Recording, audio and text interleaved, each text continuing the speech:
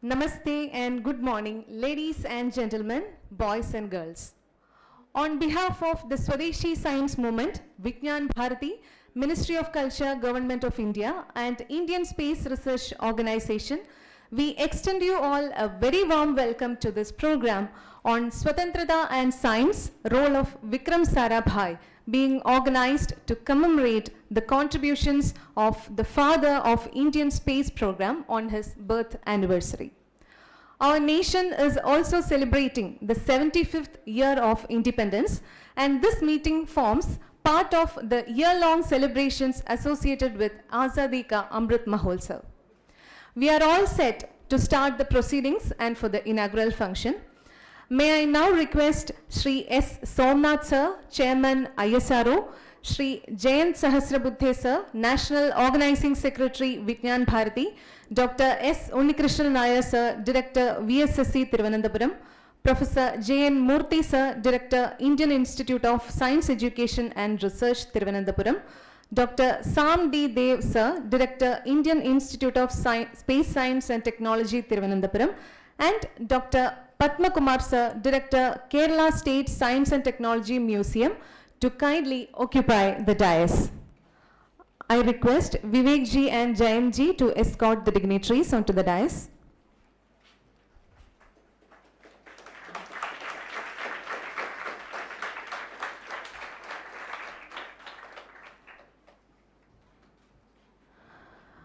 We kindly request all the dignitaries on the dais to officially inaugurate the function in the traditional way of lighting the lamp.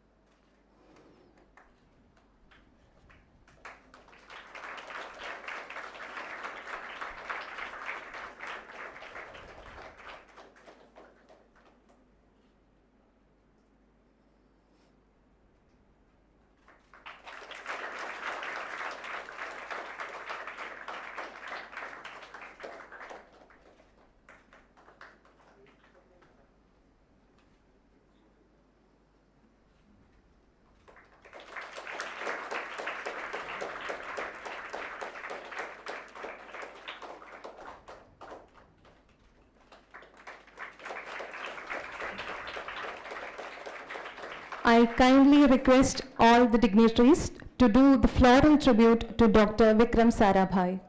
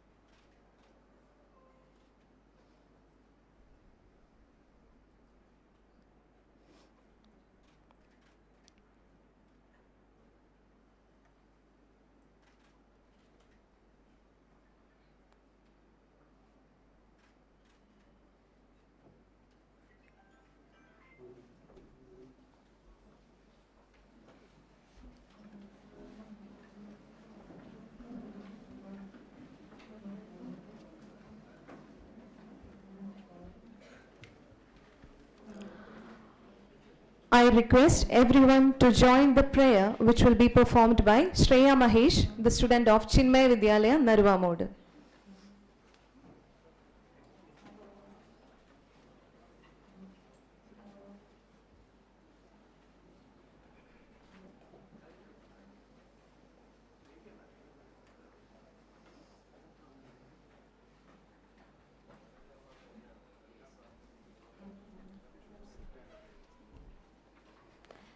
മനതാരിലെന്നും കരുണാർദ്രമായി മരുവുന്നൊരെൻ്റെ ജഗദീശ്വര.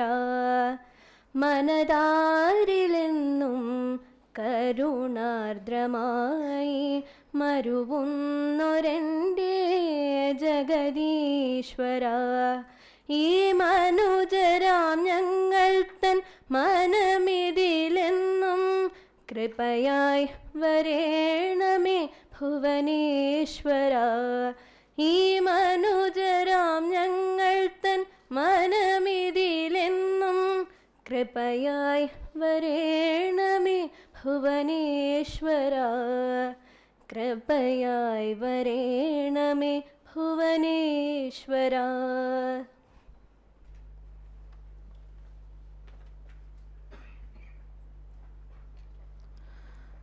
Dr. U.S. Harish, Senior Principal Scientist, CSIR NIIST, is now invited for the welcome address.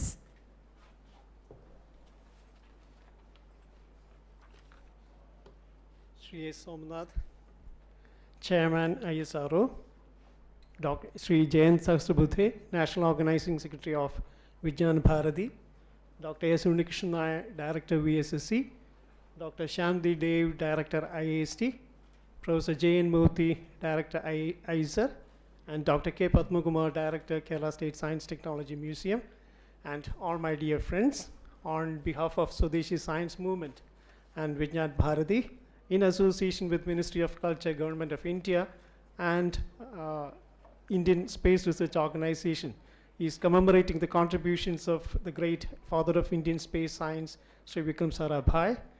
My duty is to welcome all the dignitaries on the dais and all the delegates that have assembled here to attend this function. I begin with Sri S. Somanath. We are indeed blessed and fortunate to have with us today Sri Somanath, the chairman of Indian Space Research Organization. He is actually a role model for all the aspiring engineers of this country by virtue of his accomplishments after having reached the highest position that a technocrat can occupy in this country. So Sri Somanath, welcome to this function.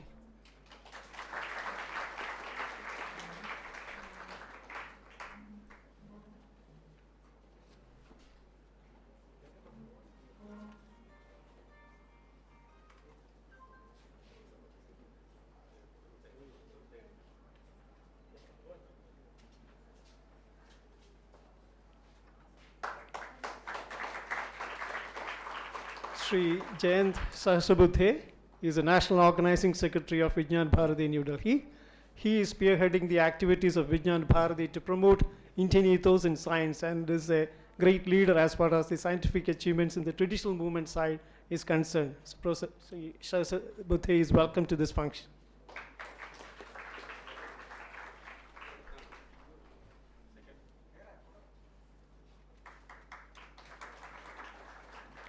Dr. S. Umi Krishna is Director, VSSC Thiruvananthapuram.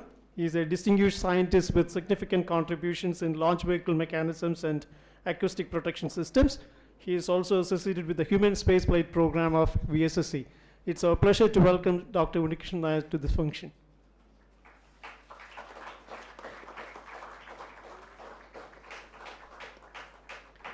Dr. Shamdi Dev is a distinguished scientist engaged in the design and development of advanced inertial sensors. He is the director of the prestigious IIST and also the director of ISRO's inertial systems.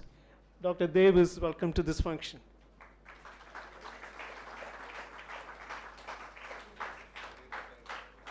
Professor J.N. Murthy is director, Indian Institute of Science, Education and Research. He is an organic photochemist recognized for his outstanding contributions in the area of photoreactivity and organization of organic molecules. He is a fellow of the Royal Society of Chemistry and fellow of the Indian Academy of Sciences.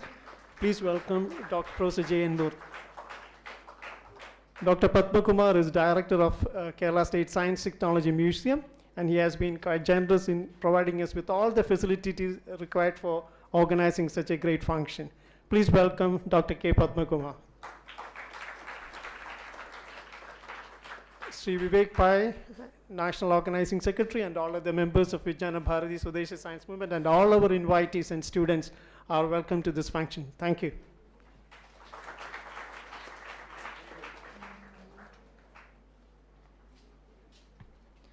Thank you, sir, for the welcome address. Shri Jayant Sahasrabuddhe, sir, National Organizing Secretary, Vijnana Bharati, is now invited for the introductory remarks.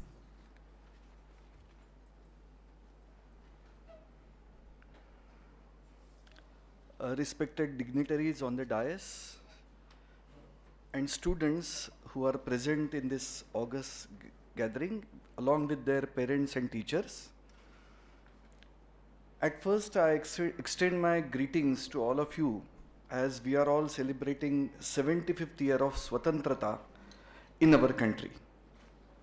In coming 15th of August, we will be completing the 75th year, and we will be entering the 76th year of our independence. So it's a great moment for all of us. Generally speaking, people think that freedom struggle that was carried out in our country was mainly political or social in nature. But that is not the truth. This freedom struggle was carried out in every walk of life in our country. And science was not at all an exception. But generally, people do not have that kind of awareness in our country. Actually, if we look at all invaders who invaded our country, not only British people, if we look at them, you will find a great difference between British invasion and all other previous invasions. What is the difference? The goal was same.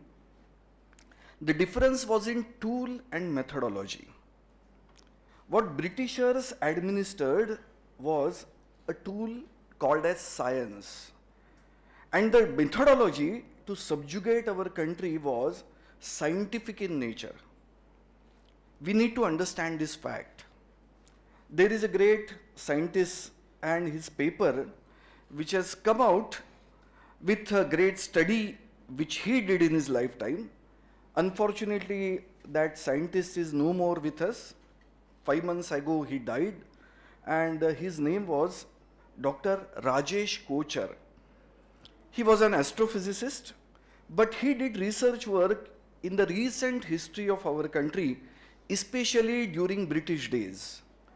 And he wrote a research paper based on his studies. And the title of that research paper itself tells us about the story of British invasion. The title of that research paper is like this: Science Utilized as a Tool to Consolidate Colonial Power in India. And he has given umpteen number of examples to prove his logic. And he has given all sort of examples to say that how British people use science as a tool, and all their methods were based on science. Having understood this, we started revisiting the freedom struggle, especially in the era of British rule. That all our country, what they did, they could understand the game plan of British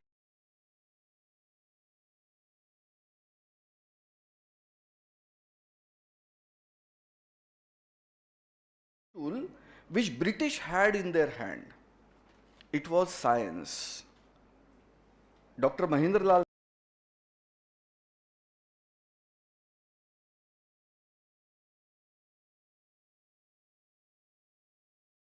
he established this institution in 1876 that is called as Indian Association for the Cultivation of Science at Kolkata, where all our first, second, third generation scientists studied science, because at that point of time, there was no facility in India to study science. No Indian was allowed to study science, and there was no Indian teacher to teach science. He was the one who initiated this kind of facility, and from this institution, all first generation scientists of our country, they emerged. Acharya Jagdish Chandra Basu, followed by Acharya Prafulla Chandra Ray, their students Meghnad Saha, Satyendra Nath Bose, and the only Nobel Prize which we could win, an Indian could win, came from the same laboratory, and it was none other than Dr. C.V. Raman. He went to Kolkata as a clerk in AG's office, and Dr. Ashutosh Mukherjee, who was then the president of ISES, he identified him and invited him to be a researcher in this ISES in 1917. And within next 11 years, in 1928, he declared his discovery, for which he received a Nobel Prize in 1930, and he was the first non-white person to receive a Nobel Prize in the domain of science. And he was a great patriot. All these people, all these scientists, they challenged British hegemony over here with a tool, a new-born tool that is called as science. And they fought a great war against British rule, because British people, they had great injustice in this land on Indians, and they were having a great racial discrimination too. So, British supremacy was reigning high in those days, and our own people challenged that British intellectual hegemony with a tool called as science. So all these people, along with many others, like Swami Vivekananda, Sister Nivedita, Jamshedji Tata, Lokmanya Tilak, Madan Mohan Malviya, all they rallied together, and they started establishing scientific institutions in our country. And we are fortunate enough, because in last 75 years, we had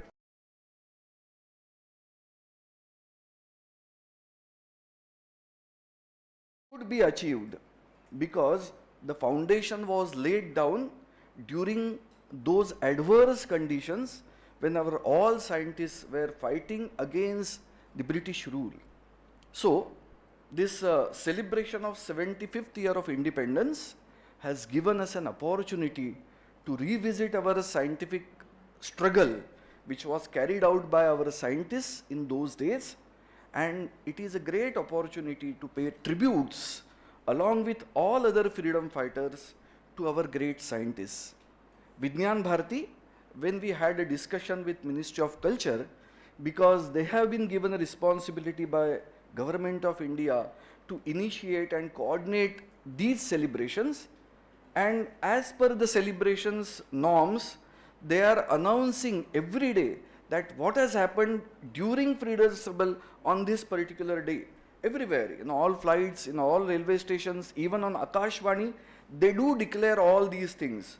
So we suggested that why can't we celebrate scientists, freedom fighters in our country?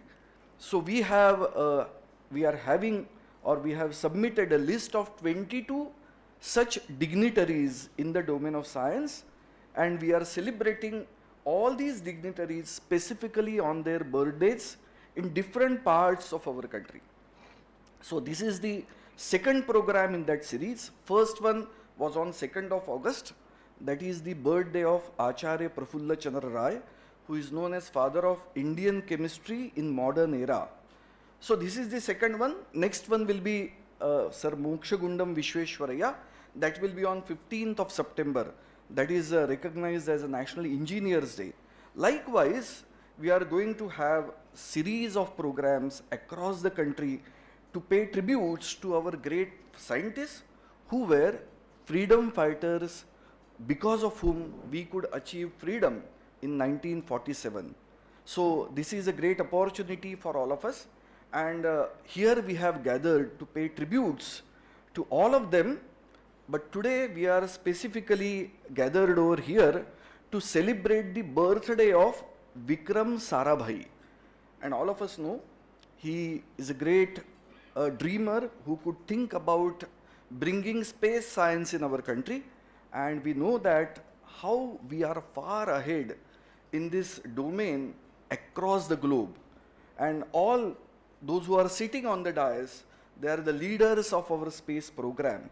So along with them, we are going to celebrate Dr. Vikram Sarabhai's birthday, and he was a great patriot.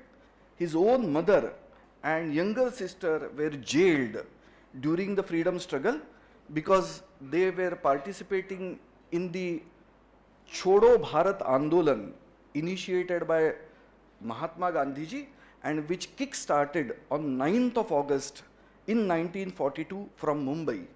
So he belonged to that great patriotic family.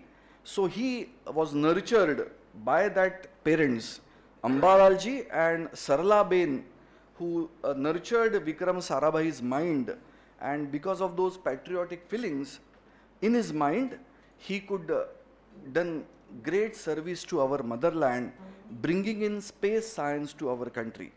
So this is a great opportunity to all of us to pay tributes to the memory of Dr. Vikram Sarabhai. So let us join hands together to celebrate on this particular day. And this is not the only function.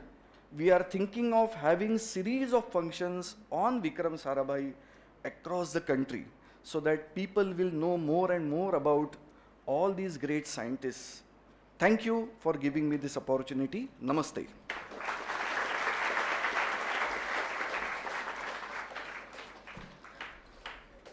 Thank you, sir, for giving a brief introduction of the program. Next, we have address by our chief guest. It's our privilege to welcome Shri S. Somanath, sir, Chairman ISRO, for the inaugural address.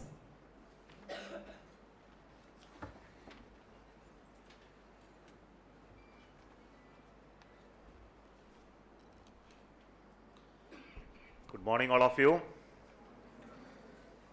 Most respected Sri Jayant Sahasrabudhe, National Organizing Secretary of the Vijnana Bharati, Dr. Umi Krishna, Director of Vikram Sarabhai Space Center, Dr. Sam Dayala Dev, Director of Indian Institute of Space Science and Technology, Thiruvananthapuram, Professor Jain Murthy, Director of the ISRO, Thiruvananthapuram, and then our Padma Kumar, Dr. Padma, Director of this museum, Sri Vivekananda Pai, and many others who are joined here. But most importantly, you young people, students who have come here. Before I begin, let me ask you which language you prefer, Malayalam or English? English is okay with you? Okay. Fine, thank you. But that's not that okay with me. I am more fluent in Malayalam anyway. Okay. Still, I will try. So I am really happy today to join this program of celebrating the birthday of Sarabhai as part of the great initiative by Vijnana Bharati to commemorate the accomplishment of the great scientists who contributed to the national freedom movement through the tool of science. And Sarabhai is somebody who never we can forget in our history of our country. Today morning I had the opportunity to go to Vikram Sarabhai Space Center and also pay my floral tribute to the statue of Sarabhai there, and from that I am coming here and to take part in this program. And specifically this program being organized as part of the Vijnana Bharati, where I have an opportunity to understand them, their work and their contribution ever since the organization came into being, is primarily to look at what we were and what we should be. This is the goal and the vision of this organization, to understand us Indians belonging to this great nation, all of us realize that our capacities and contribution to the world of science has been immense at times, where the entire world was in darkness. And this period is something that we must all realize. Why I want to tell you is, modern wages are never, wars are never happening in the field where you fight with swords and arrows and bombs and missiles. The current wars are all waged in the minds of the people. It is there that you need to configure, motivate or create the feeling of the nation and the inspiration that we need to be. And this is where we need to wage wars. And this is where we need to wage war against all those people who will really, we can take you back to those dark ages, or you can take you to the great accomplishments and strength in the years to come. And this is the part of the wars that we have to wage in shaping the minds of each one of you. I think this is very, very important. And first of the role that you have to play is to understand what we were. And for this, understanding the contribution of science and technology in our country, in this nation, which has a long historical heritage, is something we must all be aware of. Many of you may be thinking that we were pseudo-scientists. No, many people speak like that. You found out zero. Okay, what you did afterwards? Many people ask, you found out zero after what you did. You talk about medicinal discoveries and operations that were done by Charaka. Why it didn't grow to the capabilities that we were supposed to be in comparison to the Western medicines? We say that we have found out metallurgy on melting zinc, which nobody in the world knew how to extract zinc out of the ores at that time. And the only technology that was discovered was in India, and the entire world was coming to India to collect zinc at that time. It was thousands of years back. And we were the only people who realized that the whole universe, structure of the universe, at least the only human race that ever knew, even before the remaining part of the humanity ever understood what the structure of the universe is. I think we were able to explain it in reasonably scientific ways to the people. And this knowledge was always here. But then always we'll ask, afterwards what happened? Why it didn't become the thriving knowledge powerhouse of the recent years? Why the Europe and the Westerners are becoming more knowledgeable apparently?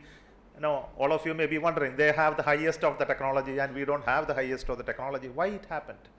And this is something that we must understand and we must assimilate within us to prevent anything of that nature happening in the future. Our work today will define what we will be tomorrow. I think this is the message that we have to understand while we celebrate the nation when it is turning to 75 years of its existence.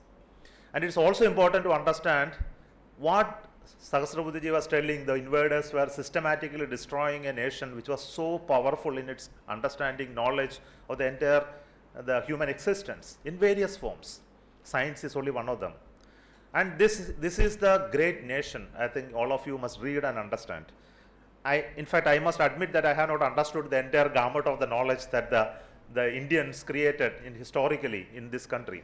But at least I am aware of the knowledge that we created in the domain of space technology and the domain of the knowledge of the universe. Probably you would have heard about a book which was written, Surya Samhita, in which it was described how the planetary system exists, the periodicity of motion of the planets, and how to understand the cosmos in a little sense. But then these knowledges were at a higher level. It was not at the level of common people. We must understand all these were created by the great men at that time, rishis, through their research, scientific research and observations, not by thoughts alone. They actually did scientific experiments and research to understand this and written down in languages. May be difficult for the common people to understand it at that point in time. But this knowledge was transferred over generations of people, and this was still remaining here. But what happened afterwards is something that all of us must understand. This knowledge was picked from here, taken by the people from this continent and moved over to Europe over the next hundreds of years. And that was a period in which we were continuously invaded and we were not allowed to grow in a way in which we should have grown. So those knowledges were actually created, but it was actually suppressed systematically, of course, lastly by the Britishers, as Sahasrabuddhiji just now mentioned.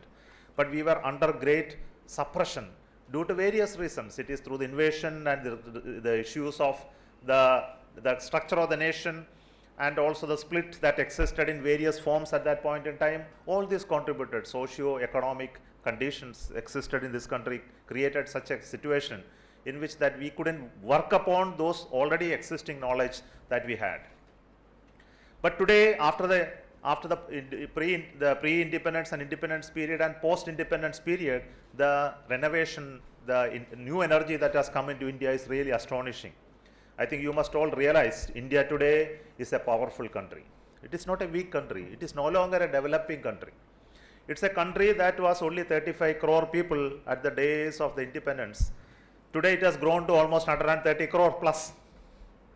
And you know, 100 crore people have been added to this nation. And still we are doing very fine. Why I am telling it is that there was a lot of poverty and malnutrition and death and low life expectancy. All that was there during the periods of independence. And by the will of the people, we were able to overcome most of those difficulties. But still there are places where we'll still have difficulties with respect to the way we live. Many people in India still don't enjoy electricity. They don't enjoy still clean water. There is a need of working harder to make the dream of our founding fathers to happen all across the country. But still we are doing very well. We are still a strong economy, reasonable strong economy. There is a reasonably very high level of scientific talent created in this nation to work on various infrastructural projects and programs. And one of our human capital is still revered as one of the best in the world in terms of leading science and technologies. As you know, many of the corporate heads of the world are headed by Indians, and there is a move nowadays that Indians are most welcome to head the multi-crore companies of the world, where they do extremely well. Of course, that is only one measure of it, but then the whole point is that we have been one of the leading pharma suppliers of the world. Probably you know that in the whole of the world, generic medicines are manufactured. 85% of the generic medicines of the world are manufactured in this country. It is such a powerful country in that point of view. And our software developing capability is enormous in terms of in those domains which you probably may know. Of course, we have not grown to many other sectors. We have not gone really. Space and atomic energy are examples that already know that Sarabhai's and Bhabha's contribution in creating this initial organization. At times when India thought that, oh, you can never make a rocket in India. Why you are spending money on space technology? There were many criticisms at that point in time. And people just ridicule Sarabhai for investing in atomic energy and as well as in space technology. But still he foresaw the things coming, and he was able to influence people at that point and then bring collaboration with the various other nations like US, Europe, France and Russia, and bring those elements of the technology to India. He was also capable of bringing people to this country who are working all across the globe in scientific establishment, research organizations. He lured them to come to India and work in pitiable conditions to work for the space program. And many years later, today we have rockets of our own, we have satellites of our own, and we can launch them from our own soil. It is not a mean achievement for a nation. But similar strides we couldn't make in many other fields. For example, if you look at the electronics revolution that has transformed the engineering community today, we couldn't make the great start. Probably we had the capability and strength to do that, but unfortunately it didn't pick up. If you look at various other domains, we can see similar accomplishments lacking. But it is not because of that there were incapabilities in this country, but it was because leadership was simply not there at many of those domains. Unfortunately, we had great leaders in space and atomic energy, and we can talk about agriculture, for example, is some example in which we had great leadership. And because of that, even when 130 crore people are there, we are still not starving to an extent we starved when the population was only 35 crore. So it's a great achievement. We had similar great achievements in infrastructure building in terms of the agriculture support for agriculture, in terms of creating factories, or even to creating our road dams and infrastructures of that nature to support the agriculture. All this happened because people like Moshagunda Vishwesvaraya, who has been one of the great engineering builder of those years. So all these have been contributing to the nation building in the past. But in the next 25 years, when we are going to celebrate our 100th year of independence, where we should be is something that we need to prepare ourselves for.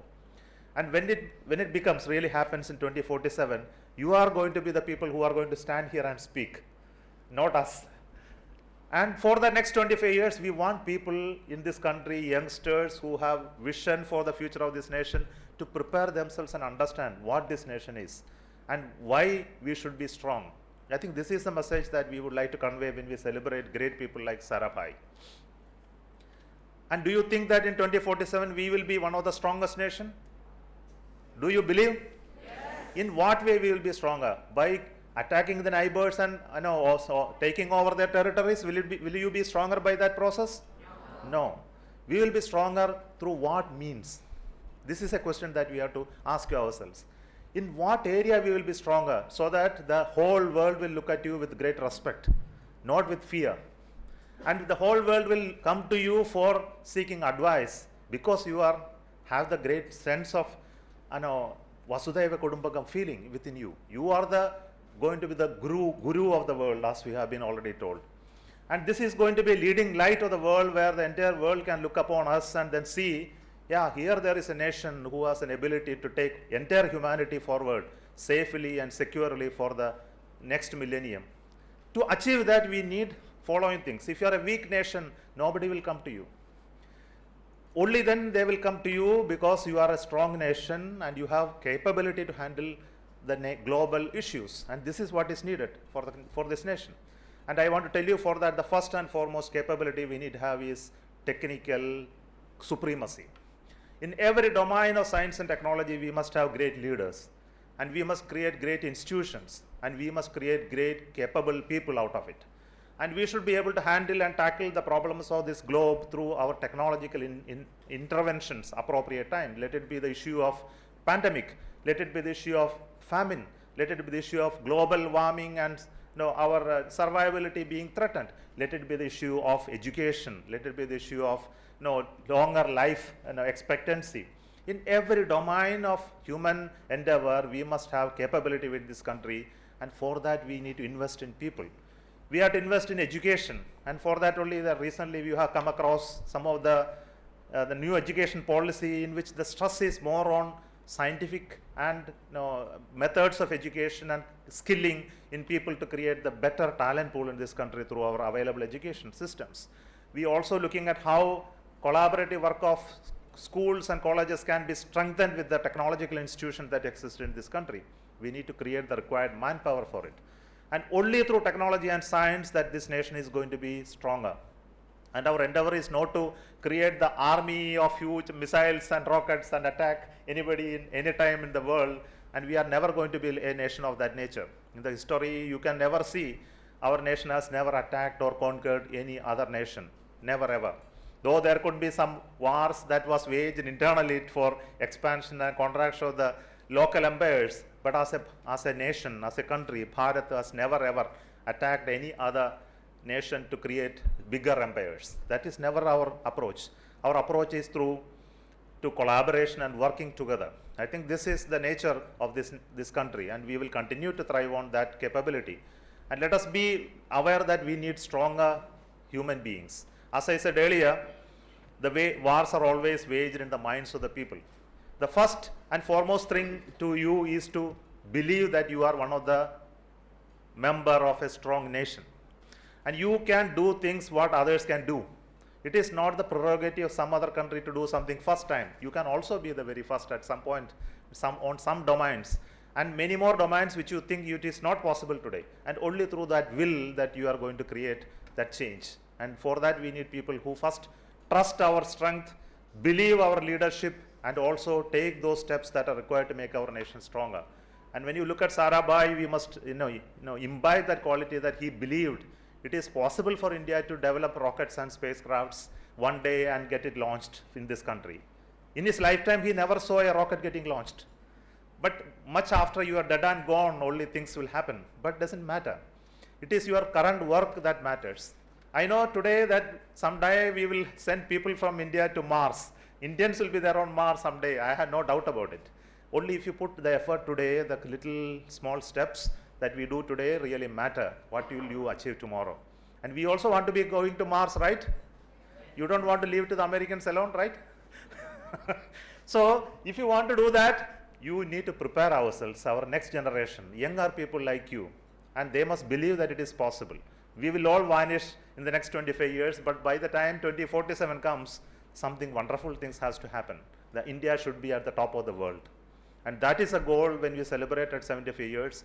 What we should be at 100 is a goal that we need to pursue in every domain. It is not only in space. It is there in every domain.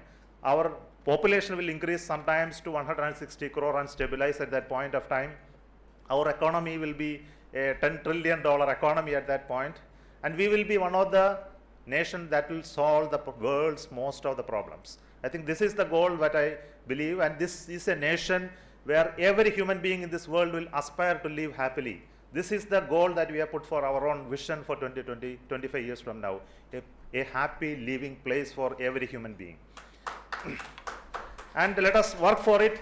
And the vision of many of our founding fathers in science and technology was simply that we need to be free, we need to be independent, and we need to be a human being that that wants to be a person of the whole universe. Now we call it. I really don't get the word which is the right word to express that.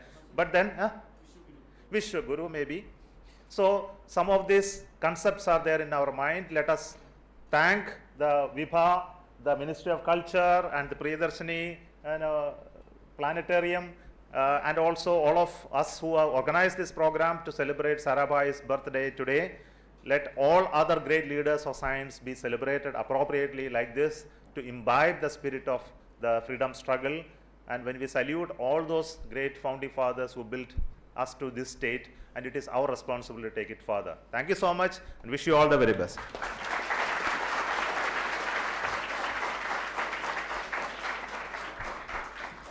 Thank you so much, sir, for your enlightening words.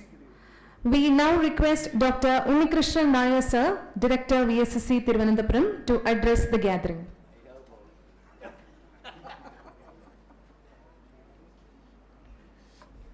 Very good morning. Our Chairman ISRO, Shri Somanath, and our Vijnana Bharati National Organizing Secretary, Shri Jayant Sahasrabudhe, Dr. Harish, Dr. Sanjeevan, Dr. Shamdayal Dev, Director of ASU, Professor Murthy, ISRO Director, and Dr. Padma Kumar, and Dr. Sri Rajiv Nair, who is going to propose vote of thanks, and all the esteemed guests sitting here, and dear students. Very good morning, and it is today, it's a very, that 12th August, we are celebrating on exactly on 12th August, the birthday celebrations of our, one of the great scientists. And it is quite appropriate that the Swadeshi science movement, especially the current government, is doing a lot in pushing and making us aware about the great contributions of our own scientists. Naturally, all of us have a tendency to admire or appreciate what others have done, means others outside the country. And usually it's a very rare occasion, or as a rare phenomenon, that we appreciate our own people who have made great contributions to build the science and technology, the edifice or the building that we are all enjoying today. You all know that 1957 was the first launch of Sputnik. It was the beginning of space age, Bahirakasha Yuga, and that was done by the then USSR. And within 3 or 4 years, 1961, the first man, Yuri Gagarin, was in space. That was the type of acceleration for the space science at that time. And at that time, when it was all just starting at that time, it's a great vision to initiate the program in our country by Dr. Sarabhai and the initial gurus at that time. Because our program also started at the beginning of 1960s. This is one area where we have not missed the bus, and we also started commensurate with the development elsewhere. That is why we are here. We know the temple proclamation entry that was issued in 1936 by our great Maharaja. But now we know that all people can go to temple. We don't find any discrimination. But at that time there were a lot of discriminations, and some people were not allowed to go into some specific area, including temple. At that time, taking that decision is more important. That is called what we call as a great decision taken at that time. Similarly, Dr. Sarabhai and the team, they took the historic decision of making and convincing the government, because he also just came out of independence 1947, hardly 1 or 2 decades within that time, convincing the government and then taking up this program. And I don't know how many of you wanted to become a Sarabhai or a Baba. I don't think you probably, it is not science alone. You are all going to become, maybe your area could be different, need not be science. So you are ideally you should discover what is there within yourself. Then if you find out that self, that is aspiring to become what you are going to become tomorrow, that what you call in physics, that resonance, if you meet, then you don't have to do anything. Like the great film celebrity Kamala Hassan, he said, I never go to office, because his job is that passion is acting. If your passion is what you want to do, then it doesn't become a load on you. You know that the principle of a swing, or if you just give a disturbance, the swing will swing its own frequency. That is called its natural frequency. Like that, all of us have got a natural frequency. Some of you may have multiple natural frequencies. And if you fall into that slot, then you don't have to spend any energy and become great, either scientist or engineers, or could be an artist or anything, whatnot. That is what is there inside you. And our education system should finally discover that self in you and guide you in that direction. So on this, I believe the Swadeshi science movement is doing a lot of activities in making us proud on our own achievements, because we should feel that we are great. You know the historic speech of Swami Vivekananda in Chicago, and the further comments, it's quite inappropriate if I talk something about, because their great personalities are sitting here, but the legendary Romain Rolland later, he said, after reading Vivekananda, I am getting so much of electricity in my body, and then I am just wondering what would have happened to those people who heard his direct voice at that time. So he himself, he was doing a great job of liberating all of us from these shackles of whatever we have been put into by the invaders, and that was one contribution by him in making us believing in ourselves, and then come out of that darkness and then find our own ways. There are so many things that contributed to later to the our independence and post-independence, many developments in the country. So I don't want to prolong my speech on this auspicious day. I have only one appeal to this younger generation, because you know the greatest asset, our chairman was saying, the greatest asset of this country is not overpopulation. It is that we have 66% of younger population in that below the age of 35. And you belong to that 40% that is between the age of 13 and 35. So that is our strength. When we harness that strength of younger generation, and when you discover that self within you, I am quite confident that 2014 India would be a totally different country, and as our chairman was saying, we literally become a developed country. I wish all the very best to you, and I thank the organizers for this opportunity, and also in commemorating the birthday celebrations of Dr. Sarabhai on 12th August itself. Thank you very much.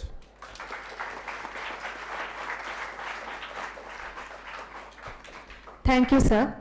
It's our pleasure to invite Dr. Padmakumar sir, Director, Kerala State Science and Technology Museum, for the felicitation address.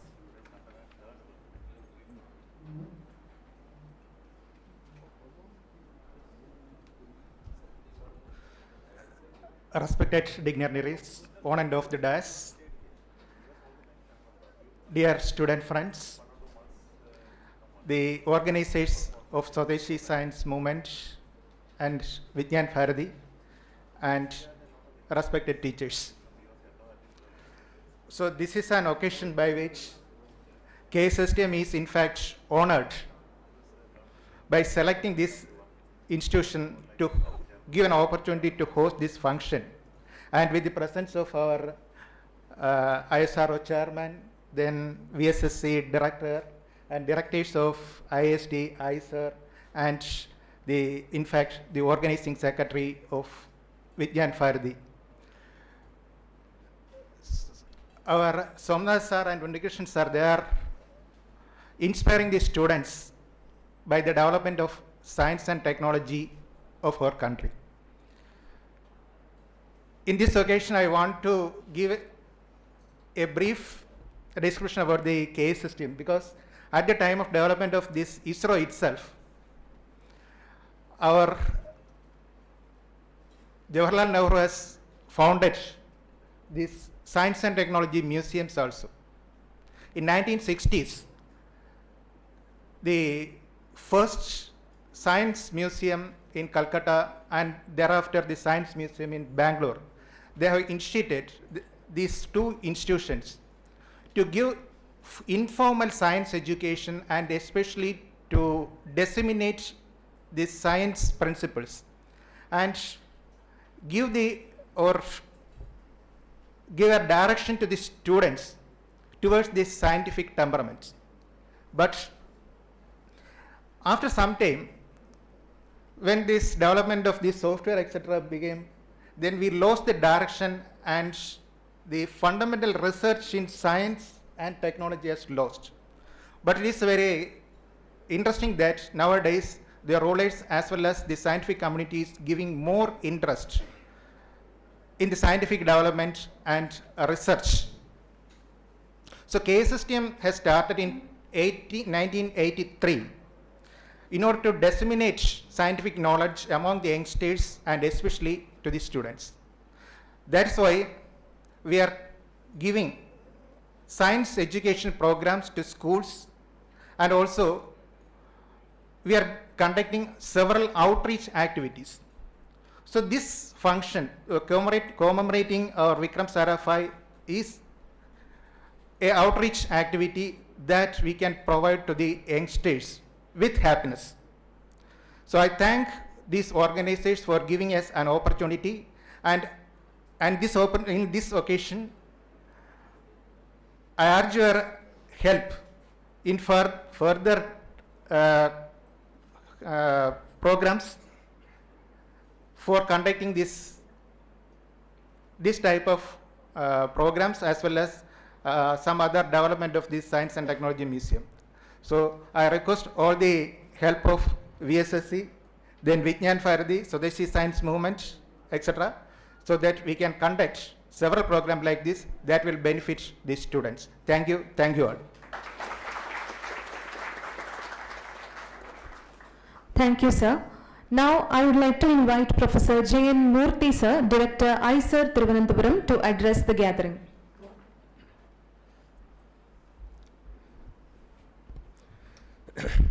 Respected Sahasrabudheji, distinguished Dr. Somanath, dignitaries on the dais, ladies and gentlemen, and my dear students. I think, I was just sitting there when Dr. Nair was called on to speak. He was saying that, I have problem. So if I am to speak after 3 or 4, inspiring speakers, I think you can imagine, I think my problem is much more, Dr. Nair, right?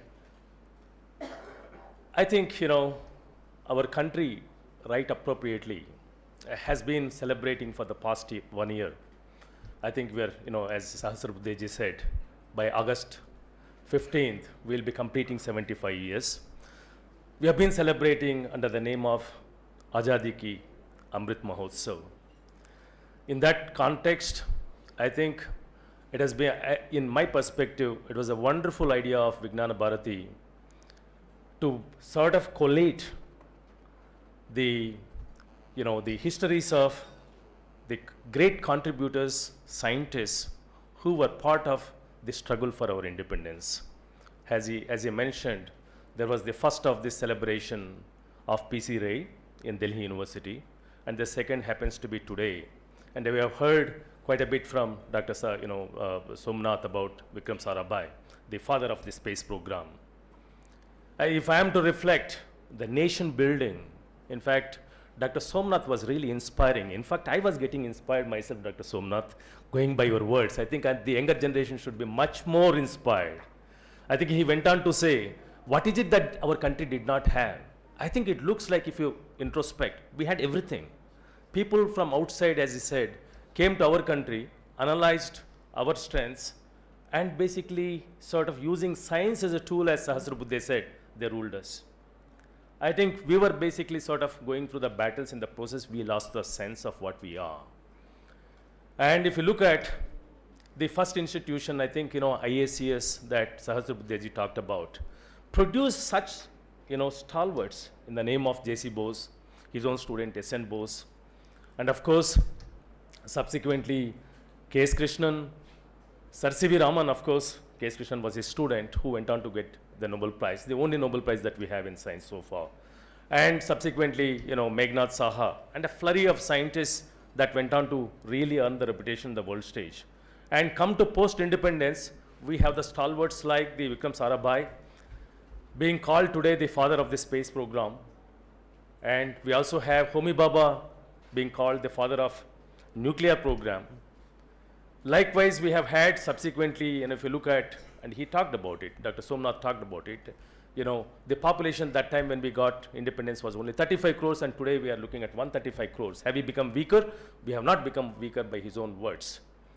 And that time we had famine, and we had basically the green revolution to equip ourselves, and today we are surplus. We are not deterred by the threat of the Ukraine crisis, as the other world is looking at, and we have surplus of basically food. And we were supplying to the world until recently. Of course, now we have, there is a stop on that. In other words, we have grown in stature. We have really advanced, and we have equipped ourselves. The question that we should pose is that enough? And what is the purpose that today that we are celebrating this 75 years of India's independence? I think if we objectively analyze, it is to pause ourselves, relish the freedom that we have had, reflect on our achievements, and strategize where we would like to be in the next 25 years. And that is the purpose, right? I just would like to bring to the knowledge of the younger generation, and of course, the well-informed intellectuals here. Today, we are alarmed about our rupee having slided against the dollar to about 80 rupees. What actually is it? Because of, we are importing pretty much everything, right? I think Dr. Somnath, I think he had pretty much everything that I wanted to say, and he has covered everything. So I have to refer for everything that I want to say to him. And I think I must say you hijacked whatever that I wanted to say, Dr. Somnath, right? He said, what is it that you want to be in 25 years from now? You want to become powerful and go and attack the enemy's adjacent? No, that's not what we want to be. And he left you with the answer. We want to be really powerful. We want to be really endowed. We want to be self-contained. We want to be self-reliant in terms of technical resources. Can we be self-reliant? Can we stop importing? Can we really become powerful from that point of view? I think these are the challenges that are real, that we are faced with. The day we become self-reliant, I think our currency will get stronger. We will not be importing anymore. Rather, we'll become supply-based, and we will become powerful. We are powerful, as he mentioned again, in terms of the software, right? In terms of the pharma sector, it is true. I'm a practicing chemist. I can tell you what he said is absolutely right. The generic drugs that you talk about world over, India continues to be the major supplier. But can we only be giants in, software? Can we only be giants in pharma industry? Can we not have some innovation index? In terms of the innovation index, India is really, really, really poor, and which is where the challenge lies ahead for you, right? And we had a Nobel Prize in 1930 to Sir C.V. Raman, and 2030 is not far away. Have we had such similar contributions be it in science and technology? Forget about it. I'm sorry to say this. I think we have a long way to, equip ourselves in terms of the technological developments. I think Dr. Somnath emphasized on that. Can we become really technically empowered? And which is where the Make in India by the Prime Minister is a big movement. and the challenges are plenty. And it's very appropriate that the Vijnana Bharati has launched to inspire ourselves looking at the father figures that made seminal contributions to where we are, and strategize ourselves and carve a navigate a path for ourselves to sort of see where we would like to be in 25 years from now. I think that is the occasion for today, and I'm sure I think more burden is on the younger generation sitting there. As I said, in 25 years from now, we will not be speaking, and you will be here, and I'm very sure. But our younger generation, as I said, 40%, I think Dr. Nair mentioned about it, is between age group of 13 to 35. That is really the strength of India. And if you are looking at basically the innovation, and which is where we have to trigger this innovation across the country to empower ourselves. And I'm really optimistic, and I look forward to that. In that note, I really would like to appreciate the contributions of Vibha. And thank you very much. All the best. Thank you, sir. It's a great pleasure to welcome Dr. Sam D. Devsa, Director, Indian Institute of Space Science and Technology, Thiruvananthapuram, to address the gathering.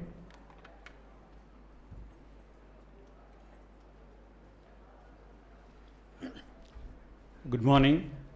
Respected Chairman ISRO, Shri S. Somanath, dignitaries on the dais and off the dais, and dear children and teachers. A very good morning to all of you again. So it's a great pleasure that today we gracefully celebrate the birth anniversary of Dr. Vikram Sarabhai. So the type of vision what he carried so many years back, especially in the high-tech area of space and nuclear energy, see, that has taken us so forward in this country. And the type of vision what he had, even the type of institutions he had established, not only in space, but also with respect to the management or all other research laboratories what he had established. So when we celebrate such a great person, I was just trying to see how this country is able to produce such a person who is such a long perspective and long, very big, magnificent vision. So just if you trace back, see, nearly 100 or 105 years back, what is that our J.C. Bose, who was the first professor of physics of Indian origin, where he had grabbed the attention of others. See, these Britishers, as we are saying, our science or our knowledge base, when it is being taken away, or when we are not allowed the equal opportunities, but when they find a spark, they take into their arm. So you can find every very critical, very important people, they will be knighted. They become sir. So that what he has nucleated. But this professor of physics, he had nucleated it in Calcutta. So where now if you see trace out, Sir C.V. Raman also is the product or the outcome of such an effort from the great J.C. Bose. So if at that point of time, not only they, under all negative circumstances, they were able to survive and excel and draw the attention of then rulers, but at the same time to our fellow countrymen, that they were able to dissipate the type of vision or what they are in their mind about the fellow countrymen. So that is the time when really the wheel started turning other direction, because as Chairman ISRO pointed out, the equal opportunity was not available, and slowly the equal opportunity has eroded, non-equal opportunity has eroded our capability. Whereas now the clock, has turned such that, our own people we are able to share. So that is the outcome of his Sir C.V. Raman. So today, the Raman effect or Raman scattering, see, our own scientist has really come out with, the type of costly equipments that are being produced on this none of are from the India. They see the other countries have really taken it to such an extent. Even today, more and more innovative methods are coming out from that. So now it's a stretch of imagination, what we had in between ages, what we could not really fathom. So then why I am talking about Sir C.V. Raman is primarily the relation with Vikram Sarabhai. So Vikram Sarabhai is an offshoot of such a legacy. So the type of scientific temper nucleated in Bengal, and it has spread and it has wider parts of India, and by the time we have got the independence, Sir C.V. Raman also is at the peak, as well as he was generating newer dynamic energy in terms of Vikram Sarabhai. So there Sir C.V. Raman had once mentioned, see, what is the panacea, or how do we address the economic development of a nation? He says, it is science, it is more science, it is more and more of science. So this is that belief that what they had, and because of that belief, they were the same belief Vikram Sarabhai has had. See what the vision is, space for the common man. At that time everybody would have laughed. Now you see every one of us agree how the common man is integrated and enlightened or uplifted with respect to the space technology. Now I would like to ask, we do Chandrayaan, Mangalyaan, space, human space program, and future Jupiter. Why do we do? Do you think? We do it for you, because you are the future of this country. If we can kindle the science, the interest of science in you, or the science and technology in you, see, because it's not just science is not physics, chemistry like that, but it is that because by definition of Sir C.V. Raman, this science definition itself is an art of the integration of nature as well as the mind. So this is what is really science is all about. So if the science is stirred, then the society grows. When the society grows, when the nation grows. When the nation grows, that is what, because we have, see, many of the things when the nation grows become arrogant, and the type of what they try is to negative approach. But inherently what is in our Indian blood is you to see the whole world as a family. So therefore, we would like to emerge as a more responsible head of the family for this whole universe, for this world. So that means you are, that is the 40% of you.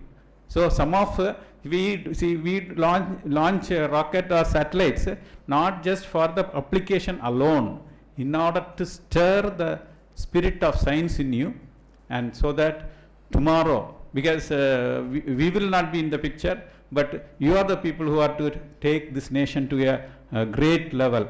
So once again, I wish you all the very best. And this is an occasion. Why do you celebrate Vikram Sarabhai? It's not being just remembering. It's in order to kindle the real passion with which they have improved the science and technology environment in this country.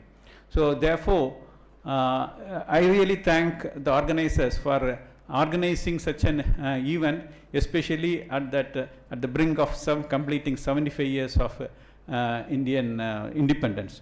So another important, when I referred back, the type of independence they had, these people had in their thinking process.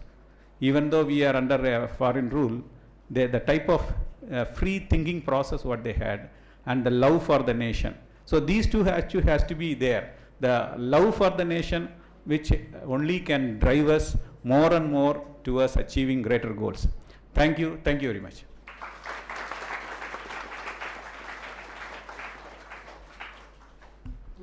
Thank you, sir, for the inspiring words. Next, we'll have the release of Vidyarthi Vijnan Manthan brochure.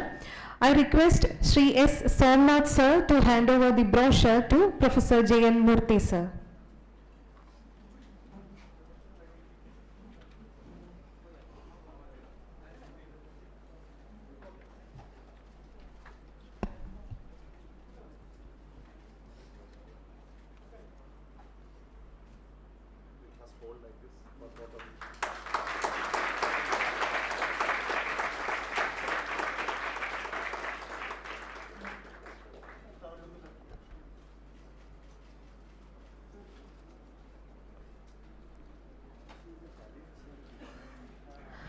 I now invite Sri Jayant Sahasrabudhe, sir, to hand over the mementos to all the dignitaries. I also request him to provide a brief account of the diary that is being gifted.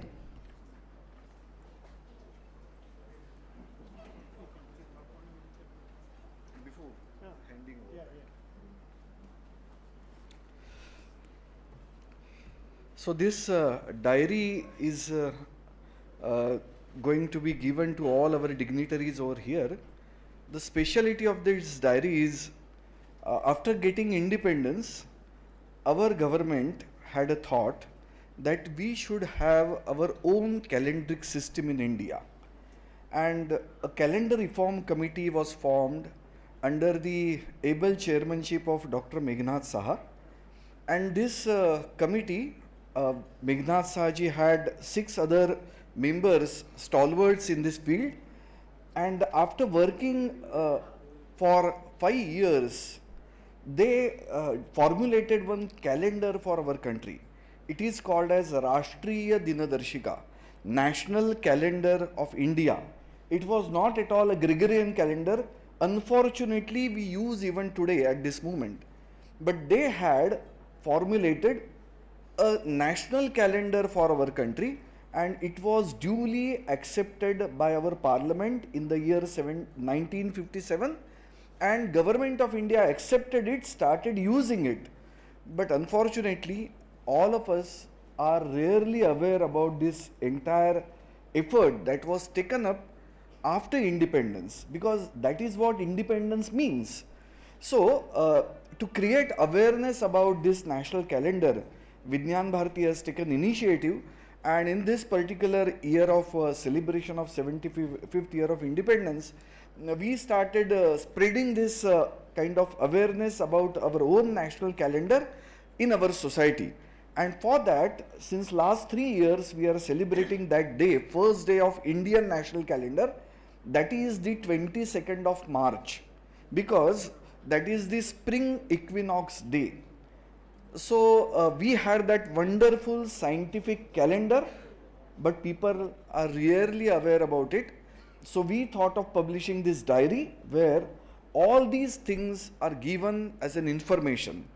So it is a great pleasure for Vijnana Bharati to hand this diary to all our dignitaries, and hereby I request them to use this calendar every day in their own formal things, whatever they have in their institutions. Many people have started using it. Instead, in fact, Government of India, in Parliament, they use these dates. Like today, we are on Shravan 22nd. That is the date as per Indian national calendar. But generally speaking, we will say 12th of August. But that is not our calendar. We need to adopt our national calendar in our daily use.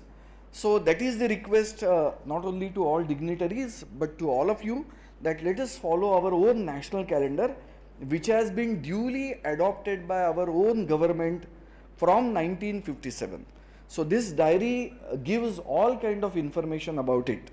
There is another book which is going to be given to all the dignitaries.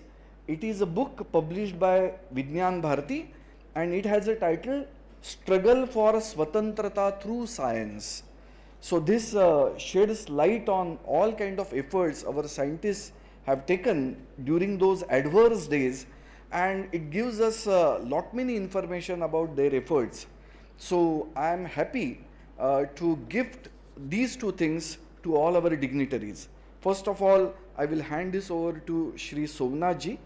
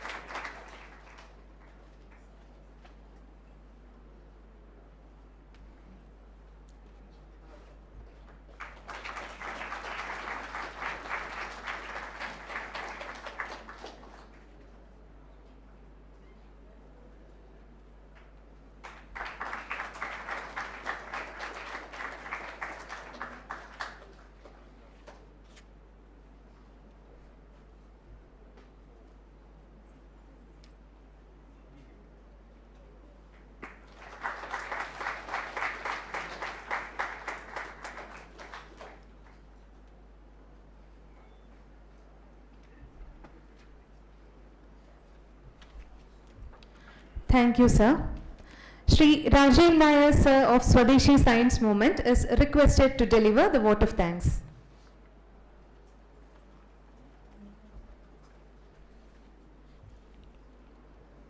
One afternoon of 1971, we got a half-day holiday in our schools. I was in a primary school at that time.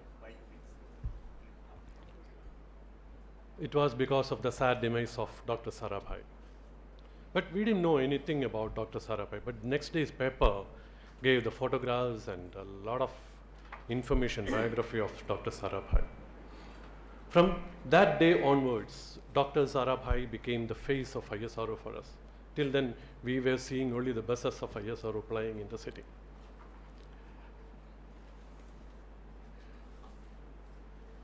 In fact, the sad news and the media coverage instilled a great interest in space among all the children of our generation. Then Dr. Kalam made a big difference. But today, Dr. Somanath is the face of ISRO for us. For the new generation, I am sure you will all follow Dr. Somanath through his social media accounts or even through newspapers. Because Dr. Somanath is going to lead us, to take us for the next few years in the space science. And not only that, he is going to decide, or he is going to script the fate of Indian space science. So please sketch his personality. It's going to be a wonderful, wonderful role model for all of you. With great clarity, he drove the points to ponder into us. On behalf of you all children and on behalf of Vijnana Bharati, I would like to thank Dr. Somanath for this. Please put your hands together to help us.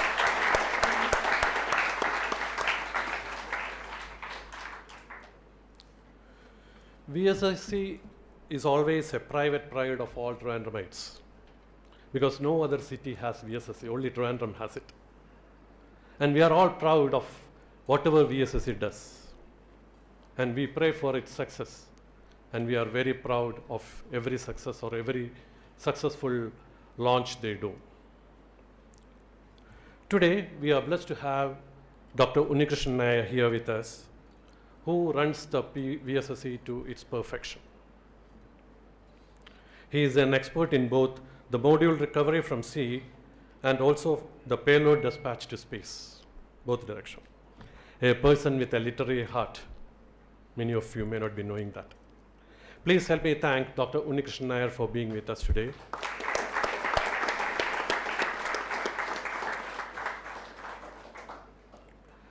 Dr. Sam Dayalash Dev is one of the technology experts in ISRO. Apart from himself being a strong technical personality, he is a nature lover and spends time to explore Mother Nature. Thank you very much for being with us today and would like to convey our special appreciation to you, sir. Professor Murthy is the director of IISR, as you know. He is a teacher, and his first love is that. An authority in chemistry with teaching assignments all over the world. We are pleased and very happy that you could be here, sir. Please accept our sincere thanks for giving us an opportunity. Our director, sir, Dr. Padma Kumar. Without his help, we wouldn't have been organizing this program here. You will not believe, even yesterday night, he was checking on the preparations, what was going through or going on, and making sure that everything is ready. Ably assisted by Mr. Cyril and Mr. Asif. Thank you very much, sir. I also have to thank our JNG. I know he may not like it, but this is the only opportunity I get to say thanks to him. You being the torch bearer, leading us from front, guiding us to take up the challenges for the betterment of scientific clarity. Sir, we salute and thank you very much. From the ISRO side and VSSC, we have Mr. Harish, Mr. Robin, Mr. Radhakrishnan, and our speakers for the day, Mr. Shiju Chandran, Sri Rekha Madam, and the Quizmaster Dhanesh. We owe a lot to all of you. Please accept our thanks and appreciation. Lastly but not the least, all the schools, principals, teachers, and you students. We wanted to have a bigger function, but unfortunately, the hall capacities, the logistical issues were too much for us to handle. So we could organize another hall nearby where the students are seeing it live. And we are also streaming it live to various countries where lots of children are watching this program. And we assure you that we will bring in more and more programs. For doing that, please follow us in our social media. You can scan our QR code and be a member in that, and we will be always there to support you in whichever way we can. I have a couple of other announcements just to tell you about the quiz program. During the break, please come and register for the quiz. The children who are attending the quiz competition, please register with us now. There are 17 teams for that. Thank you very much, and over to you.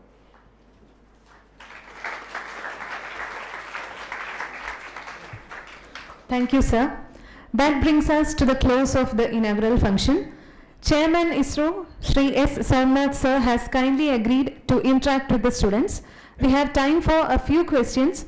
Please raise your hand one by one, and a volunteer shall be reaching you with the microphone for your question.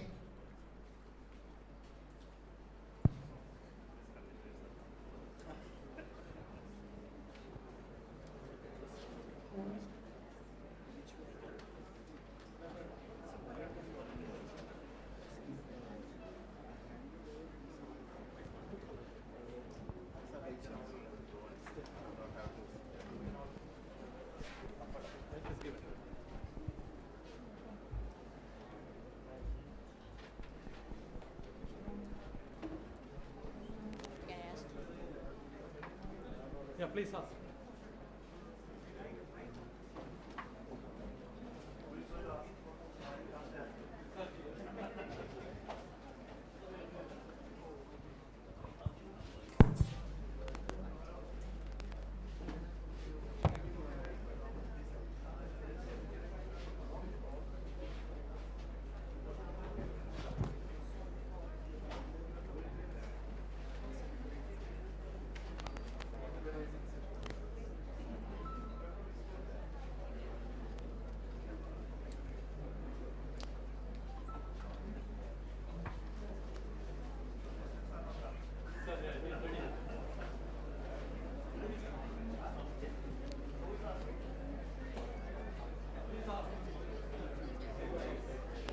GSLV Mark III, which is one of the most powerful rocket developed by India or by ISRO, was a great success.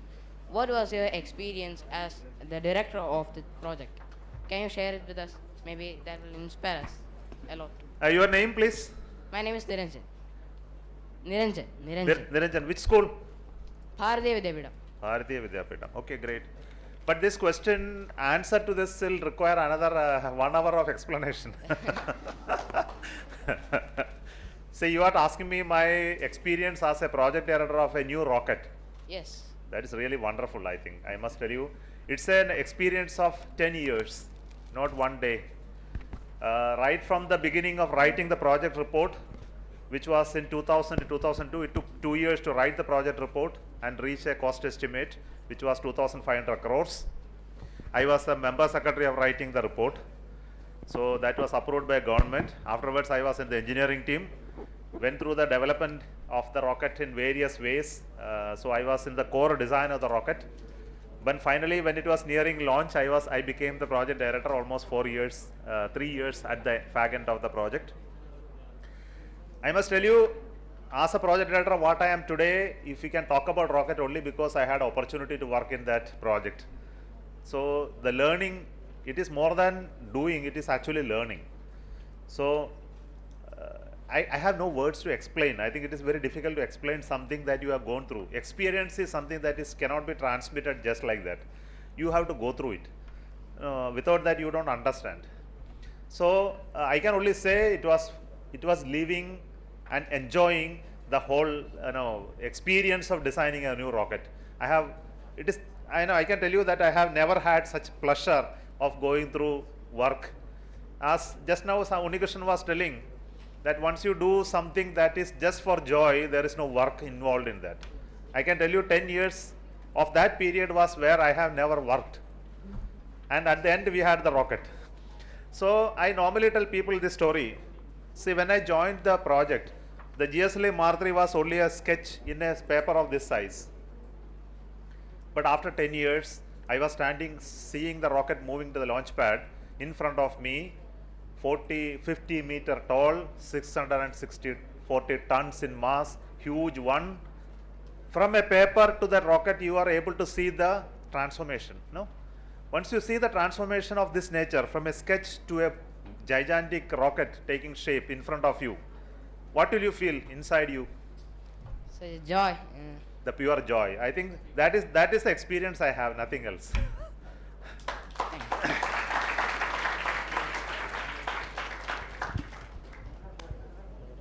Yeah, please.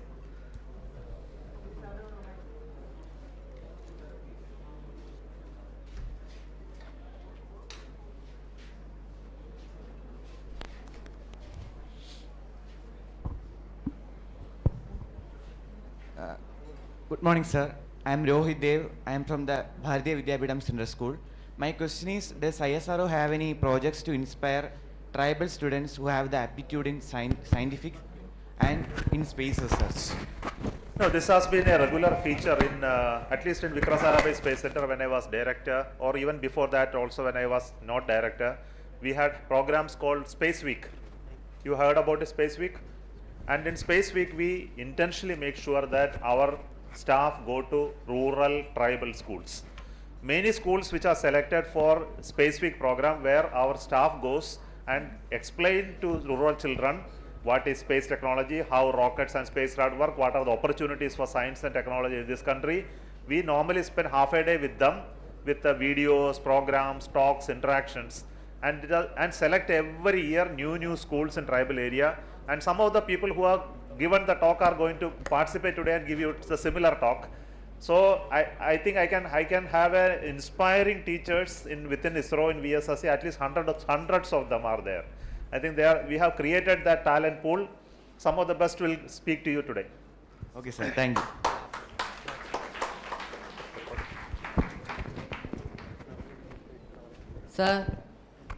Sir, do aliens really exist?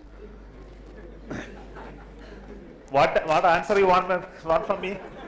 Sir, is there a reality, aliens? Stay, please. Sit down, please. If I tell you they exist, will you believe? Yes. Will you believe? Yes. Then they are existing. The reason is, no, you don't want any proof? Do you want any proof? Okay, the proof I will tell you. See, very simple reason. Human beings exist on this planet for how many years? Just for short time. If you look at the history of the Earth or the solar system, we came only very last minute of the solar system, very fag end of it in the evolution process. And you know how we have the capability to communicate today? The method to communicate in the electronic media, the electromagnetic waves came just 100 years back. Do you know that? Ever in the history of human society, we never had ability to communicate. Only just 100 years back, we have the ability to communicate through electromagnetic waves. Now you just imagine there is another planet, there is another set of intelligent creatures, and they are just 100 years behind you. Just assume. In terms of technology, will they ever be able to contact us? No. Assume they are 100 years ahead of us. What they will look at us? Primitives. So this is the difference. And I have no doubt that as per our tradition and our knowledge, there is not one universe. There are multitudes of universes. And we also know today this one universe itself contains planets. For most of every planet, every star has planet today. We know today because of the ability of space technology, because of the observation platforms that we have put in space, we know today that every star has planets. Most of them, I think it is reasonably found out that every star has planets. And in many of them may be like Earth. At least we have found out at least 5,000 exosolar planets till now using observations. And many of them has the potential to host life forms like Earth. The next question is whether these lives are intelligent lives or it will be primitive lives which exist as life. Now we know life is nothing but an ability to, you know what is life? It's a complex definition, so I don't go into that. But at least there are living organisms which will replicate itself and intelligently work in an environment. If that exists, there is no guarantee they will be like human beings. They may be very, very advanced, that they have ability to communicate and transmit across vast space, and they may be coming here and seeing us, all of us, and they will think that we are ants and not worth creature whether we need to interact. And the biggest problem of interaction is distance. The distance which we are talking about between planets are in light years, and none of the creatures will have ever ability to travel through vast spaces in the dimensions of space that we know today, that the three-dimensional space are so complex that we can't reach any other place within reasonable amount of time. So hence they will never be able to reach you that fast. Even electromagnetic waves itself travel only at the speed of light, and that also takes so many millions of years to travel across the space. So communication between intelligent life elsewhere and us will be very difficult. So it doesn't mean that intelligent life doesn't exist. It is a scientifically proven fact that life can be created in other planets of having similar state of things which exist here. And it's nothing but a process of creation. And if it has ever happened in Earth, Earth is nothing, no significance with respect to the entire globe universe. It is just a speck in the whole of the universe.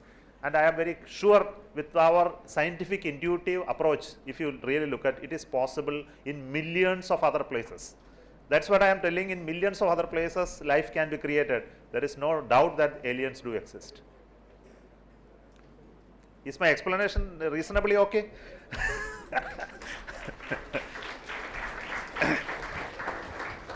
Good morning, sir. I'm Akshaya from Kendriya Vidyalaya. Yeah.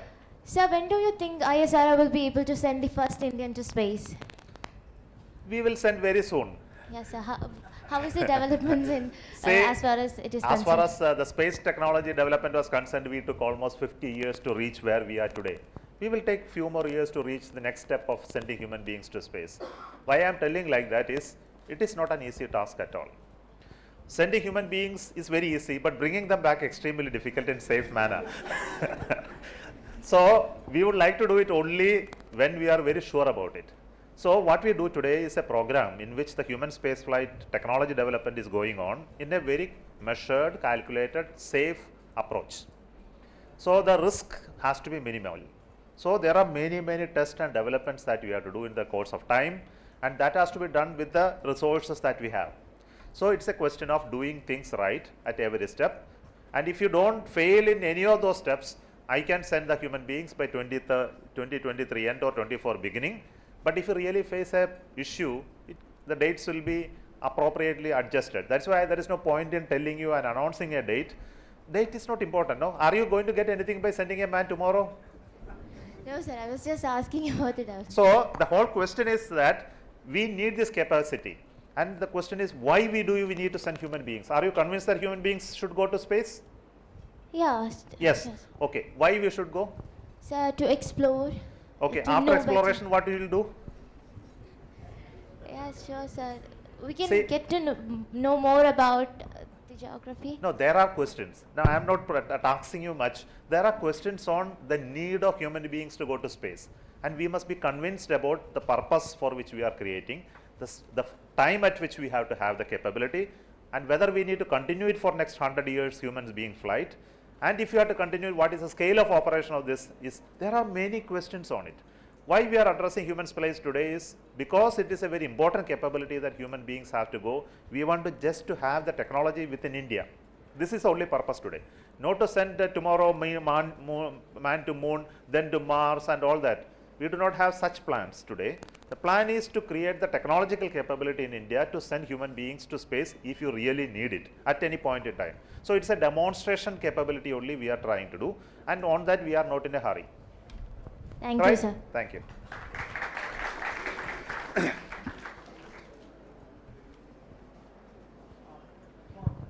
Good afternoon, sir. I'm Sanjeev, and the question I had for you is, what do you think about privatization in space industries and companies like Blue Origin and SpaceX? No, I don't have to think anything about it. They will do themselves. See, the point is, in US, always private companies are being in the space technology. Though you talk about NASA, the real work is always done by private companies in US. For example, the moon lander was developed by McDonnell Douglas and other people. So even the Saturn rocket was not done by NASA alone. It is done by private companies. The rockets in America like Titan, Delta, and other rockets are built by private companies, and there have been private companies in space technology in US. And when it comes to Europe, there also the rocket Ariane space is owned by a private company. The Ariane rocket is owned by many private and public partnerships. But in India, we have been working as a government owned institution called ISRO. ISRO is 100% funded and developed by government. Now the question is, which is the right model? Suppose you think that your car manufacturing industry is managed by government. What cars will be running on the road? Some more healthy cars, which is So, healthy for the environment. see, there is a principle on which will survive in an economic situation, which is going to be beneficial for the country. Whether putting that ecosystem in the domain of the public, or that means government, or in the domain of private entrepreneurs. So the question comes only when it is an economic activity. You know, today building cars and selling to public is an economic activity, which has different layers of industries and profitability, business, labor, etc. If government does work into that, it will never be economical. You understand that? So, but that can be done only after certain stage of progress has reached. To begin with, private cannot do it, because there is a huge amount of risks, the markets are not known. So after governments work on some domain, reach it to some level, then a right time will come, then there is a private companies can come. This we have done in every domain. We have done it in telephone system, you know that, airline travel, we are doing it now. And space also has to be done, because today we have reached a level, the government has developed a certain ecosystem in this country, private can now grow on top of it and enhance it. So we were keen to see private people coming to space sector in India and develop it further. Yes, sir. Thank you. Similar lines. Thank you. Namaste, sir. I am Pavitra from Sri Saraswati Vidyalayam, Kirarur.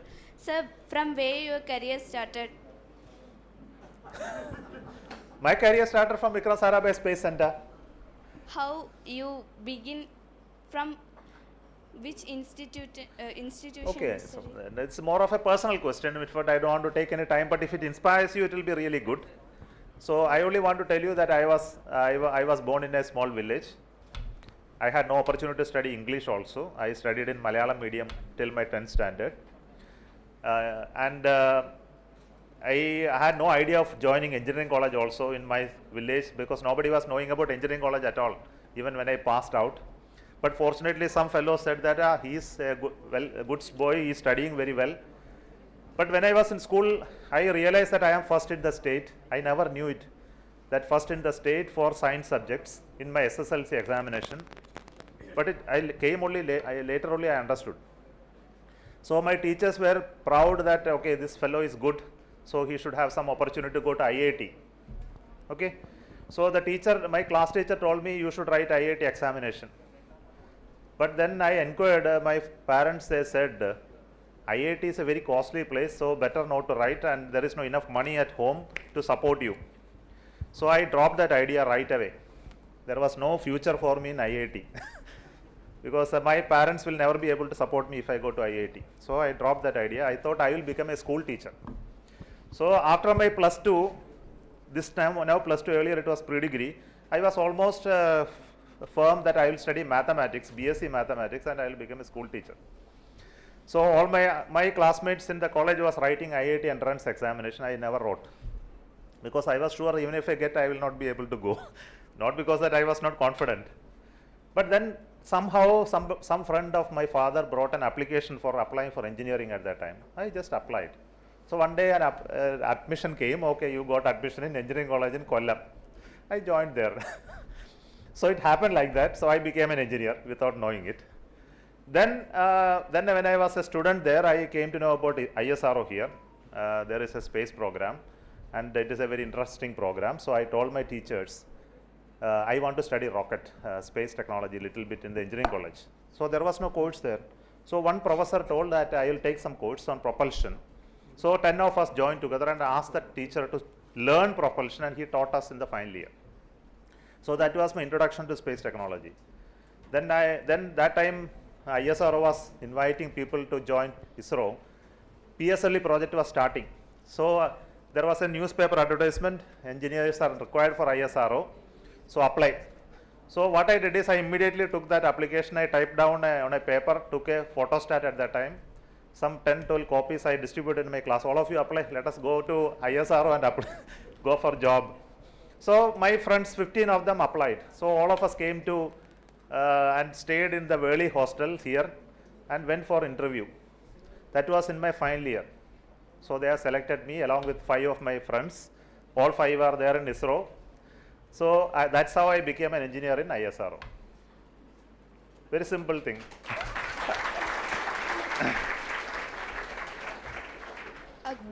Good morning, sir. My name is Harini Aparna from Lekul Chempaka International. I was wondering, what are some childhood role models in the scientific field that you had that caused you to go into this field? No, really, I never had an opportunity to meet any great men at that time, but I had an opportunity to read things, books of great significance. Inspirational books. And the first and foremost, I will say it is Vivekananda, no doubt about it. In fact, I had an opportunity to read him right my younger days, because there were enough of translation of his works at that time. The first book my father gave me was his speeches from Colombo to Almora. There is a collection of Vivekananda of speeches. After his famous speech at Chicago, he was traveling across the globe before he reached Ceylon. And all through that speeches, it was collected and collated as a book, Speeches from Colombo to Almora. You must read, and you will really get inspired by his words. And later I had opportunity to read one of the books of Subramanian Chandrasekhar. He has written a very simple book on black holes at that time. And also to read a book called Captives of the Sun. It talks about sun and different planets, and what are the significance of the finding of those planets, and which included some of the photographs of NASA who took on the planets. They were the early English books I could read at that time, because I was reading mostly Malayalam books, never ever an English book. But this was the first of the English written books that I read. It really inspired me to reach on science and technology substantially. And I can tell you at that time, there were enough of Malayalam science books. In fact, there were a great movement in Kerala in my younger days. The science are actually available in small books in Malayalam translations, talking about scientific accomplishments, science aspect, etc. And I was fed by these books. In fact, my younger days, I can tell you that I would have read the entire library, not only in science side, but also in the literature side, mostly translations. So my gurus were not other than books. And in fact, they were the one which shaped me what I am today. Thank you so much, sir. Thank you. For your kind patience to engage the students and for your words of wisdom. We sincerely hope that the students have benefited immensely with this unique opportunity of meeting with the highest technocrat of the country. Sir, now I kindly request you to address the students who are there in the library hall also. I request Padma Kumar sir and Cyril sir to accompany him to the hall. We shall now disperse for tea and join here for the technical session in 15 minutes. Thank you.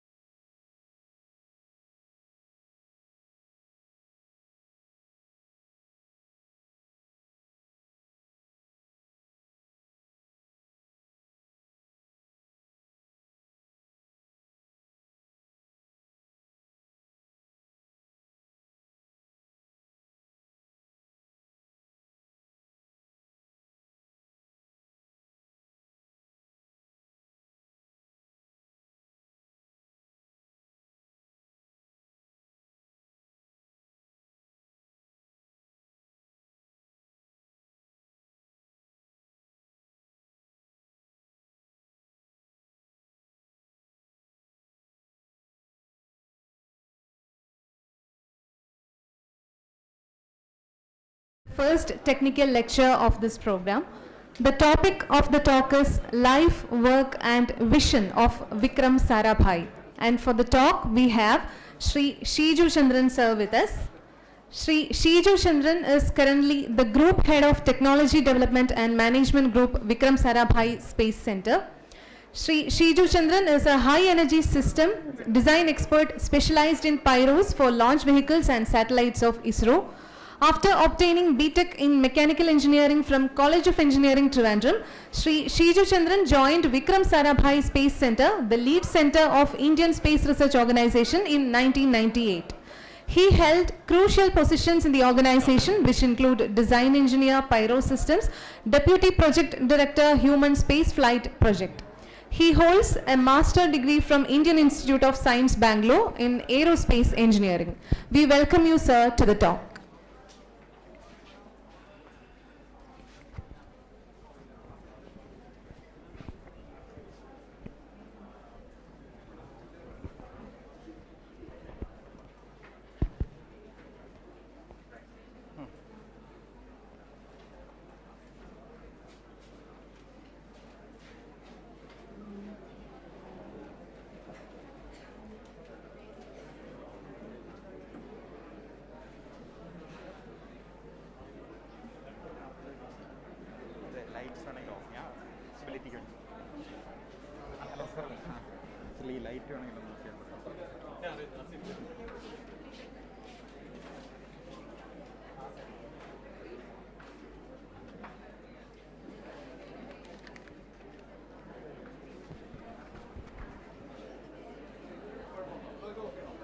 എനിക്കത് കാണാൻ പറ്റുന്നില്ല പക്ഷേ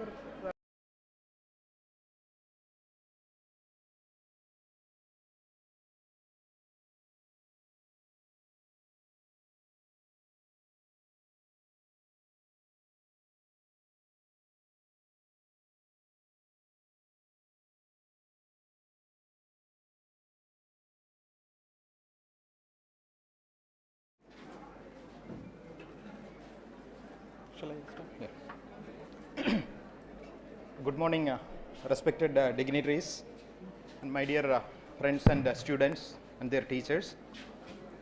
Today, in the next 40 minutes or so, we'll be discussing about, am I audible? Yeah, fine.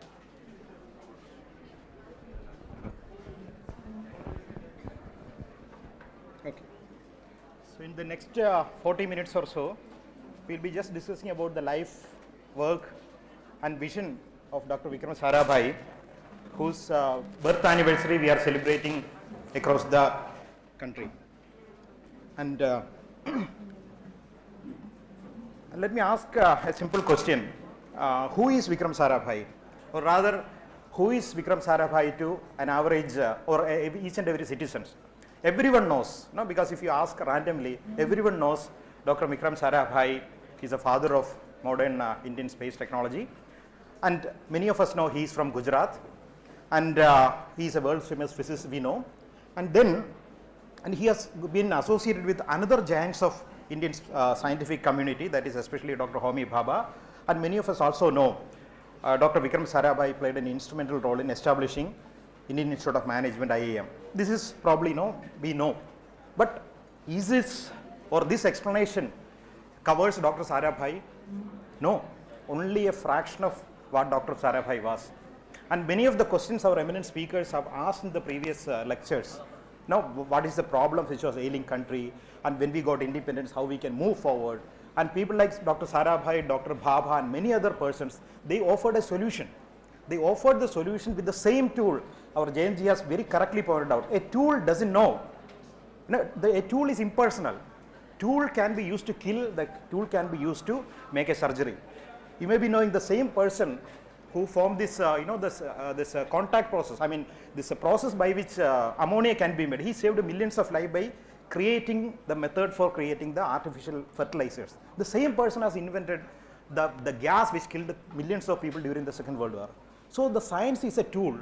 Depending upon whose hand it is, it can be used for good or used for bad. Science is not what you should say ethical or non-ethical. Scientists are ethical or non-ethical. The society in which the scientific works creates ethical things and non-ethical things. So science in the form of a oppressor can be a tool for oppression. Science in the tool of a liberator can be a tool of liberation. So Vikram Sarabhai chose to have the science in the second way, and that is the only thing what he wanted. Science, he did not want to associate with wrongdoings. Science, he did not want to associate with killing people. He could not even think about those kind of things. So that is the kind of person Vikram Sarabhai was. We'll just see in the discussion. And maybe in the end of the lecture, we'll just come back and have a look at all these points, whatever we mentioned. Have we learned something more about Sarabhai than this most common sobriquet by which we mentioned him. And here, I've just mentioned one of the famous quotes of Sarabhai. The last part is very, very important. We should be second to none. We may be second to none in many things, no? Because at the time in the 50s, we are just got independence. We were not in the first in many counts, across the world. But he said, as far as our capability, as far as our intention, as far as our what I should say, emphasis in applying the benefits of science and technology to the benefit of common man, we should be second to none. Now, we may not be the first in so many things because we are a young nation. But when we are thinking of science and technology, we should not be second to none in application of science and technology to the benefit of the common man. This seems to be very, very cliche today, 75 years later. Because you just imagine, this was a time when people did not connect science with people. People thought of science, people sitting in a lofty environment, literal glass houses, doing something using laboratories, test tubes and all those kind of things, and there will be an odd explosion. And as in the comical book, he may turn with a plaster and he will do something extra. Very few people connected whatever is happening in such laboratories to benefit of common man. And common man is not something which occupies a good position today as in people's mind. Common man is supposed to be oppressed of. Common man is supposed to be someone who forms the unpleasant side when you travel through the metros in our own air-conditioned environment. So why they should be bothered of? Nobody bothered, even though they form bulk of our population and our environment. But people like Sarabhai, people like Bhabha, they inherited a thought process which says the mind has to be liberated from the colonial time period. Right? It's not just physical or political freedom what we want. We want the freedom on each and every count. That includes the right to choose how to apply science to the benefit of society. So these are all very, very, very, very, very complicated. Very, very complicated thought process. Because it is complicated, because you just have to say that it can be done, you have to make people convinced that it can be done. Now, let me just go as per the routine whatever is given to me, that is as per the guideline whatever is given to me. We will first talk about the life of Dr. Sarabhai, and then we will talk about the works, his efforts, his contribution, and then we will see what Vikram Sarabhai means today, what is his legacy, what is his vision. And sometimes we would have seen people saying, why to study history? Now, history is a very, very, what you can say, optional extra in our subjects, right? I want to study maths, I want to study physics. Why I should study history? Those who doesn't study history doesn't know who you are. You tend to make the same mistakes your predecessors have made. And you tend to do all this, you have to undergo all this cycle of doing, learning. No, not only I am talking about science, even in society. So science actually means not just knowing the scientist, his actions on science, but what made him a scientist. I think one of our earlier speakers, Dr. Murthy, has pointed out about a brief part of Dr. Sarabhai's life also. So we'll just see the brief biological sketch of Dr. Sarabhai. We'll just see what was his educational background, how his thoughts were formulated to become what we know as Dr. Sarabhai. As you know, Dr. Sarabhai, I will even change the proverb. He was not born with a silver spoon in his mouth. I should say he was born with a gold spoon in his mouth. His father was Dr. Sri Ambalal Sarabhai. His mother was Sarlaben, as our previous speakers have mentioned. And you should understand, he was born to a family of industrialists. Ambalal Sarabhai was one of the richest men in the country, the owner of many mills, including the Calico mill in Ahmedabad. And just to give you a brief of the kind of wealth and status they have enjoyed, I am not saying that it is good or bad, just a statistics. One of their homes where Sarabhai was born, it was called Retreat in Ahmedabad. That was situated in something like I think 21 acres of land. That is just one of their homes. The home itself had around more than 50 rooms. They had more than 100 servants. Even in the last century, 1911, 2012 time, but the entire house was electrified. Every room had an electric fan. And there were gardeners, there was a workshop inside the house. Each and every student, the children had got their own horses. They are on automobiles at a late stage, and every year they used to go around the world for holidaying. When they are going to England, there was a house ready in Hampstead Heath to accommodate them.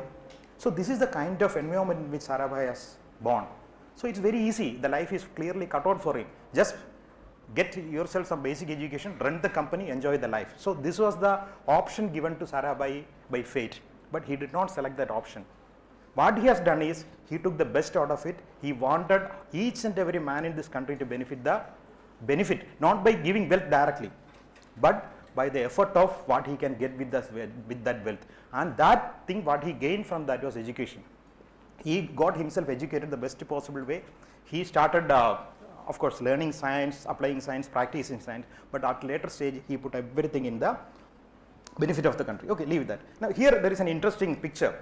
So this picture what you see on the right, Vikram Sarabhai on top of a locomotive, right? This is a famous photograph. So right as a child he was very much interested in things mechanical, and steam locomotives are something which always interests us, because of moving parts. So he made his workshop person, because he has got a workshop in his own house, to make a locomotive, and he used to run it. Now one more thing I should like to mention here is, we always talk about the education system and its impact on people, and you may be knowing or interested to know, Sarabhai never attended a school. He never went to school. He never went to school in the conventional sense. The first time probably he went to a school was to write his matriculation examination as an examination center. His parents were unconventional. They believed the education going to them. Okay, so Sarabhai was tutored at home by the Montessori system of education, which educates people based on their own interest. I won't give them a syllabus. You study physics, chemistry, biology. I will give you education which will make you a worthy human being. Okay, so Sarabhai was educated by outstanding persons of that day at home. There were 4 PhD scholars in what I should say 1920s, who were educating Sarabhai at home, a boy of hardly 5 or 6 years of age, and he completed all his education. He not only learned the basics of science, physics and all those things, he learned Sanskrit, he learned Bengali, he learned basics philosophy and everything, and he completed his what you call the matriculation. Then for a brief period he joined in the Gujarat Government College in Ahmedabad, where he has completed what we call the intermediate. Today we can call +2. Okay, so after that the next choice was again somewhat very obvious. So what rich kids of the previous century used to do, or the British Raj, they will set sail for England, right? So you cannot just sail. Even if you are a son of a rich man, you will not get admission in England or Cambridge for that matter. You have to have proper credentials. So who has written the credentials for, who has written the credentials for Sarabhai? None other than Rabindranath Tagore, who was a very close friend of Ambalal Sarabhai and other friends who used to take his hospitality at their homes. He has given a recommendation to Cambridge, and naturally it cannot be, you cannot refuse a Nobel laureates, and he is the first Nobel, just like we are talking about C.V. Raman, the science first Nobel laureate in Asia. Rabindranath Tagore was the first Nobel laureate in Asia as far as literature was concerned. Okay, so he went to England, and he can see some of the pictures from his English days, and he attended Cambridge University, and he has completed what you call tripos. Tripos, you can say basically tripos taking physics, maths, etc. That is equivalent to BSc. Okay, so then what happened? There was a very major incident, or rather an event has happened in the world in 1939. What exactly is that? 1939, what happened in the world which affected each and every nation in the world? The Second World War. The start of Second World War, the clouds were looming, but it literally started in 1939. So most of this system around the world was thrown off guard, and Ambalal Sarabhai asked the children to come back. And one more thing again, to see the unconventional way by which the Sarabhais were thinking at the time. Sarabhai's children, most of them were educated in England, mainly in Cambridge, but Ambalal was much different in the sense he sent his daughters also to Cambridge and Oxford and other systems, something which is unheard of. People are worried about crossing the sea, and in that process, not only that, he just sent their daughters, Anasuya, I don't exactly remember, I may be wrong with them. So these daughters were also sent to Cambridge. So he thought, if you are good in studying, you should get the best. It doesn't really matter you are a boy or a girl, or you are from that community, this community, you are from Gujarat, or you are from West Bengal. Nothing really mattered. So the merit of the person and the interest of the person is what they thought. This is something again very, very unique and far ahead of their times. But again, as I was telling, Vikram Sarabhai, when he has completed his BSc, the war has broken out, so he had to come back to India. So what he will do after coming back to India? He cannot continue his studies. So there was an arrangement provided by the Cambridge University because of the war and these conditions. They said, since there is a very, very eminent scientist in India at the time, none other than Dr. C.V. Raman, whom we have just mentioned, who was at the time at the Indian Institute of Science, they said you can continue the studies in the same topic you have done your basic work in your graduation studies and continue to do this postgraduate research. Okay. So due to that particular allowances which they have given during the time, Sarabhai enrolled in Indian Institute of Science, Bangalore, and then true to the Sarabhai clan style, he did not stay in the hostel, he stayed in a separate house in Malaysia, which is near to Indian Institute of Science, and there he has started working on basic physics.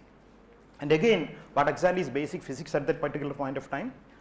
If you know the history, there will be something like particle physics and all these things were coming up in the big way. So he has selected the cosmic research as his area of interest. So I won't go into the detail due to lack of time, etc. What I would like to say is, in the 1930s, when Sarabhai was doing his work in Bangalore, he had an opportunity to meet the best persons in the world, the best scientists in the world, Robert Millikan being one of them. And Robert Millikan is the only one who started his interest in the cosmic rays.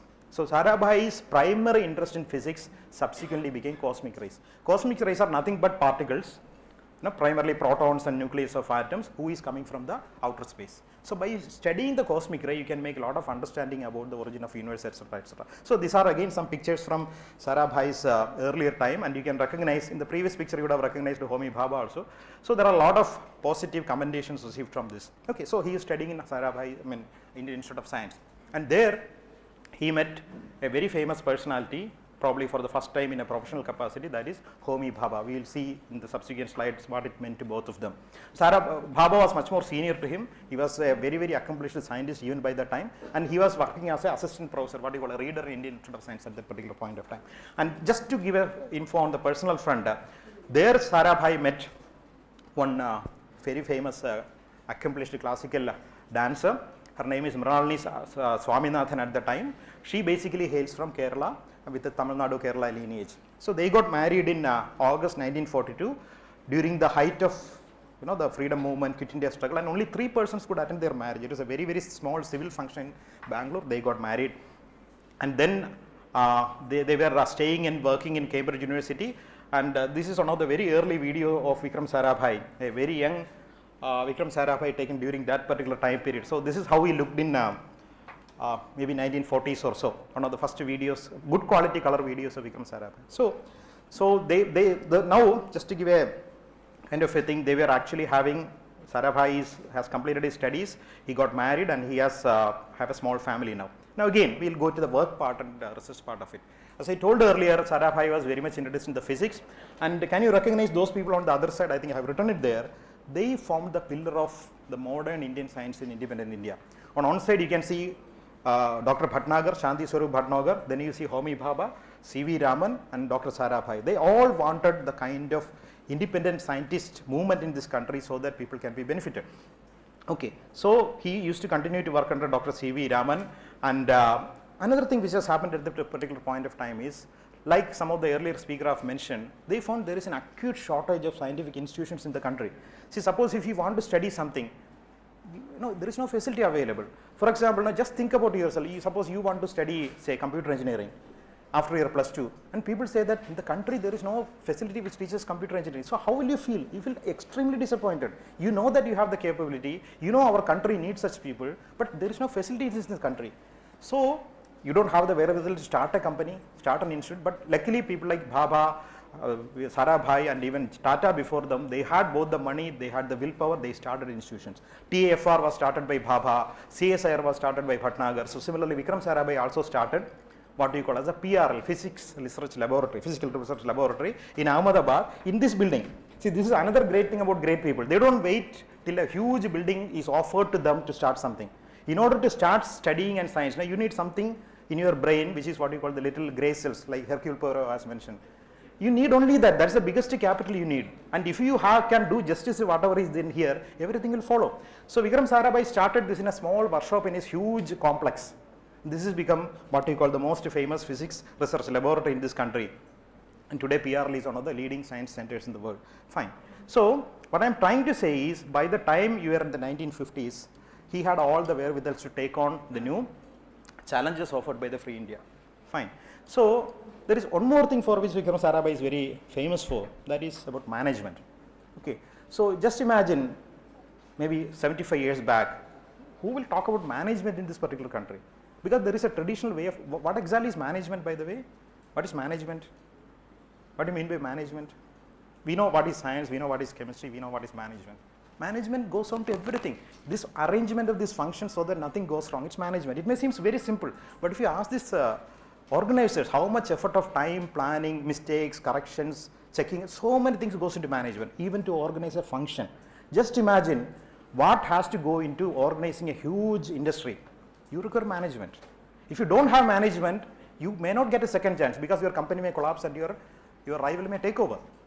So Sarabhai thought, especially in the Ahmedabad where there are a lot of what you call textile companies, he thought it is not run in a properly managed way because there is a market available, whatever you sell they will buy. So they were somewhat okay.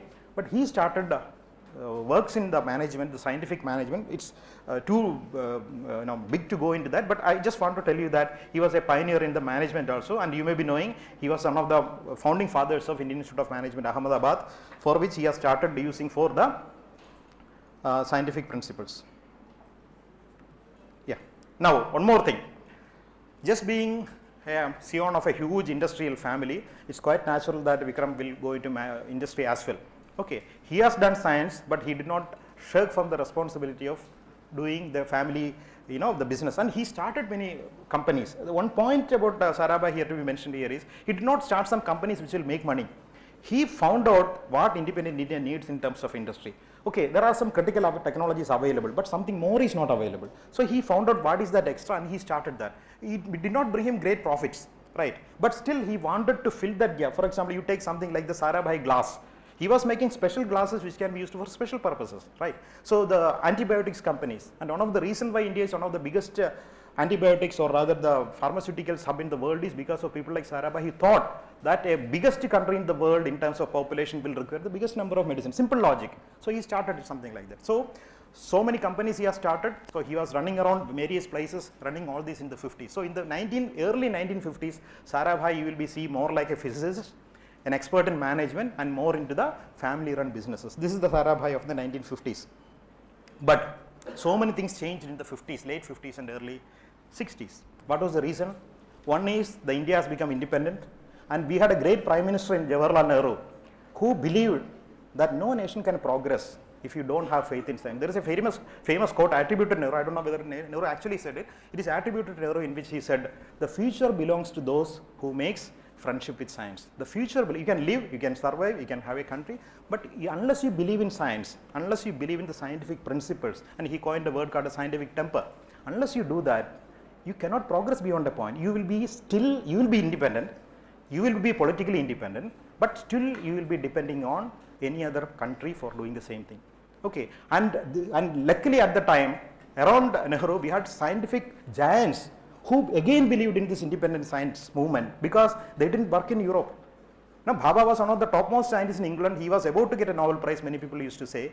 He came back to India and tried to work for this nation, which our Somanath sir has, nothing was available to them, not even a laboratory, not even electricity. They came to work for this nation because they want to make this country better. That is what you call the real sense of patriotism, not just clapping when you see a cricket match hitting six. That's fine, that's another way of patriotism. But the real patriotism is sacrificing something and doing betterment for this country. And these giants, two of them I would like to mention, and many of you, if you have seen this interesting movie called Rocket Boys, I don't know whether how many of you have seen it. I have not seen it personally, so I cannot really comment on that, but it's a good thing to see people are making movies about scientists. Now, we never used to have that. So there is a population, there is a potential viewership like you who are interested in science. That's how these kind of things are being made also. So Sarabhai and Bhabha, there are a lot of similarities, there are a lot of differences, but two pillars of modern science. And here you can see on the other side, many cases they disagreed. So you can see something like they are arguing. On the other side, Bhabha actually shown certain way, Sarabhai followed it, implemented. Now there is a poignant way of showing these kind of things. So these two giants, collaborated in the 50s, and they're probably the first the advanced scientific thinking in terms of nuclear science and physical science research has gone. There are a lot of similarities between Bhabha and Sarabhai. There are a lot of differences as well. Okay, so Sarabhai was more simple, down to earth, affable, non-confrontationist. Bhabha did not bother about confronting a person. Sarabhai always wanted consensus. The mode of development which India has to take forward, there are difference of opinion. Sarabhai believed more in the welfare of the society. Bhabha, of course, he believed in the welfare of society. He wanted to make the nation strong also. Both has to go hand in hand. There are a lot of things together. So, with that collaboration, two of the greatest things, scientific achievement in the country was born. One is the nuclear, the science movement, and the second one is the space science. So, these two people we have to really thank when we think that India is a big scientific power. But Sarabhai, Homi Jahangir Bhabha died very young. Okay, he was on to Geneva to attend a conference. The plane has crashed and he got killed. And this was just following another major catastrophe as far as the country was concerned. India lost our Prime Minister Lal Bahadur Shastri, and within 6 days or so, Bhabha also passed away. Bhabha also passed away. Within a gap of 1 week, country suffered two major catastrophes. One was our own Prime Minister and our nation's leader. On the other side was a major pillar in the scientific movement. So that was a very, very tiring and tough time for the country. And Bhabha was the height of his power. He was establishing companies. He was an international world figure. He was pushing India as a superpower as far as the nuclear technology was concerned. So at this crucial juncture, what has actually happened is Vikram Sarabhai, who was already in this Atomic Energy Commission as a member, he was asked to chair this Atomic Energy Commission. That is equivalent to taking over the nuclear power as far as India is concerned. So Sarabhai was addressing the gathering. This is the photograph of Vikram Sarabhai addressing the people in what later has become the Bhabha Atomic Research Center. And he was saying what a great leader Bhabha was. And he said one important point. It's not going to be easy to succeed Homi. It's not just taking over a job, it's also taking over a thinking. Because Bhabha has got a different way of thinking, Sarabhai has got a different way of thinking. And then what has actually happened is Vikram Sarabhai has taken over of the Atomic Energy Commission. So what is the difference?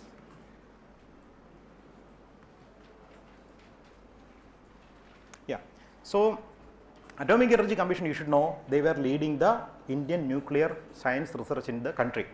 Okay. So what exactly is nuclear physics research in that country?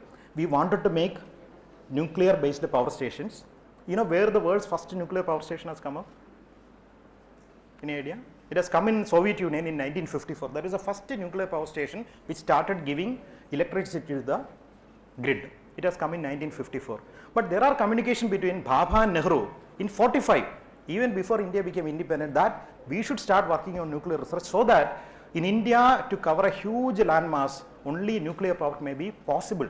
Because you don't have enormous resources of other kind of reserve, what you can say, modes of producing electricity. So that was the reason of linking our requirement for the benefit of our own people with science. So they thought nuclear research can give you cheap electric power to continuously convert or completely convert or quickly convert our country into an industrial nation. Okay. Similarly, how this space program has come up in the beginning, the space program has come up because primarily, initially Sarabhai was interested in cosmic ray studies. So he wanted to send some small rockets up, put a Geiger counter in the rocket and measure the cosmic ray. This was how it has started. Then in the 50s he found out, again the same issue, India is millions and millions of villages. They don't have any access. In fact, there was, people were not even knowing that they got independence because their daily life doesn't change at all. So he wanted to reach them. So how to reach them? You cannot build a road overnight, you cannot make a railway track, you cannot send to people. So he thought satellites are good options of reaching. And you should understand, this is even before the first communication satellite was launched by the Americans. The communication satellite which was used for communication was done in the 1964, the American Synco. Even before that, he wanted to have it. Okay, so these are what you call the vision what we have. So to cut a very, very long story short,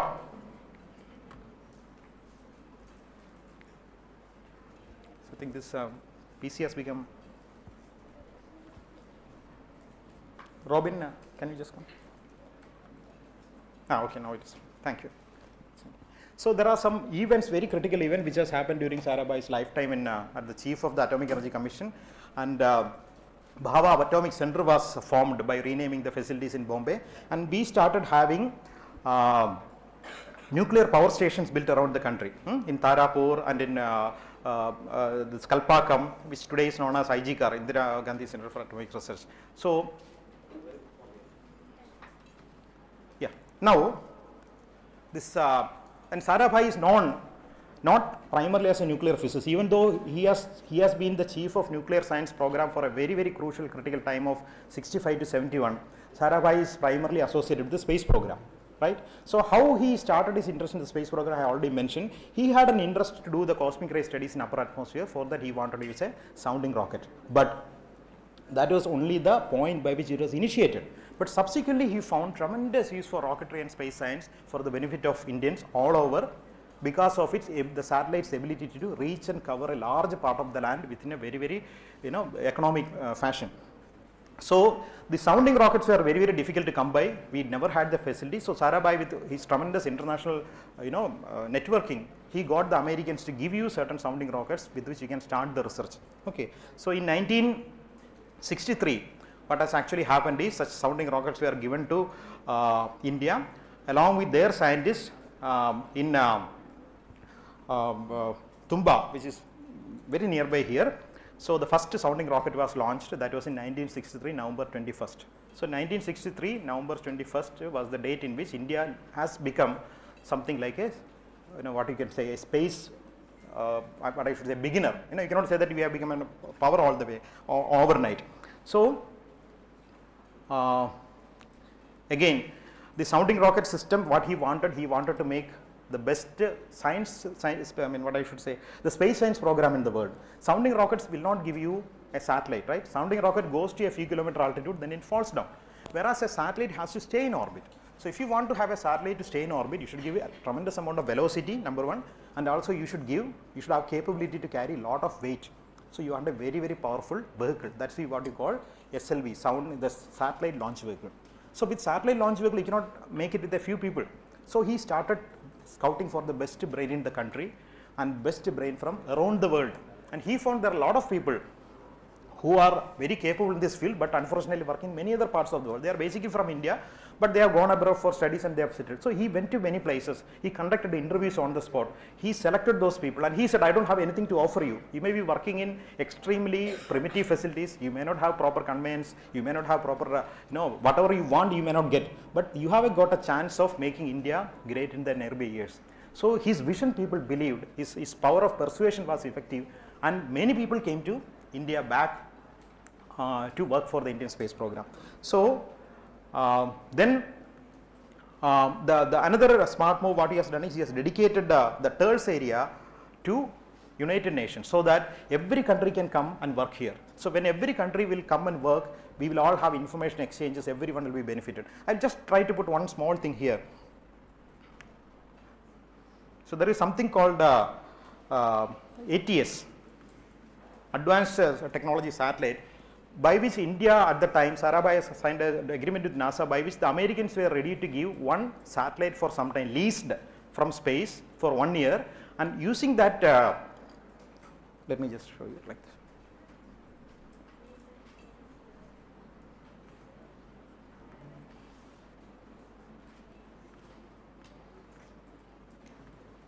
Yeah.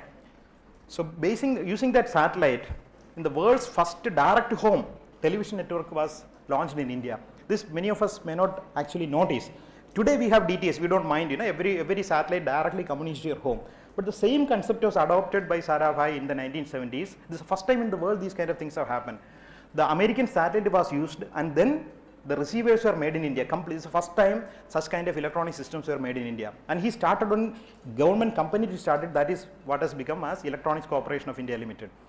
So he has established a company. So using that facilities and all, the ATS satellite was used to give signals to the ground where villagers can receive it and see it. Then what programs you will get? You have to make programs, right? So he instituted facilities and centers by which such programs are made. So primarily to educate farmers and other people who can be getting benefited, etc., etc. And then this was one of the first experiments in the world. Like a true visionary, he has conceived it, he has made all the plans to implement it, but he could not live enough to see the implementation because it has happened in the 1970s. So this is how many of the things has happened during that particular time. And again, one more important point I would like to mention is in the 70s, we had already the plan to launch the satellite launch vehicles. The SLV-3 project was getting ready, the initial plans were under review, but there is no launch pad. There is no place from where it can be launched. So he has started finding the places for that, and this is the picture of Vikram Sarabhai actually visiting the Sriharikota center. Now where he has identified this as the location for the final launches. So he had made everything ready for India to become a major space for the spring pad or the launch pad was already ready. Okay. And then, yeah, so we know how the Indian space program has started, and today the Indian space program is one of the biggest in the world with centers all around the country. Our colleague Sridekha will talk further on that. I won't go into the details. Now we'll just come to the final years. You can just imagine, in a very, very brief fashion, when we say, Sarabhai was working almost 16 to 18 hours a day. He was an industrialist, which he relinquished because he has taken up a government job. He did not accept a single salary from Government of India, but for the sake of records, he accepted 1 rupee. So Sarabhai's salary from Government of India was 1 rupee because he did not want to tax, charge our own people because he was already wealthy man. That is the kind of ethics which ruled kind of scientists at the time of the class of Sarabhai. Then there was tremendous concerns about his health. In fact, he was identified. He was referred as a candle burning at two ends. He was working on the atomic energy program. These are tremendous stress because if you read further on the atomic energy program, there was a lot of pressure from the international community about Indian atomic energy program. Because you know why? On one side, atomic energy has got a very, very powerful, peaceful application, right? But on the other side, it is a dual use technology. Anyone can use it for a military purpose. So all the other countries will always think that you are using for the military purpose. Whereas we were using it primarily for the peaceful purpose. We also had other purposes as well, as you know. But Sarabhai was the person who has to defend it, who has to negotiate, distribute, and all the things what is happening elsewhere and inside. And already space program was coming up, he has to concentrate on that. Then his scientific work was there in PRL and other facilities. So tremendous amount of stress he was undergoing. In 1969, the Department of Space was made, or rather the space activity was made separate from the Atomic Energy Commission. And then ISRO was formed in 1969 and Sarabhai was the chairman of ISRO. So at one point of time, he was both chairman of ISRO and Atomic Energy Commission. That's a very, very tough job. And here, this is one of the last functions which he has attended in 1971. That was the foundation laying ceremony of the Tumpa railway station. He thought when people are coming to VSSC and ISRO, there has to be a proper way by which there is no vehicle available. So he requested Indian Railway to create a stop so that people can commute from many other places like Tampanur too. So this was the last public function he has attended. Okay, and then in 1971, on December 30th, he was staying in the same place, what do you call this, Halcyon Castle in Kovalam, and he was found dead on the morning of 30th December. Okay, so that was indeed a sad day, as our sir was mentioning. There is a pall of bloom which has come down in this entire state of Kerala because Sarabhai was very popular and famous even in Trivandrum at that particular point of time. Even in the absence of mass media communication like television or anything, Sarabhai was a very well known figure. He was seen as a very benevolent leader by all section of people. So his death was a very, very tragic and sad event. No, and he was hardly 52. That's another thing. So that means there's a tremendous amount of sense of loss on many counts. He would have done much more for the country. There was a lot of programs he has initiated, and that was not to be. Okay. So now, who was Sarabhai? Again, we'll come to the question. The next couple of slides, we'll just see who was this Vikram Sarabhai. Sarabhai was a scientist, Sarabhai was an artist, and Sarabhai was what you call a true karma yogi, because he wanted to excel in whatever things he has done. Excelling means just saying that I am better than other. So you have your own vision, you have your own ideals, you have your own goals. Try to do justice to your vision, goals, and ideals. So that is the kind of life Dr. Sarabhai has lived all the time. When he was doing, and his wife Mrinalini Sarabhai is a world-renowned dancer. So she used to go for classical dance programs around the world. There was a time in 1950s where Mrinalini Sarabhai was much more popular than Vikram Sarabhai. Because Sarabhai became his fame as a scientist slightly later. So he used to simply introduce himself as I am Vikram Sarabhai, wife, husband of Mrinalini Sarabhai. So that was the kind of situation. So he used to go with their program. He used to make the lighting adjustment because he is in his interest in physics and optics. So he was into all those kind of things. He was very fond of film music. He is K.L. Saigal, the old singer, was one of his favorite singers, and he can call a pattern of arts. So in English there is a word, there will be of course an equivalent word in Hindi or Sanskrit, I am not very familiar. It was called a Renaissance man. Renaissance man who accepts and absorbs all the virtues of a modern world. So Sarabhai was really one of the Renaissance man of India. And then again, as I said, pattern of arts and other kind of stuff is a different thing. But science was his primary passion, and science was his first love. And the second thing is application of science to the people. And now, what about this? This is the institution builder. See, he lived hardly for 52 years. And we always complain about system, right? We always complain. It's natural. It's quite natural that we can complain about. We have a right to complain also. Suppose I am not having something which is my liking, I can complain. That's the first part of it. Then how can you make the thing better? When you complain to your neighbor or complain to your friend, you can also put a complaint to the authorities. You don't just think that the authorities will not respond. You just put a complaint. And you can go one step further. You can make further more effort to make it better. So Sarabhai has seen there is an acute shortage of institutions in the country to foster science. He created them. That is the kind of visionary and institution builders we used to have and we should have. So he has created, and just see, this is not the one. I could not accommodate everything, so I just put it in a scrolling mode. So this is the kind of thing he has started in all these lifetime. It's not over. You have to still go a little bit further down. Okay, so these are all the, and many of them have become what you can say the leading institution, and many of them have merged together. For example, TERS, SSTC, everything together is known as Vikram Sarabhai Space Center, etc., etc. So this is last. At this point, I have a few minutes more. Let me just show you some of the small. I don't know whether we have voice here. So just to get a feel of, I'm sorry, there is voice not connected. So he is basically talking about his views. You can see his face. Okay, you cannot attribute a physical quality to a mental quality, but you can see the look of a philosopher is there. His eyes are very, very distant, far away. He is just basically telling what should be the vision of India for the modern world. And here, maybe here he is explaining in a classroom how space research is important.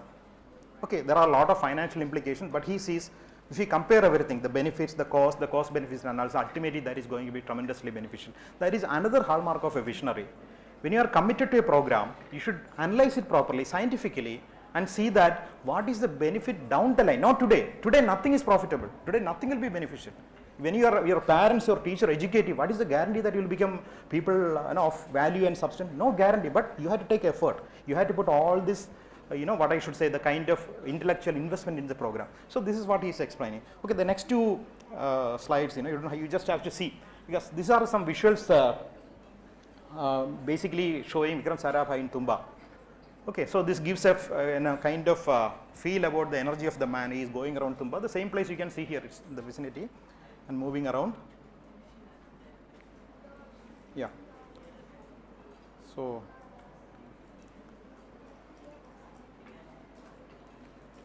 let me just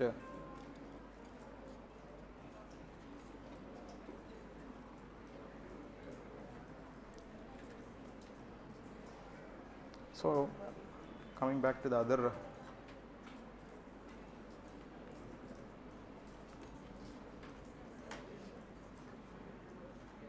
okay, now I am going to the last slide. What is the legacy of Vikram Sarabhai? See, he was one of the greatest sons of the country. Naturally, there is no doubt on that. He remains an inspiration to all. That is another thing. Now, our Somanath sir was mentioning about Swami Vivekananda. He also died young, long back. He remains an inspiration. Why? Because you feel that you read it independently. If you feel that his thoughts are still relevant today, then only you will feel inspired. Right? If you believe that these thoughts belong to a previous century or a previous era, you won't believe it. You may appreciate that he was good at the time. So, like him, Vikram Sarabhai and other people, their legacy still holds good. In fact, it shines better. When you think about these kind of visionaries, you appreciate them better because of whatever they have done in the tremendous constraints whatever they had. He cared for the welfare of the countrymen and he is a man of immense integrity. Okay, and the institutions he has nurtured, they have become the pride of the nation. And many other luminaries in this country, they could not continue their legacy because they run a more personalized kind of management. So the moment they are gone, the system may not survive. Whereas in Sarabhai's case, it was not so.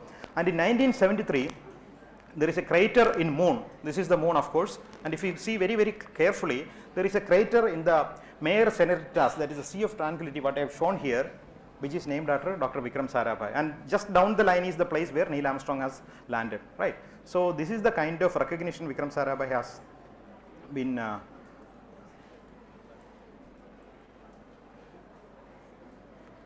okay.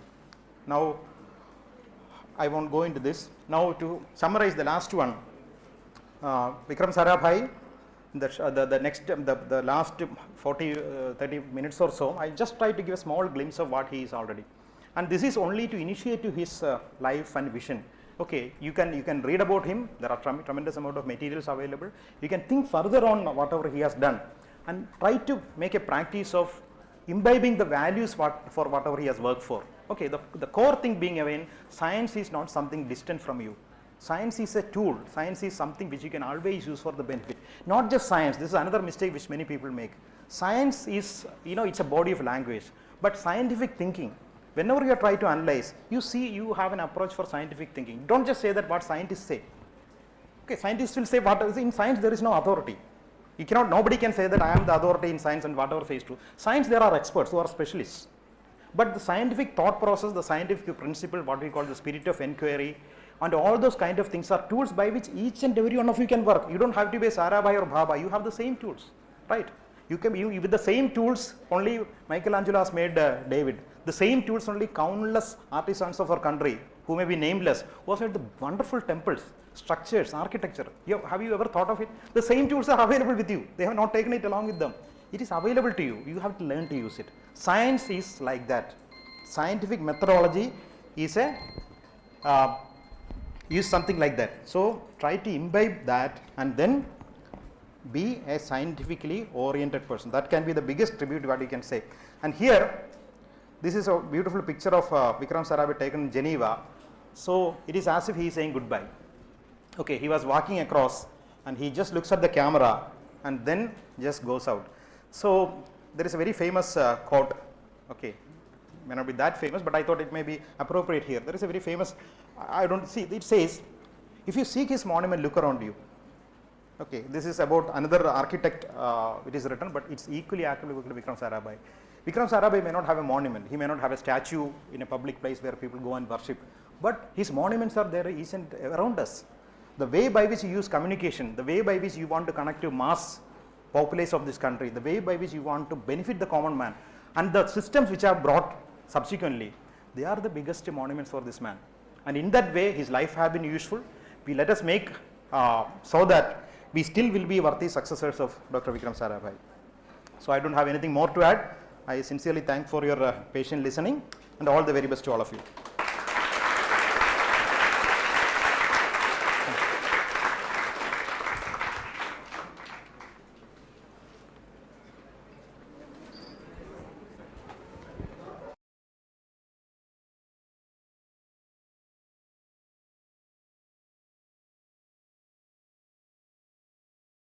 Krishnan sir of Swadeshi Science Movement to present a memento as a token of appreciation to Shiju Chandran sir. Thank you.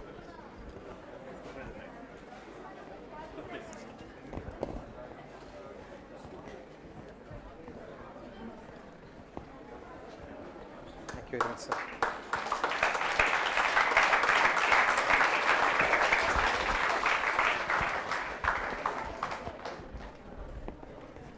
Thank you so much. Now let's move on to the second technical lecture of this program, which will be conducted by Ms. Srirekha U. Ms. Srirekha U is Group Head, Program Planning and Evaluation Groups of VSSC. She is a graduate in Industrial Engineering from College of Engineering, Trivandrum, and postgraduate in Technology Management from Kerala University. She has undergone Space Studies program course conducted by International Space University, Strasbourg, France. She was part of ISRO delegation representing India for UN Scientific and Technical Subcommittee, United Nations Committee for Peaceful Uses of Outer Space meetings, and was a study group member for National Space Legislation Initiative by Asia Pacific Regional Space Agency Forum.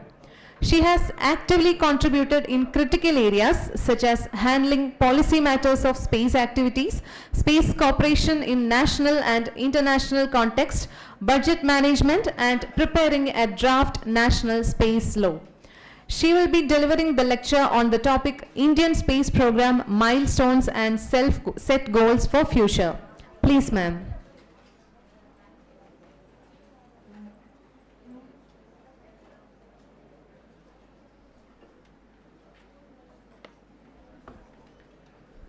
Good afternoon, respected teachers and my dear children.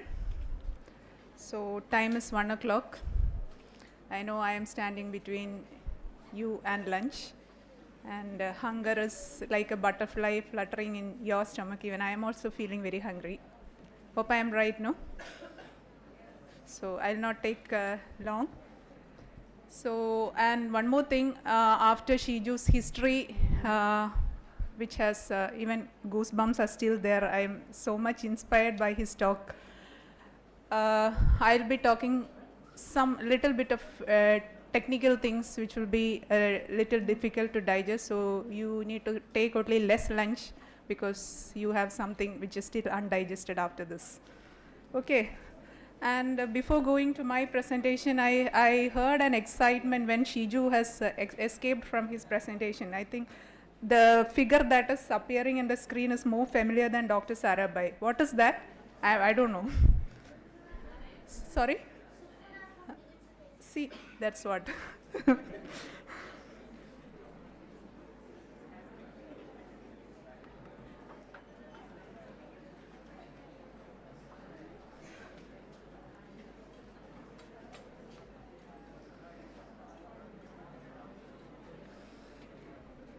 Yes, so dear students, so I'll be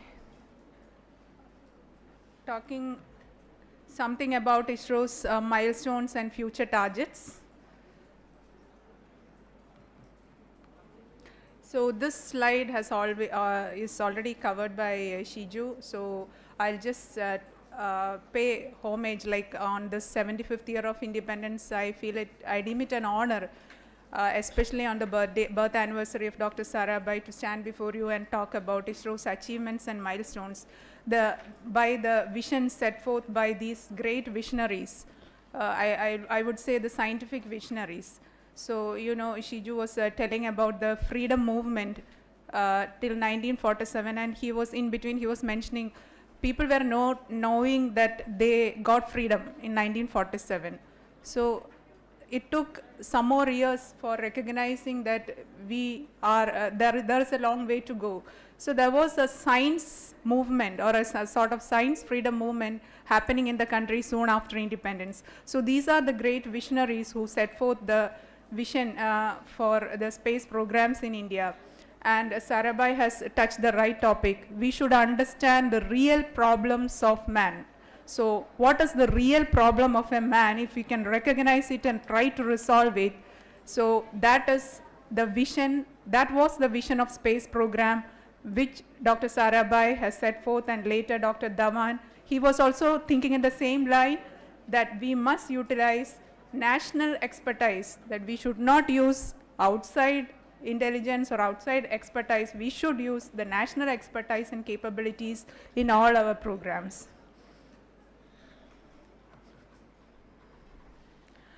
Coming to the genesis of the space program of our country, which delivered rich deliverables in the last 60 years.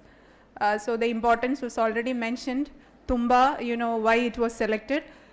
Just 1 year previous to this rocket launch in 1963, in UN General Assembly there was a resolution or a recommendation by the UN General Assembly that the countries which are in the magnetic equator, they have lot of importance for doing the scientific experiments in the upper atmosphere. So the proper advice was given to the government, who were the decision makers at that time, because of the research work that was happening under the leadership of Dr. Sarabhai, that our country has also got a lot of importance in terms of this magnetic equator, because in two places this magnetic equator was passing, and that too in Kerala. So Tumba was selected. So there was also another place in Kerala near Kollam, but Tumba was selected as the center for initiating or nucleating the space program in the country. And you know, the space program all started, all of you might have visited the Space Museum also. How many of you have visited? Only very few. I think all of you should come and see our Space Museum, which is still the church. We are housing the Space Museum now. So I think I request to all teachers that you should make it, or you should see that the children should come at the Space Museum in VSSC. So in 1963, as Shiju was mentioning, the first rocket was launched from Tumba. So it was a US rocket in a French, US payload in a French rocket. And soon after that, we also had set our visions to possible experiments, and nucleating from that first rocket launch, we also took only very few years. Within a couple of years, we could launch our own sounding rocket from Tumba, and in between, many rocket launches happened during that period. That is from US, these Nike Tomahawk rockets were launched. Then USSR has brought the M100 rockets, and then after that France has also their Centaur rockets. All these rockets were flown from Tumba during that period when this Tumba was dedicated to UN by the then Prime Minister Indira Gandhi. And after that, you know, contemporary developments were happening across the country in space domain, and we had over the years we had gone through different phases of the space program, which we call it as the first phase, we call it as the initiation phase, which was for 10 years, 60s to 70s, where we were setting our visions, roadmaps, our objectives and goals. And there was also a need to build the capacity or the infrastructure for which are the basics for conducting the experiments. And another important thing was international cooperation. You know, we didn't have the basic technologies and infrastructure, so we have to depend on other countries who were spacefaring at that time. And of course, we acquired many technologies from US and USSR at that time, the then USSR, and of course from France. And after that, during the 1980s, so our space program was in the experimental phase, where we had conducted many experimental missions, including what she was mentioning about the SLV-3, and also some of the initial rockets like Aryabhatta, Apple and all. And during this experimental phase, we were actually prototyping the rockets and satellites and the instruments which were going inside the satellites. And during the 1990s, ISRO has entered into the operational phase, where we have developed and operationalized the PSLV, which is the present workhorse, or I would say now it is PSLV and GSLV Mark III, which is the workhorse vehicle for ISRO. And we have established many satellite services for the country, like the Indian National Satellite Communication System and the remote sensing constellations. And we could establish a wider use of satellite user base for satellites in the country, especially the data from the satellites in the country. And by this time, we also has made an institutional framework all across the country, and I'll just come to that in the next slide. And now, the present, in the beyond 2000s, we are in the expansion phase. So we have matured many technologies. We are in operationalizing it, commercially using it, and developing advanced technologies. Now we have to, all these years we were acquiring, now we have to give away what we have acquired and what we have with us now. So we are in that phase.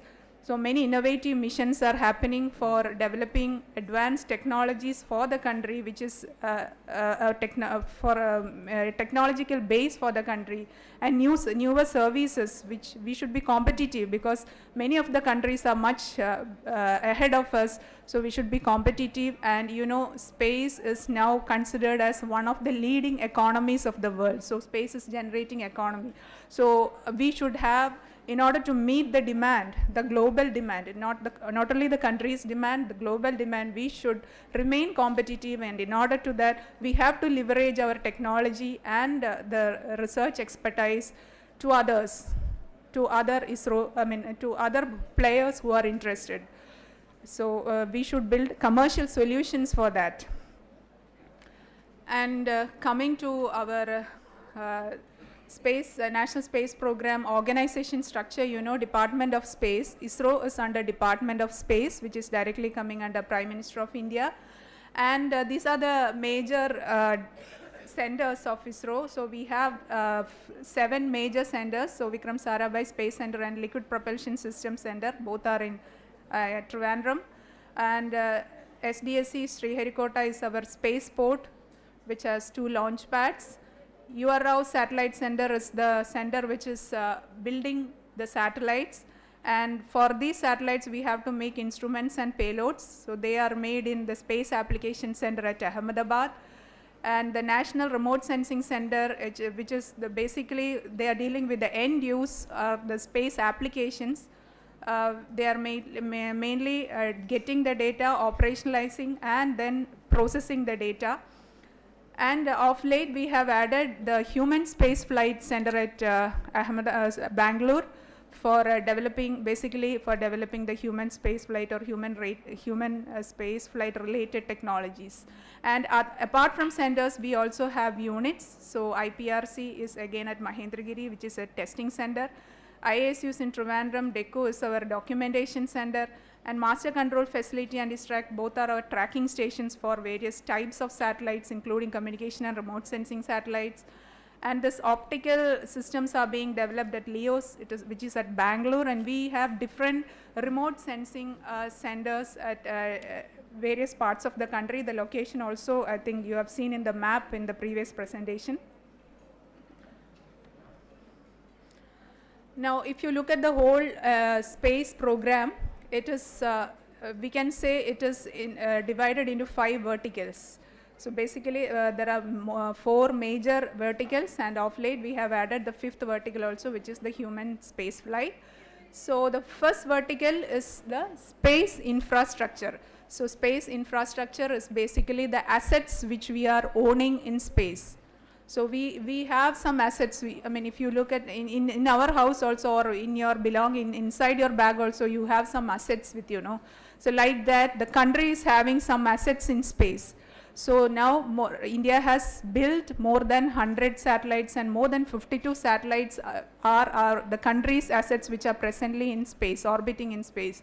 So they are mainly in these 4 categories: communication satellites, which are in the GSO orbits.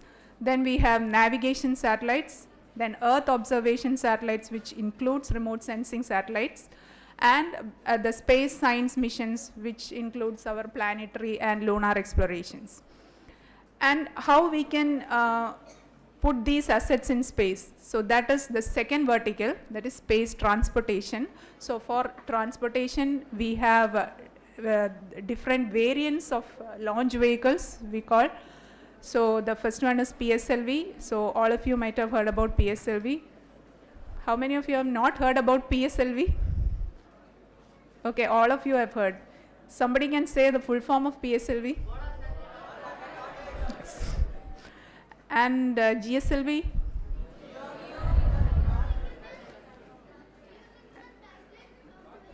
Okay, very good, very good. So all of you are well aware of India's, rockets. So rockets are not the only thing under space program, so I'll cover some of the other things also. And third one is the end use, that is a space application. So these rockets and rockets are carrying satellites to orbit, and finally the satellites, they are delivering some data back to Earth. So with that, what we should do, that is what is done by the space applications. So there are different kinds of space applications which I will come later. And the last vertical which I mentioned was about the human space flight, which we added of late. And you know, what is the name of the project, human space flight? Very good. Okay, so Gaganyaan is under this fifth vertical, human space flight. So the fourth vertical is the capacity building. So for doing all these things, we need ground infrastructure. So many multidisciplinary, complex and huge facilities are required for launching the satellites, operationalizing the satellites, controlling, monitoring, everything. So for this, we have the launch pads at the Sriharikota, and we also have different tracking stations and ground stations at various parts of the country. And the equally important, other than the physical infrastructure we should also build the human capital. So for that, we have a very good a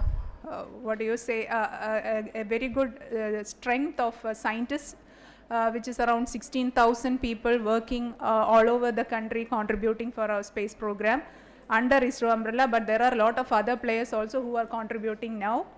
And we, of course, one of the main objectives of ISRO is to motivate the 40%, which Director VSSC was mentioning, which all of you are coming under, the 40% of our population. So that is covered under outreach. And whatever the intellectual capital we have, we should share with others. So for that, we have a technology transfer. So all the technologies which we have developed basically for our satellites and rockets, we are transferring to industries for making useful products. And another major area is about international cooperation. So international cooperation is very important as far as space is concerned. So I'll come in details in a later slide. So now we'll go to the first vertical, what was happened and what was the evolution happened in the first vertical, that is space infrastructure.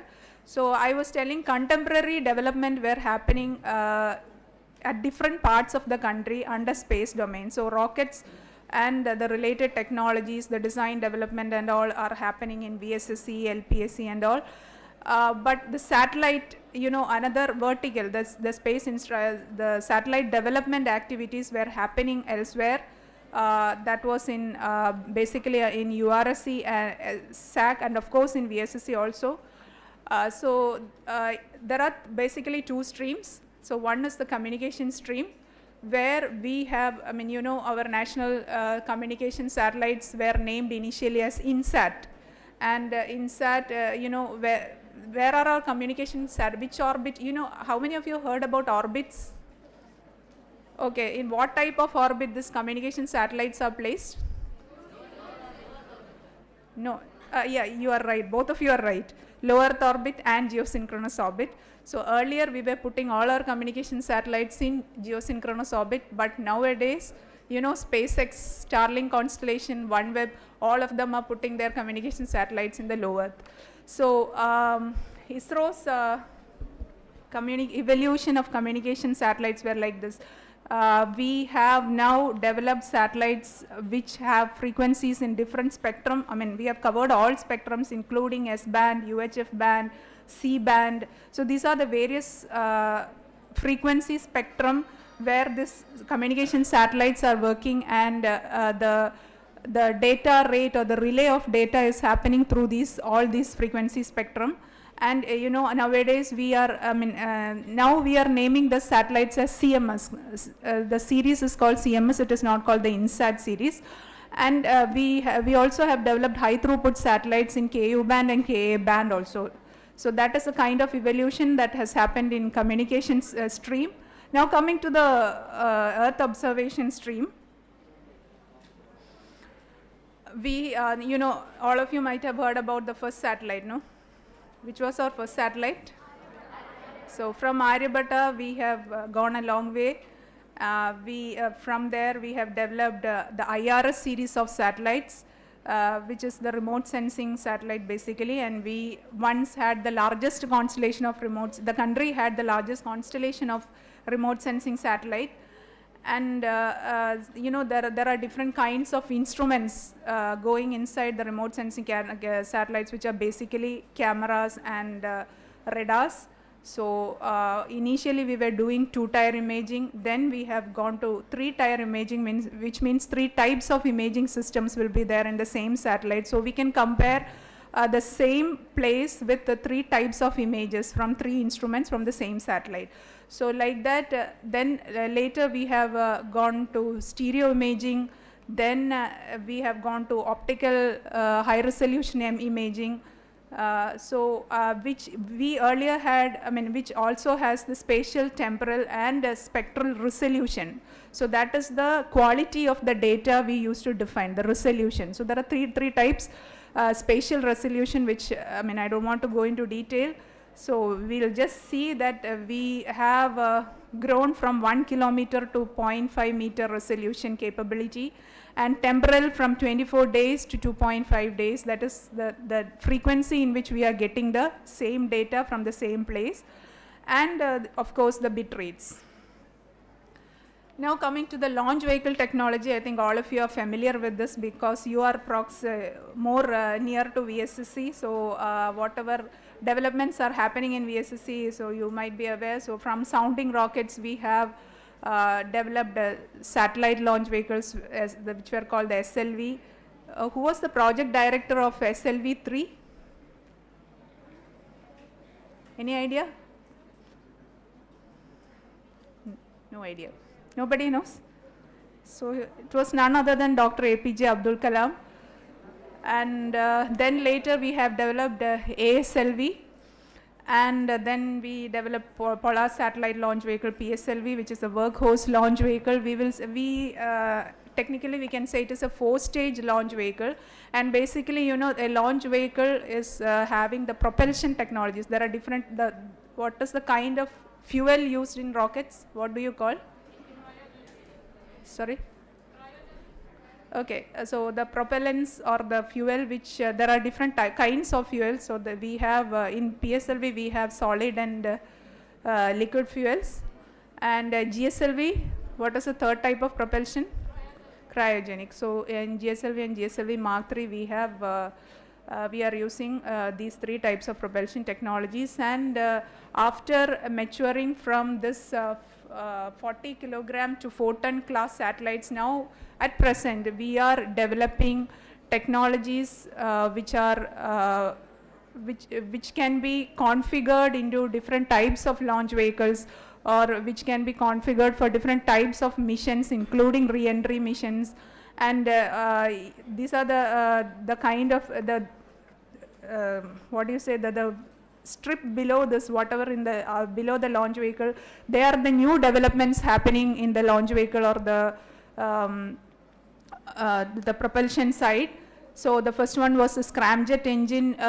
Even now the sounding rockets are being flown from Tumba basically for conducting some science experiment and also for demonstrating some of our critical technologies.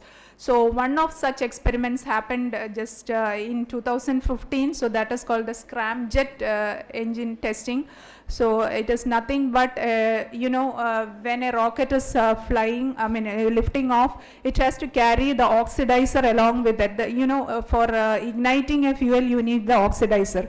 So the oxidizer is the main part of a propulsion. 70% of the total weight of the rocket is the oxidizer. So if you can forgo that oxidizer, you can reduce the weight of a rocket a lot. So for demonstrating that, so scramjet propulsion was flown in 2015, and there are some other important missions like re-entry missions. We have flight one space capsule, the flight tested one space capsule recovery experiment.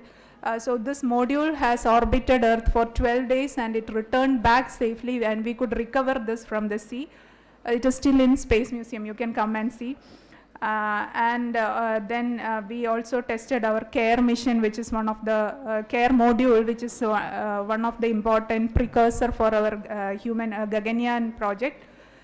Then under the winged body, we have demonstrated the reusable launch vehicle, which is basically for optimizing the cost and for multiple use. And of course, there are some critical technologies which are under development, basically under the propulsion, that is in the semi-cryo, other than cryogenic engine, we are now also in the under R&D stage, the semi-cryogenic engine, and also other engines like LOX methane engine and all. So they are our future technologies, future propulsion technologies. And when we look at the achievement of ISRO in the last 60 years, and coming to the current space assets which I was mentioning, there are 19 communication satellites as of now in orbit, and they cover almost all spectrum. So I was mentioning about the spectrum, so we call it as transponders. You know, Shiju was mentioning about the DTH, so all this communication, broadcasting, weather, all these things are done through this high frequency bands through transponders in the communication satellites. And then comes the remote sensing satellites. We have 25 of them in orbit now, and they're in different types of orbits, of course. And then we have a navigation satellite. You know what is, have you heard about the Navi constellation, or kind of GPS of India? Navigation satellite, what is the name of that? So it is called NAVIC. So NAVIC is an approved program, so I'll come to that later. Then we have the space science satellites. You know, it is very popular, the Mars Orbiter mission, Chandrayaan 1, Chandrayaan 2, and the AstroSat. Now, coming to the launch vehicle technology demonstrators. So from GSLV Mark III, now we are, you might have seen recently about the SSLV launch, although the vehicle has, we had the maiden launch last week. So the vehicle has performed well, but the satellite was not placed in the right orbit. And we also have the next generation launch vehicles, which are with configurable propulsion stages. And these are some of the technology demonstration vehicles which are under development. RLV I have mentioned. Then we have the test vehicles, which is basically for testing our human flight related thing. And we are also dealing into, you might have heard about the Blue Origin.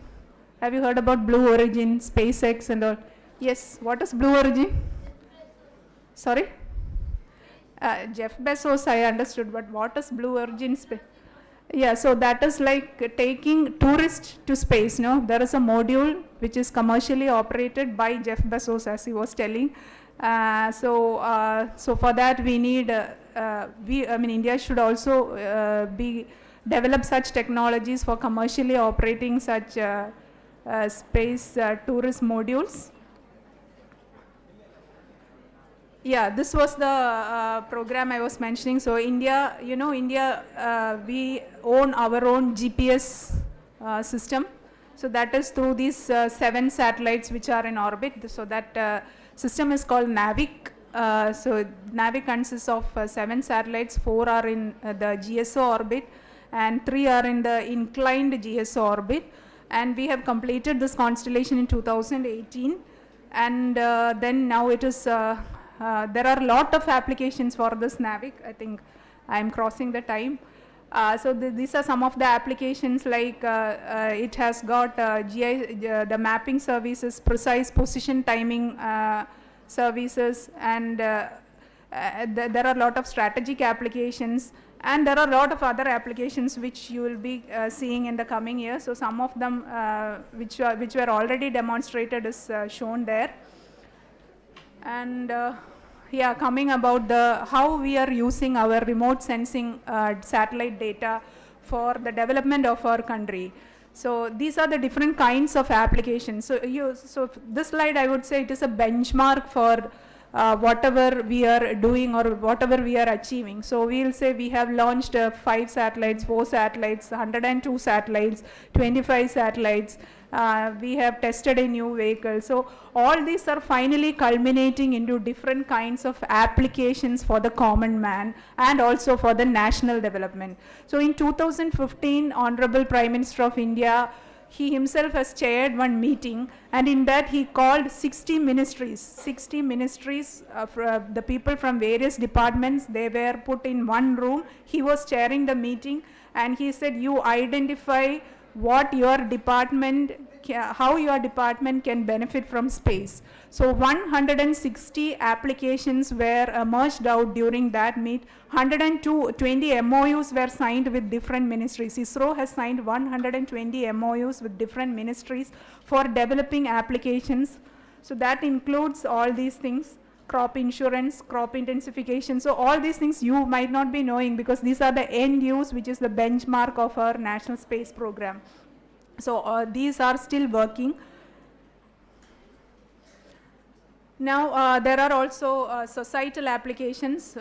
There are numerous societal applications which I cannot cover, but basically we are using the satellite development in these 3 areas. Sustainable development. So there are, in UN there are 16 defined sustainable development goals. So the space is contributing to all 16 under the umbrella of different types of programs in ministries. Then socio-economic security, disaster risk reduction. So, the kind of precision or the accuracy in which we are predicting the weather and also the cyclones and whatever it is. And there are a lot of other programs also which is listed there. Now I'll just mention a few achievements. Chandrayaan-1, of course, all of you are very much aware. It was launched in 2018, and all the payloads, there were 11 payloads in Chandrayaan-1, and all were built using foreign collaboration, and many agencies from other countries like US, UK, Germany, Bulgaria, all these countries contributed for making payloads for Chandrayaan-1, and there are historic and revolutionary findings from Chandrayaan-1 data. And the water molecules were found for the first time in lunar surface through this instrument in Chandrayaan. AstroSat is the astronomical space observatory which ISRO has launched, and it is still operational. And there are several findings, and these are the kind of instruments in AstroSat. Basically, the X-ray telescopes, they are contributing much for discovering many things in the universe. And you can just visit website. Last week also there was a major finding from the data which is from AstroSat. And as of now, more than 1,000 users registered users are there, and the data from the AstroSat is published in our science data center. It is available for everybody for taking it out and research or further develop on the data. Mars Orbiter mission, I don't need to elaborate on that. So basically the Mars Orbiter mission, it had 2 objectives. The technological objective, of course, was for making an orbital module around Mars, and also for developing the technologies for designing, operating and managing a mission in the around the Mars orbit, and also in the the mission management for the earthbound phase, and also for the long cruise phase from after the earthbound phase, and the third last finally the Mars insertion mechanism. So these technologies were demonstrated through Mars orbiter mission. And apart from that, the scientific objectives, it is a lot of data from the various instruments where is being delivered from Mars orbiter mission. The data is available again in the ISD, the Science Data Center, and 304 registered users are there from 50 countries which are using the MOM data now. And these are some of the major findings from the Mars orbiter mission.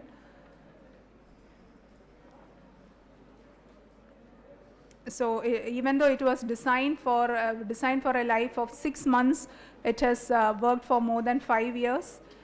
And Chandrayaan 2, so it was very popular. I don't need to elaborate on that. So we had one orbiter, lander, and rover.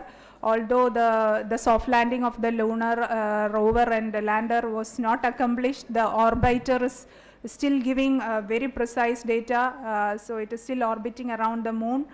And these are some of the images from the OHRC payload, that is the optical high resolution images. So you can see the kind of crater, the 3D view of that crater in the moon. So it is the Chandrayaan 2 data is also now published in the data center. It is free to use. And coming to Gaganyaan, so our respected chairman has already mentioned about the Gaganyaan program. So I'll basically tell we are developing technologies for human rating. First of all, there are some technological elements and operational elements for Gaganyaan program. So technological elements comprises of developing or converting our present launch vehicle into a human rated launch vehicle. Then we have to develop the orbital modules for humans to travel, and also the life support systems. And the operational elements were and also the technologies like spacesuit and all, which we need to develop. And the operational elements comprises of developing the training centers for astronauts, simulation facilities, and the control centers, the data linking, the establishing communication links. So all such technologies are very critical and has to be looked into in detail for finally qualifying it. So all these are concurrently progressing at different parts of the country, and we are also getting help from our outside foreign space agencies in procuring some of the critical items. And basically Gaganyaan has 2 unmanned flights. It is planned 2 unmanned flights, and the final, the third one will be the manned flight. And the time, anyway, chairman has already mentioned you. Yeah, finally coming to the international relations, which is a very important part as far as space is concerned. During the 1960s, if we could accomplish something today, it was only because of the foreign cooperation which we got in the initial years. So right from the 1960s and even now, we are pursuing an international cooperation with almost all the countries. Right now, earlier our cooperation was limited to a very few countries like US, USSR, France and all, which helped us in getting some of the important technologies, and later we jointly built some of the technologies through which we could master some critical technologies from outside. And during the 1980s, our satellites were launched by the rockets of other countries. Apple was launched by France. Then INSAT 1 and 2 was launched in the US rockets. And then the first Indian in space was put by, who was the first Indian astronaut? Or the only Indian astronaut? Yeah, so he was flown in a USSR rocket. And like that, in 1990s, when ISRO entered the operational phase, we had commercialized our, we started commercial launch services through our satellites. So many of our, we had many foreign customer satellites. Even now we are launching satellites from foreign customers. And of late, like in the 2000s, when we were in the operational phase, initially we were acquiring technologies and experts from other space agencies. Now we are giving or extending our expertise and technologies to other non-spacefaring countries. So basically, the space cooperation includes joint missions. So we are building satellites for other countries which are not competent enough to make their own satellites. We are accommodating the payloads from other countries. Then there are joint experiments conducted. Many of the joint experiments, some of the examples are shown there. Like the Megatropics was one of the important joint satellite mission between India and France. And we are getting ground station support from various countries for tracking our satellites and launch vehicle. And of course, we are also extending our training to foreign students through capacity building programs. So Unnati was one of the capacity building program, which is a nano satellite building program extended to foreign students under UN umbrella. And you might have heard about the space sector reforms which happened recently, announced by Honorable Prime Minister under the Atmanirbhar package. So under the space sector reforms, so far, you know, all the space program was undertaken by ISRO in the country or under the government, we can say under Department of Space. Now under the space sector reforms, the government will enable the private industries to carry out their own space activities. So if a private industry or if a student or a school, if they want to launch their own satellite, they can be given permission and they will be given all support. So these are the mechanisms for that. So when we are enabling a private industry, we have to monitor them, regulate them. We have to, because the country is liable for any incident happening. So this regulation and authorization, at the same time technological support is also given through infrastructure sharing. That is, we will share ISRO's facilities to private industries. Then we will handhold them by giving technological support. And we are also doing a promotion of space activities through this mechanism. So a new body was formed, which is called the Indian National Space Authorization Center, which is acronymed as InSpace. And InSpace headquarters was recently inaugurated by Honorable Prime Minister at Ahmedabad. And apart from this, there is a commercial wing for ISRO called the New Space India Limited. And ISRO will continue developing advanced technologies for the development of the country. Now, I think I've already passed time. So these are the kind of hand-holding which we are giving to industries under the space sector reforms. And finally, the concluding slide, that is the road ahead, what we are planning to do in future. So the first one is assured access to space is a critical goal for a country's development. So we have to do that assured access at a reduced cost. So that is one of our goals in the future. Then we have to augment our present constellation with high resolution hyperspectral satellites with the geoimaging capability. Then under communication, we should have all these technologies which will make India competitive. And under navigation, we should have enhanced global constellation.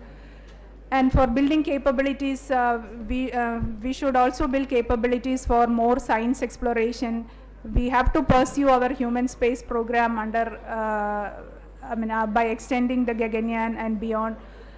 Then at the same time, we have to share the technology and expertise to private industries and also to other non-spacefaring nations. Now, some student-specific programs. So somebody was asking in the morning to Chairman ISRO regarding what program you have for tribal students. So I think Jawaharji is not there. So Sir Shiju and Jawaharji, they have gone to all the tribal areas of Kerala and even to Tamil Nadu, covering many schools. There are more than, as Sir was mentioning, more than 100 scientists have reached the tribal area. They have to, in fact, they had to walk for kilometers. I think Jawaharji was mentioning, I think he's not here now, he was here. He has walked 11 kilometers to reach one school for taking class. So these are some of the student-specific programs of ISRO. The Yuvika, you might have heard, recently one program is over. Then Unnati was the nano satellite building program especially for students. Then World Space Week, Sir was mentioning in the morning, every year it is happening from October 4th to 10th. So various student-specific programs are being organized by all ISRO centers, especially in Kerala, all across the state. So we are reaching to schools during that time. And we also have celebrated the Vikram Sarabhai centenary programs. Many student-specific programs were covered under this. And coming to the ISRO Academia interface, these are the programs which ISRO have currently. So we have sponsored research programs at different universities. We have space technology centers at premium institutes and colleges. Space technology cells are also being supported by ISRO at various institutes like IITs and IISc. Then we have, the strategies for future are listed there. So basically we are targeting all these things. And the spin-offs, so finally, the technologies which are basically developed for rockets and satellites will find use in some other applications. So these are some of the major technologies which we have transferred to industries, which was successful in various other areas. The lithium-ion technology, the lithium-ion technology, which was basically used in electric vehicles. So ISRO was using these cells, lithium-ion cells, for our satellite and launch vehicles. So this we have transferred. So such technologies are listed there. So you will get more details from Robin, who is heading that division. So with that, I am concluding and wish you all the best and wish you a happy Independence Day.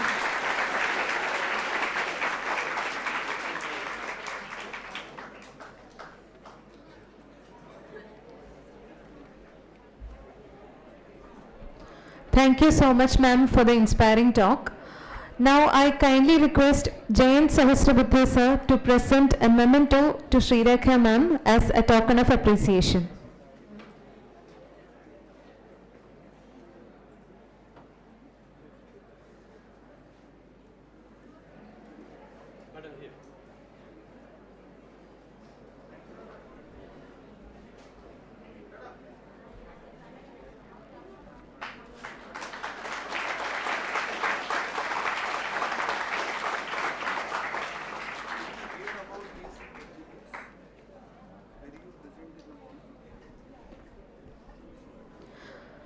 We shall now disperse for lunch that is available in our canteen and reassemble back in this auditorium at 3 p.m. for the exciting final round of quiz competition, and all the students registered for the preliminary round of the quiz competition are requested to contact with the reception team as soon as you finish your lunch. There is one more announcement. The students who asked questions during the interactive session are requested to meet Jayant Sahasrabudhe sir after having your lunch, and all the teachers are requested to attend a meeting also after your lunch in the VIP room. Thank you so much. Preliminary round of the quiz competition will begin at 2:30 p.m. in this auditorium.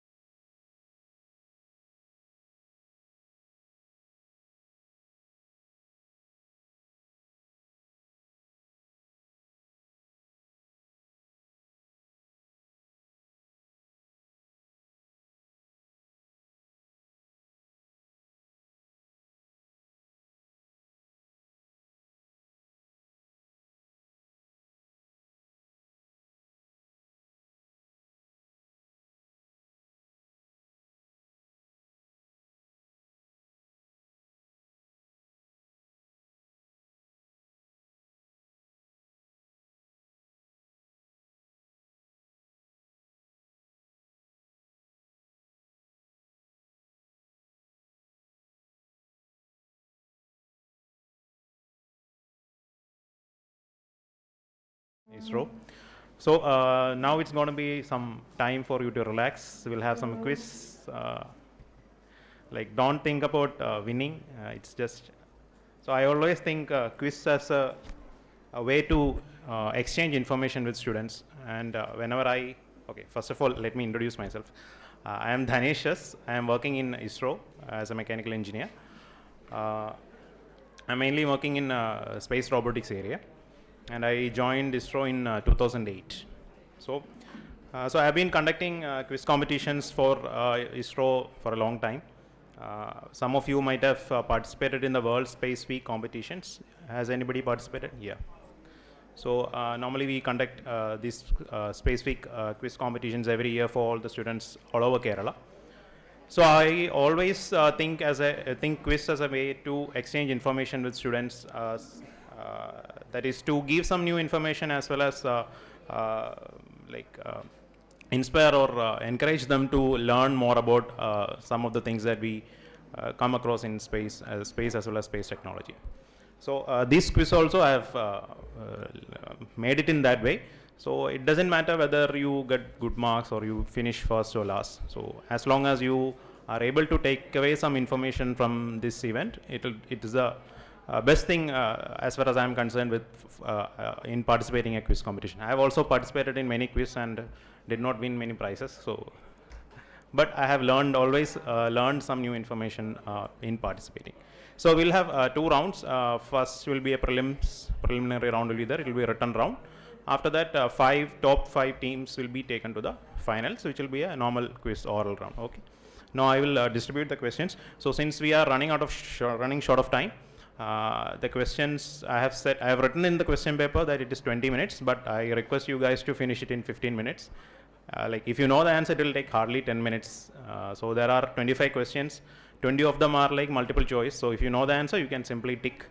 And other 5 questions are fill in the blanks. So for the fill in the blanks questions, you have to write the answers very clearly. If you are writing it in English, write it in capital letters so that it is easier to read. Okay.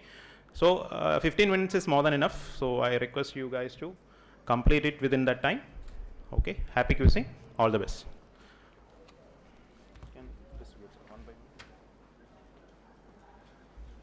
One question paper for one team.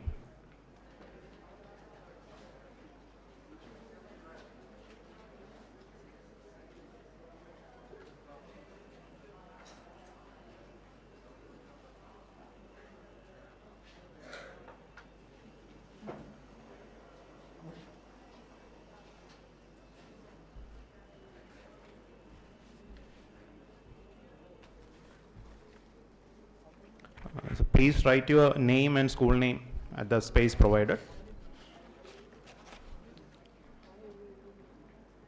So I am starting the clock. Thank you, sir.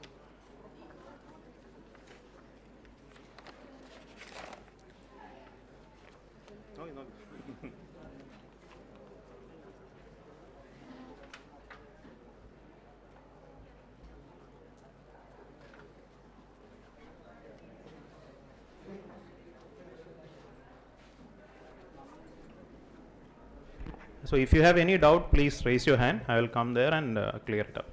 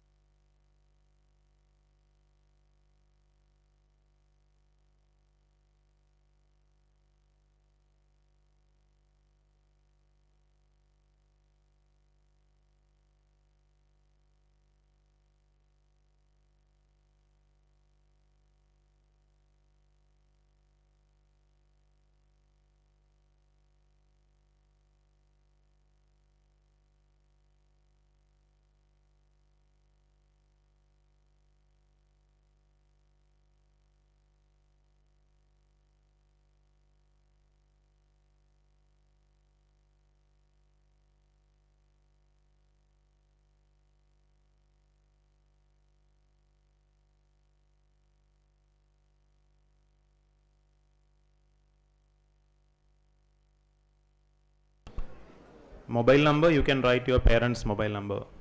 Okay.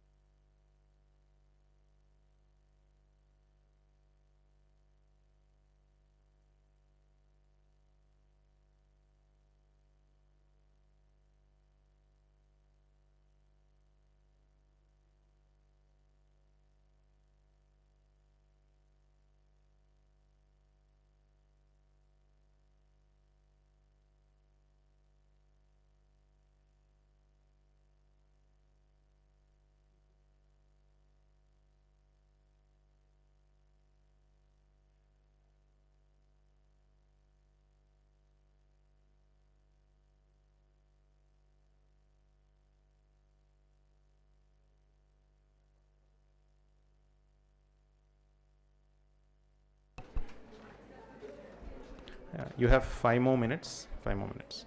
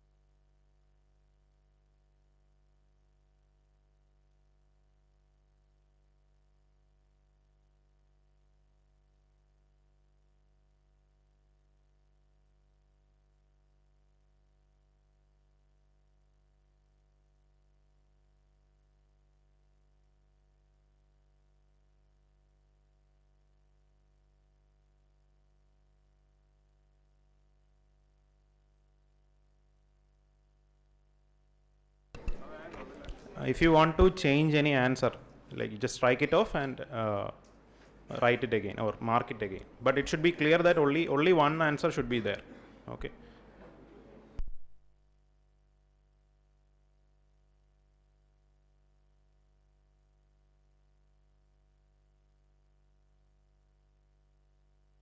So 1 more minute. If you haven't written your name, please write it.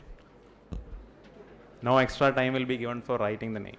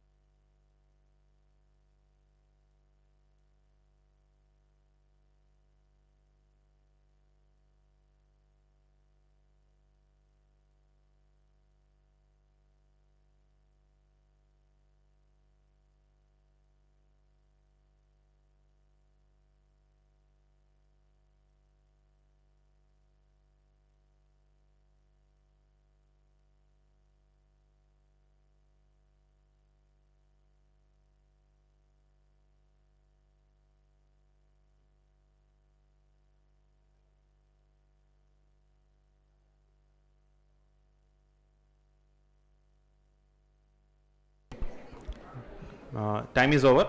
Please hand over the answer sheets.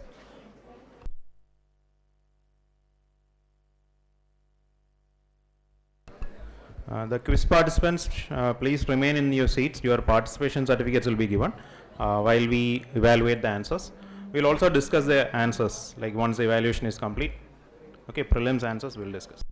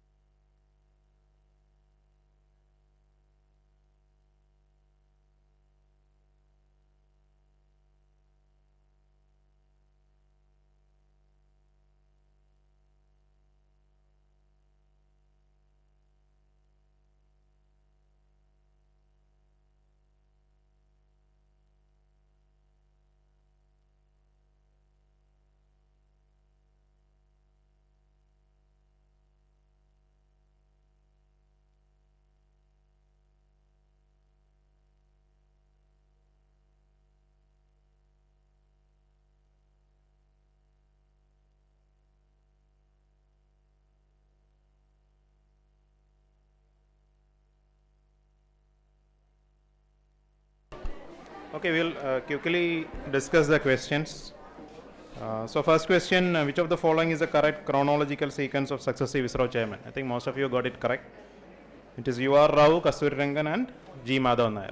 Okay. So which global navigation satellite constellation has the largest number of satellites? GPS, Beidou, GLONASS, Galileo. It is Beidou. Okay, Chinese Beidou constellation. Heaviest land satellite ever launched by ISRO was launched from, like several launch pads, launch ports or space ports are mentioned.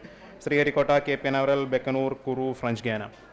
So which is the heaviest satellite launched by ISRO ever? Satellite. GSat-11. Yeah, where was it launched from? Kourou, French Guiana. Okay. So which among the following is the correct sequence of PSLE stages from first to fourth stage based on type of propulsion? Correct. Solid liquid. Name the half humanoid which is planned to be launched in the Gaganyaan mission. I think most of you have got it correct. I am very happy because I am working in that project. It is Vyomitra. Okay. Which of the following constellation is not visible from Arctic region? This will be something that is in the southern. No, Cassiopeia is visible. It is Crux. Question number 8. Distance from a celestial body within which a second body will disintegrate due to tidal force. No. Armstrong limit is something related to the atmosphere, like a certain height above which in the atmospheric pressure itself our blood will boil. Okay, that is Armstrong limit. That is why we cannot go higher without having any some sort of a suit kind of thing. Okay. So it is Roche limit.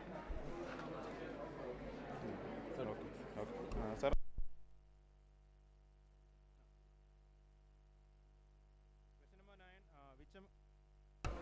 Which among the following is officially recognized dwarf planet in the Kuiper belt? Pluto, Haumea, Makemake, all of the above. All of the above, yes. Find the odd one out. Bellatrix, Agnicul, Skyroot, Pixel. Pixel, why Pixel? Okay, all the others are like making launch vehicles. So Pixel is into satellites. Okay. So find the odd one out.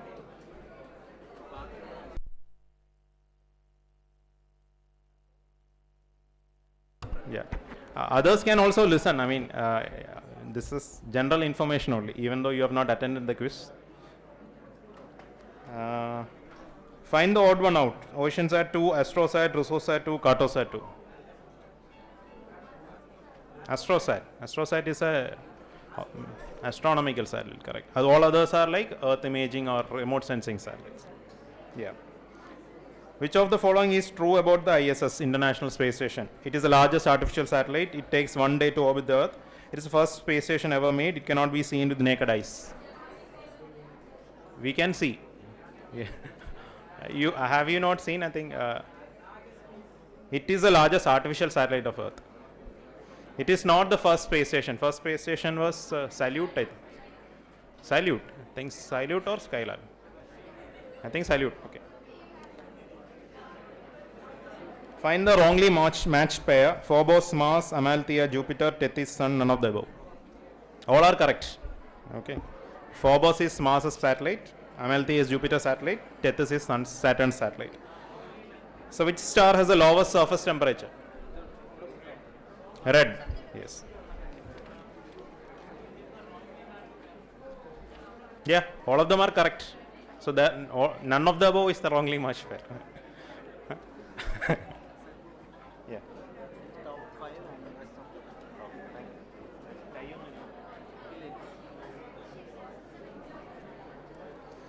Yeah. Excuse me.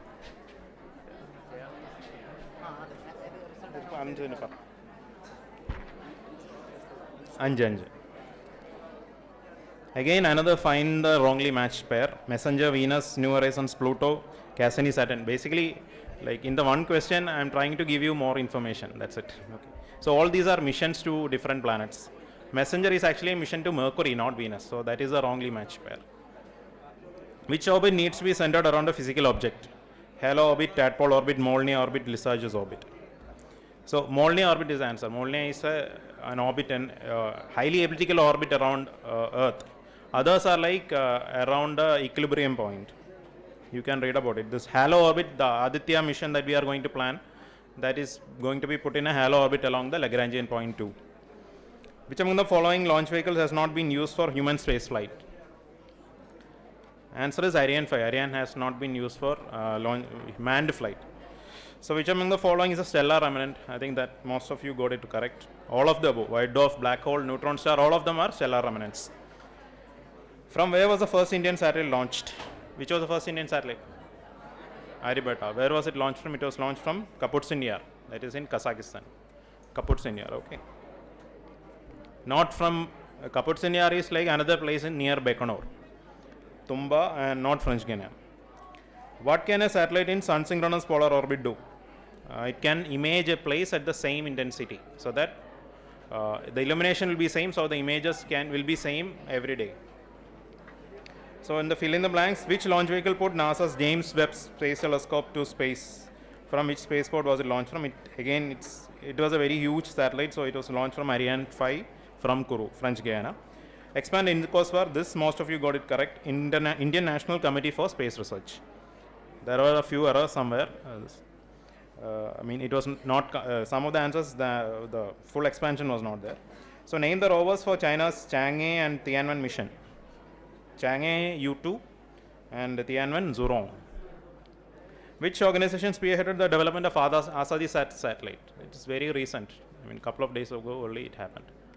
So who coordinated? It was made by 750 girls, students from 75 colleges all over India, but schools from all over India. But somebody had coordinated it. That is an organization called Space Kids India. Okay. Name the 5 largest natural satellites of the solar system. Europa is not there. Ganymede, Titan, Callisto, Io, and Moon. Okay, our own Moon. Europa comes after that. So, thank you. Now I will announce the top 5 teams. So we have Gautam Krishna K, Ramharan AV, Kendriya Vidyalaya, SAP Perurkada. Give them a big hand, please. Yeah. Aaron B. Matthew, Midun SS, Kreisnagar, Kavadiyar. Yeah. Gaurav U. Nair, Daniel Williams, KV Pattam, Shift 2, sorry. Advait SS, Jibin SR, Chinmaya Vidyalaya, Vadakad. Shreya Mahesh R, Aparna Udayan, Chinmaya Vidyalaya. Where are they? You get, okay, fine. So now we'll go to the finals. Yeah, okay. So that we'll do after the finals.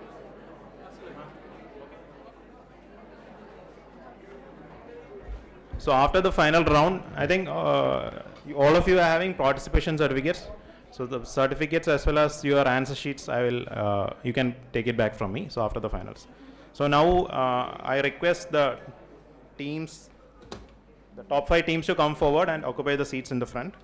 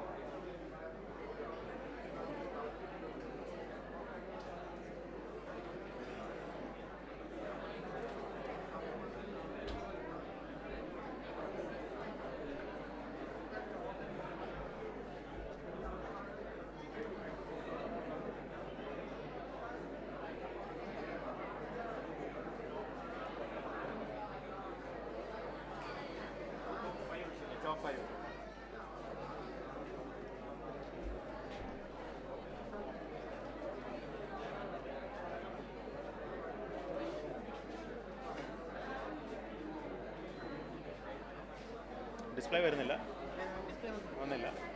പിന്നെ score not ചെയ്യാൻ രണ്ടുപേരും വേണം.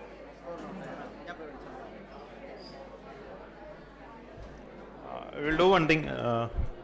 When I call your name, you guys can come forward and select something from. I'll tell you what to do. So Gautam Krishna, one of you can come. Yeah. If it is not, come this side. Select the number, one number, any number. A4. So you are teamy. You can sit here. Okay. Aaron B. Matthew. Yeah.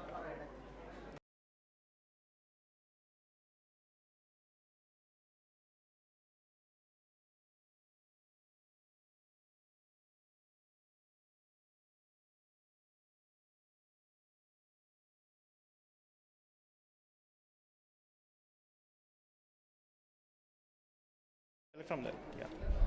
ഒരു number select ചെയ്തു.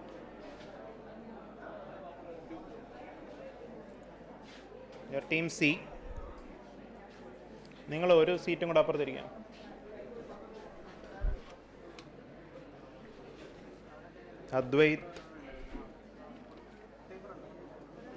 Advait and Jibin. Yeah. You can sit there. Fine. You can also sit there. Okay.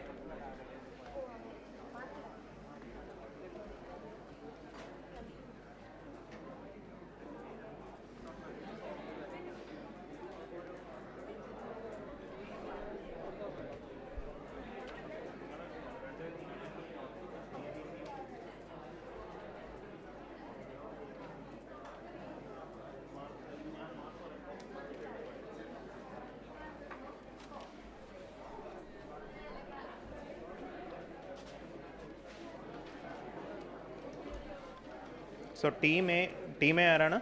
പേര് പറയാം.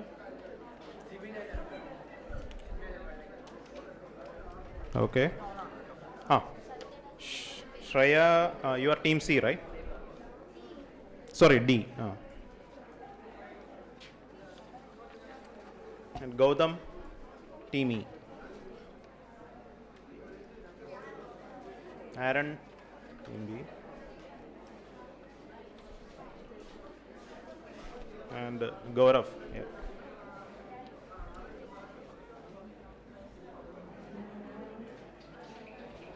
Just വെച്ചിരുന്നോ last നമ്മൾ.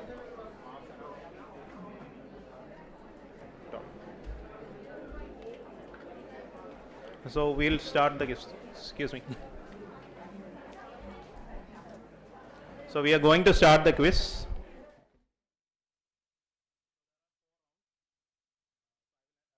The rules as and when that round comes.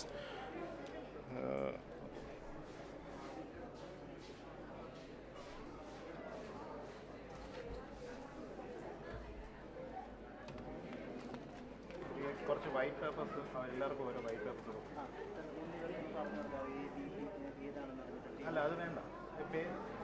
നിങ്ങൾ ABC മാത്രം mark ചെയ്താൽ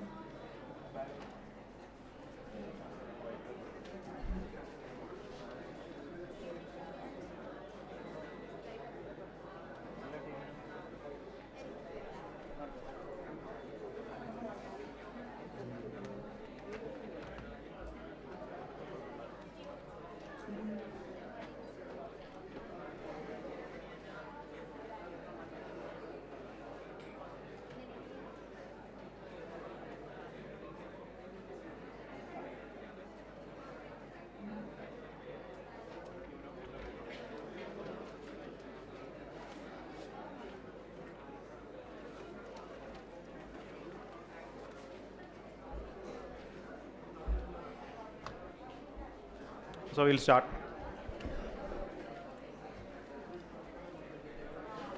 So we'll go to the first round. Audience, you can watch the quiz, please. You can watch the quiz, and if some answers you are knowing, you can tell. Okay.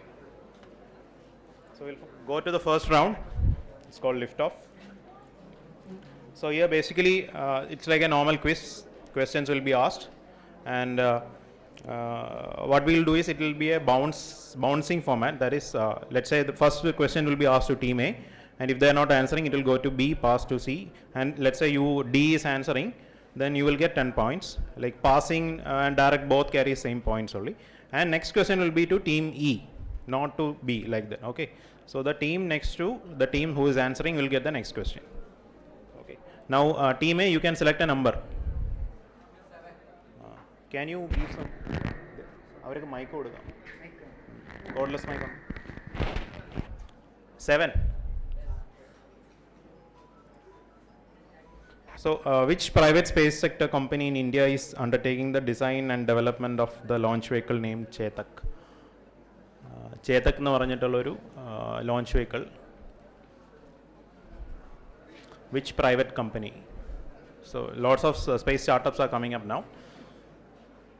Any idea?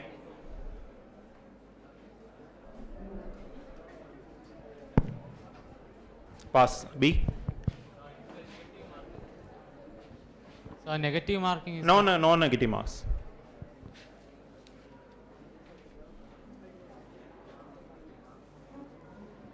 So You can sit down and answer. So Andrix. No. Andrix is not a private space company. Andrix is a wing of ISRO, I mean Department of Space. Any idea?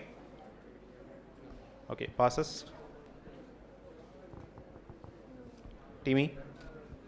Okay. Anyone in the audience? No? In the prelims this was there. It's Bellatrix Aerospace. Okay. So 5 points to, 10 points to Quizmaster. Okay. Next, team B, team B you can select a number. 4. So these bone carvings were found in a cave and they are about 30,000 years old.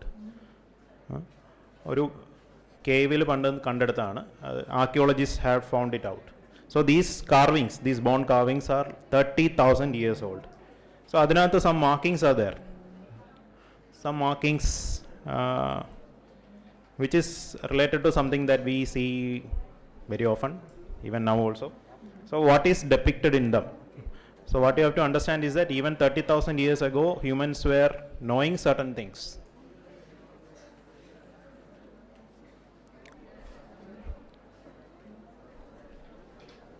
So constellations. Not constellations. Good guess. Question passed to Team C.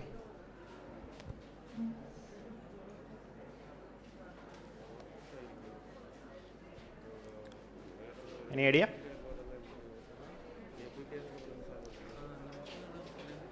Okay, we'll pass.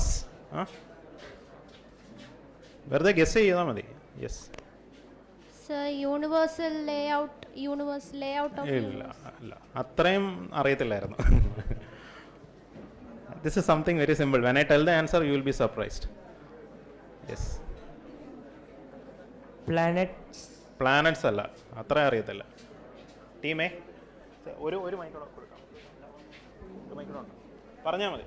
അറിയാമോ?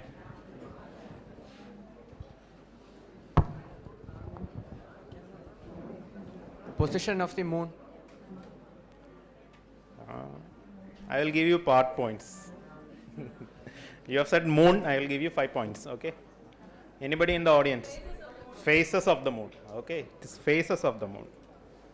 So 5 points to team A. Okay.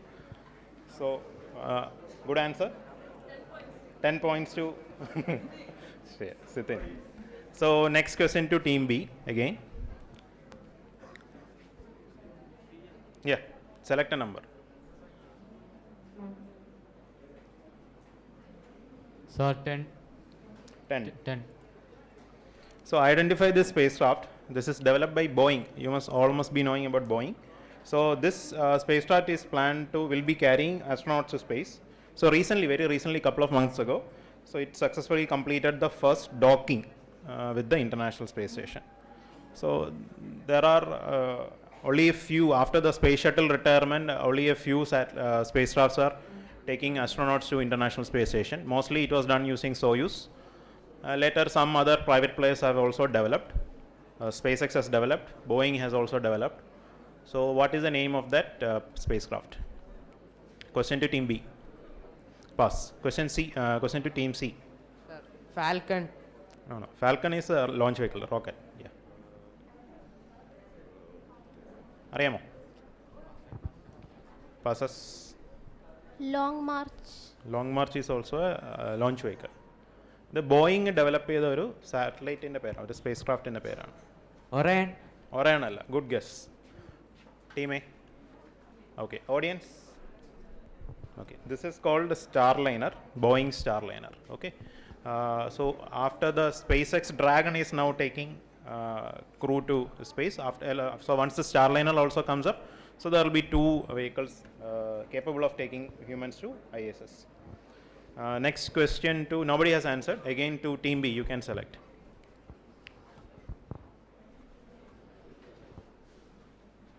Three.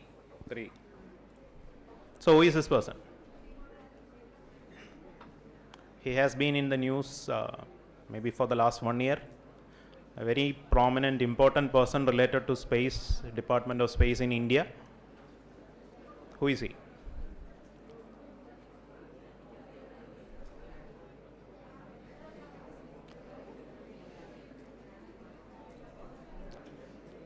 Okay, question passes. Sorry, we don't have much time. That's why I'm making you guys pass.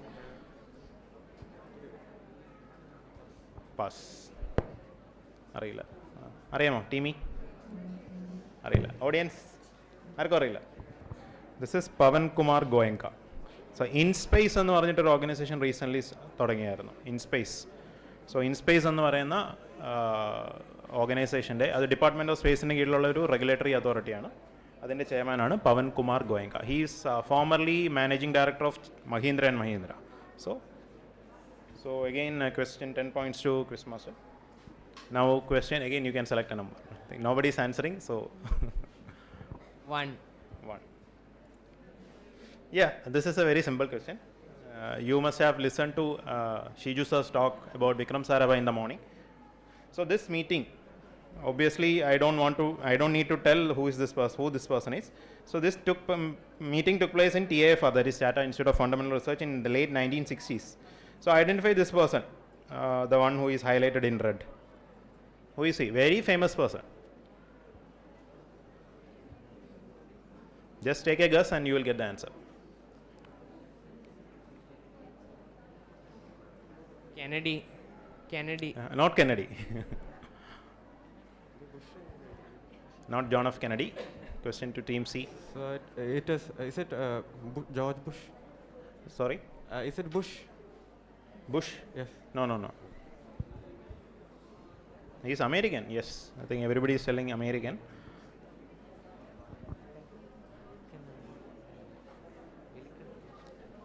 Guess it, Chumma guess it. Samshay. Milliken.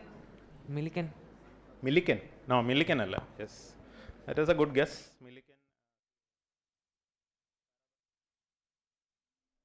PhD like help cheyadanu. Arilla. Audience. Arko arilla idarananu. Okay, I will show the answer. Okay. Okay, so after the moon landing, he had come to all of them had come to India. So then this meeting happened. Okay. So again, 10 easy points to Quiz Master. You can select it. 2. So which is the only comet named after an Indian? If a comet is to be named after an Indian, he is someone that important related to comet as well as astronomy in India. He is the first word in astronomy in India. A very famous person. Aryabhatta. No, not that old. Okay. Next question passes to team C.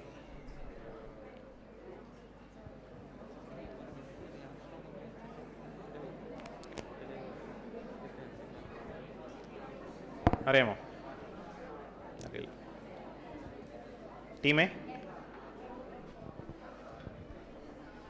Ariyala. Audience. An observatory is named after him. Correct. Venu Bapu. Very good answer. So this is Bapu comet. Dr. Venubab. Very good answer.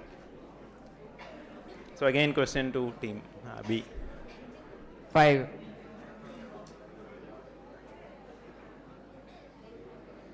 Okay. So Vikram Sarabhai was doing his PhD at Cambridge when the Second World War broke out. And that time he was in India. Actually, he was holidaying in India. Then he wanted to complete his PhD, and he was allowed to continue his research in Indian Institute of Science, that is in Bangalore, on one condition. A particular person should be his doctoral advisor in India. Okay, a particular person in India should be his guide in India. So who was this distinguished person? Very simple question. Homi Jahangir Baba. Not Homi Baba. They were contemporaries almost. Okay. C.V. Raman. Correct, C.V. Raman. 10 points to Team C. Very good. 10 points to Team C. Next, Team D ki select kiya. 6. Okay, this is a short video you can watch. So normally we know how rockets are launched. There will be some propulsion device will be there, and big fire, all those things will be there. But there is a company who is planning to launch satellite using this technology. So basically the rocket will be spun like this at very high speed and then thrown like a catapult. So I want the name of this company. So they are working on this, and I think some demonstrations has been carried out. So what is the name of this company who is planning to launch satellites using this technology, this spinning technology? Sir, Audience, please. SpaceX. Not Sir, SpaceX, not SpaceX, sorry. SpaceX are using like normal propulsion devices only. Question to Team E. Blue Origin. Not Blue Origin. Team A.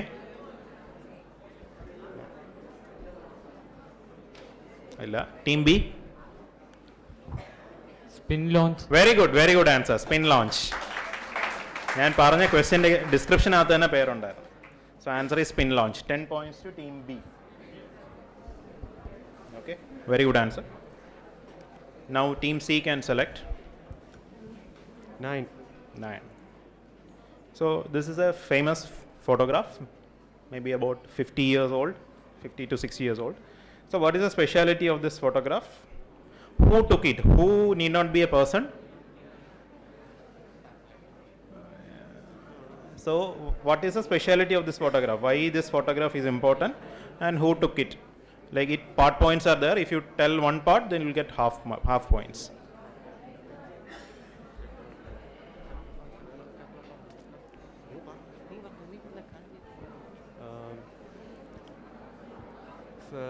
Kepler. അല്ലല്ല. Question to Team C. നമുക്ക് guess ചെയ്യാവുന്ന കാര്യമാണ്. കണ്ടിട്ട് എന്ത് തോന്നുന്നു? Chandrayaan 1. 50 to 60 years old ആണ് photo. Okay, 1960s എടുത്തത്.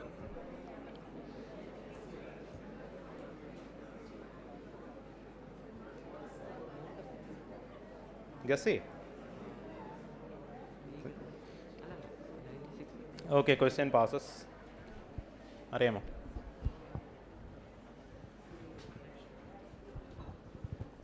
NASA. ഇത് എന്തിൻ്റെ ഫോട്ടോ ആണ്? ആരാണ് എടുത്തത്? Moon. മൂണിൻ്റെ ഫോട്ടോയ്ക്ക് എന്താണ് എത്ര പ്രത്യേകത? എക്സ്പ്ലോറേഷൻ്റെ ഭാഗം. Okay,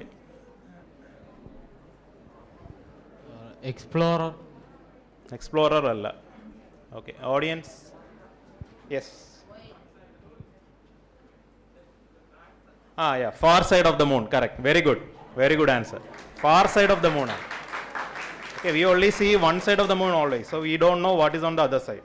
So this is the first image taken by Luna 3, which has taken the far side of the moon. Very good answer. So now you guys, Team C, question number 8.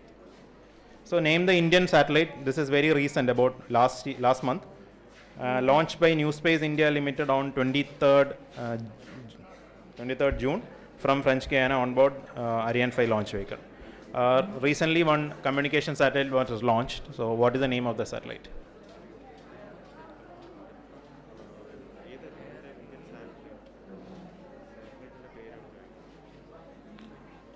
Okay. Any idea?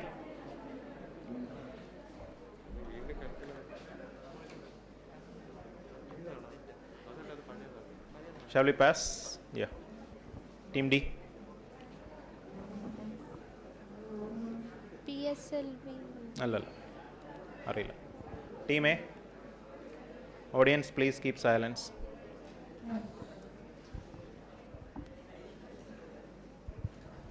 SSLV. SLV launch vehicle ആണ്. Team B. ഒരു answer. Team B അറിയാമോ? Apple. നമ്മുടെ satellite ആണ്. Audience അറിയാമോ? Okay, this is GSAT 24. Okay. So with that we have come to the end of this round. Marks we will see after the next round. So we will go to level 2. Level 2 is like level 1 only, but we will go the other way. From E to A we will go. Okay. So now first questions to team E to select a number. Again same rules, 10 points to correct answer. 7. 7. Okay, this is somewhat difficult. So basically this shows image of something, something related to our universe, and the image you can see that this is a very blurred image, this is slightly clearer, this is slightly clearer. So there was a satellite launched in this period that took this image, a better satellite launched took this image, and later this was taken. Okay, so any idea like what is being measured? This is something related to Big Bang. Related to Big Bang. Okay, so some you must understand that any satellite that we are launching, it will be measuring an electromagnetic radiation, some sort of electromagnetic radiation. Okay, as the information coming from the distance, like if it is far in the past, the wavelength will come down. So closer things we will be seeing in visible light, later it will go to infrared, and like that it will go. So this is some measurement like that. So it is having a very specific name, so I am looking for that name. Any idea? No. Team D. Variation in the orbit. Not variation in the orbit. UV radiation. UV radiation. Not UV radiation. Infrared. Not infrared. Okay, now we will see electromagnetic radiation, what are the things. Yeah. Amount of sea level. No. Audience. Yes, who said that? Yes, very good. This is cosmic microwave background radiation, or CMBR. Okay, the spacecraft are Kobe, WMAP and Planck. That is nearer to the like closer to the Big Bang, the frequencies, the wavelengths will be very high. So recently launched this JWS, that James Webb Telescope, is measuring in infrared. So that is not as close to the Big Bang as we need. But if you want to go closer to the Big Bang, it will be in radio waves, microwaves and all. So this is microwave background radiation. So very good answer. Next, yeah. 1. Earlier you only selected, no? Nobody has answered, right? You yourself can select. Team E should select. 1. So this is a tombstone. That is the funeral place where the tombstone will be there, no? So some very famous person, I mean all of you know him, he is buried here, and his tombstone, this is written. This is a famous equation for which he is famous for. So here lies what was mortal remains of, and something is shown here. This is also something that we relate to him, some space, cosmological phenomena or object that we are always familiar, associated with him. So who is this famous person? This is a particular form of a particular radiation which is named after him. Very famous person. He passed away very recently. Stephen Hawking. Very good. Stephen Hawking. This is Stephen Hawking. That is a equation for the Hawking radiation. So 10 points to Team E. Audience, please. Yeah. Now question to team D. Please select a number. 4. 4. Okay, this is also a long question, but it's a very simple question. If you can think, you can answer. So this is a device. This was patented in 1965, and it is named after the person who invented it. Okay, and it was used in Apollo mission, and later Russians and Chinese also used it in their space program. So this is something that will work in space, and this is marketed for space application. It uses pressurized nitrogen to force liquid out. Some liquid we need to come out of some container. So this uses nitrogen to force it out. But traditionally what we use in ground or space, on Earth, uses gravity. So in space it is weightless, zero gravity is there. So we won't be getting the help of gravity to do this. So what is this device? You just need to tell what it is used for. I am asking for the product or name or company, but if you can guess what the product is, what does it do, then I'll give you points. Exploring moon. This is something very simple.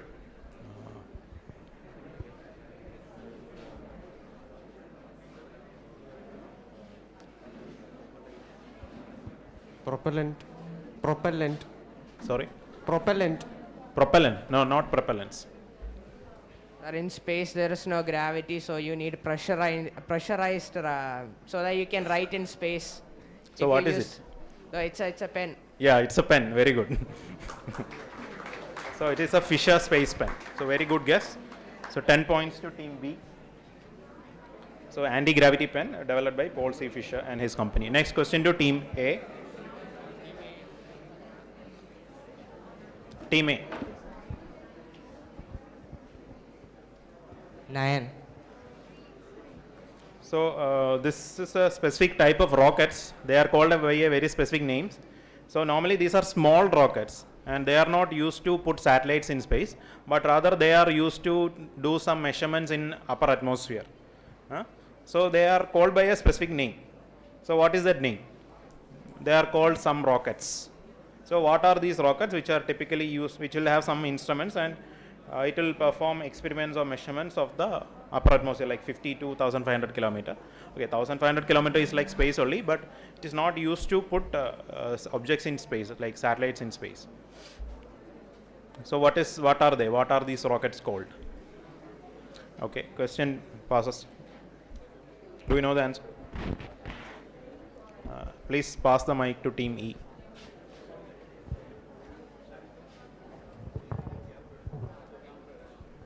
Sounding rockets. Very good, sounding rockets. 10 points to team E. 10 points. Team E. Very good guess. Question now, team D. 3. So the first image of a black hole was released by an international collaboration of scientists in April 2019. So the image was made possible by merging 8 ground-based radio telescopes into a planet-sized virtual telescope. So this was very famous in 2019. Black hole, we have always heard of black hole, but we don't know what does it look like. So an image of a black hole was taken in 2019. So it was not taken using a space telescope, but ground. On Earth, several telescopes were there, and they were combined to produce this image. So what is the name of the project which took this image? Okay, question. Okay, team D doesn't know. Team C? Project Black Hole. Project Black Hole. Not Project Black Hole. Team B? M87. M87 is a, I think, black hole, right? Yes. Messier 87. No, this is a particular object. Project that was used to take that image. I think Messier 87's image was taken. Yeah. Okay. Team, do you know the answer? No. Audience? Event Horizon Telescope. Very good. So this is Event Horizon Telescope. Question again to team D. 2. So which spacefarer who died in a fighter plane's crash in 1968 has a launch pad named after him and a statue in his honor in Trivandrum? Sadish Dhawan. No, not Sadish Dhawan. Think and answer. He has gone to space, and he's a fighter. He died in a fighter plane crash. Who is this famous person? Yes, team C.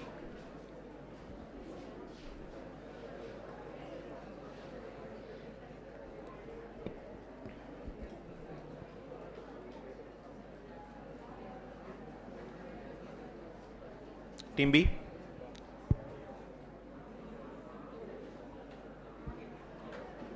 It is not in the planetarium. The statue is not in this planetarium. It is in Bakery Junction. Okay, question was to team A. Ariyamo? Illa. Team E. Yuri Gagarin, very good. This is Yuri Gagarin. This is a, I think, Gorky Bhavan. Yeah, this is a Russian Cultural Center. There, this statue is there. So again, 10 points to team E. Team D. Team D. Please select a number. 10. 10. So on September 26, 1983, there was this Soyuz vehicle was there, and it got it was engulfed in flames in the launch pad. There was some accident and it was burning. So because this was a manned mission, there are people inside. Astronauts were inside the launch vehicle, but they survived. Even with this accident, they survived. Like, how did they survive? This was a launch pad. On the rocket was there. On top of the rocket, the spacecraft was there. People were sitting inside, and the total launch vehicle got some accident was there, and everything was in flames. But still, they escaped. So, how did they survive? How did the crew survive the accident? Okay. Question passes to team C. This is one basic requirement for all manned mission. Some system should be there to help the crew so that they can survive. Fire extinguishing system. Not fire extinguishers. Must be some really big fire extinguishers. A very good guess, but team B.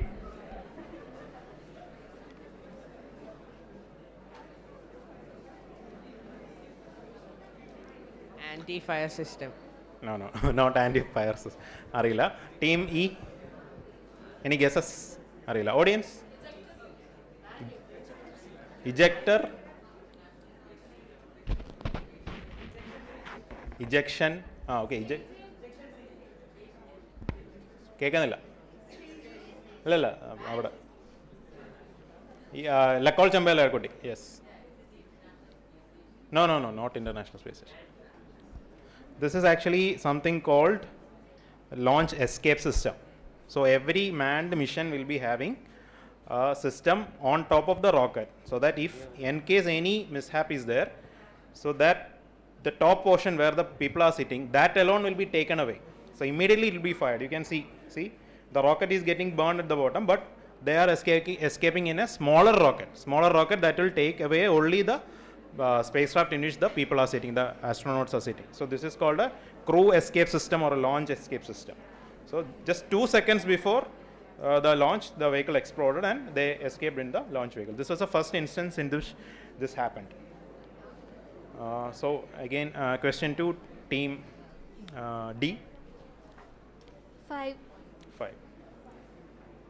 Okay.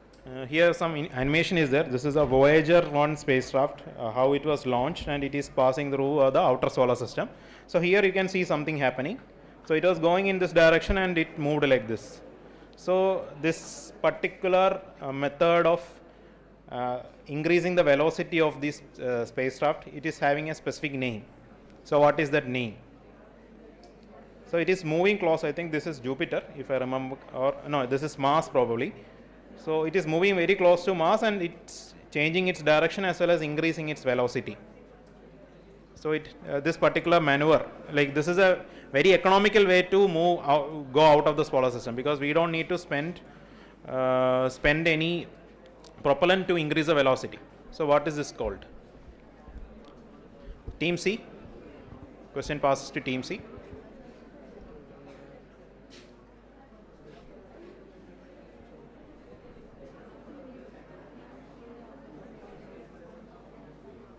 Arila.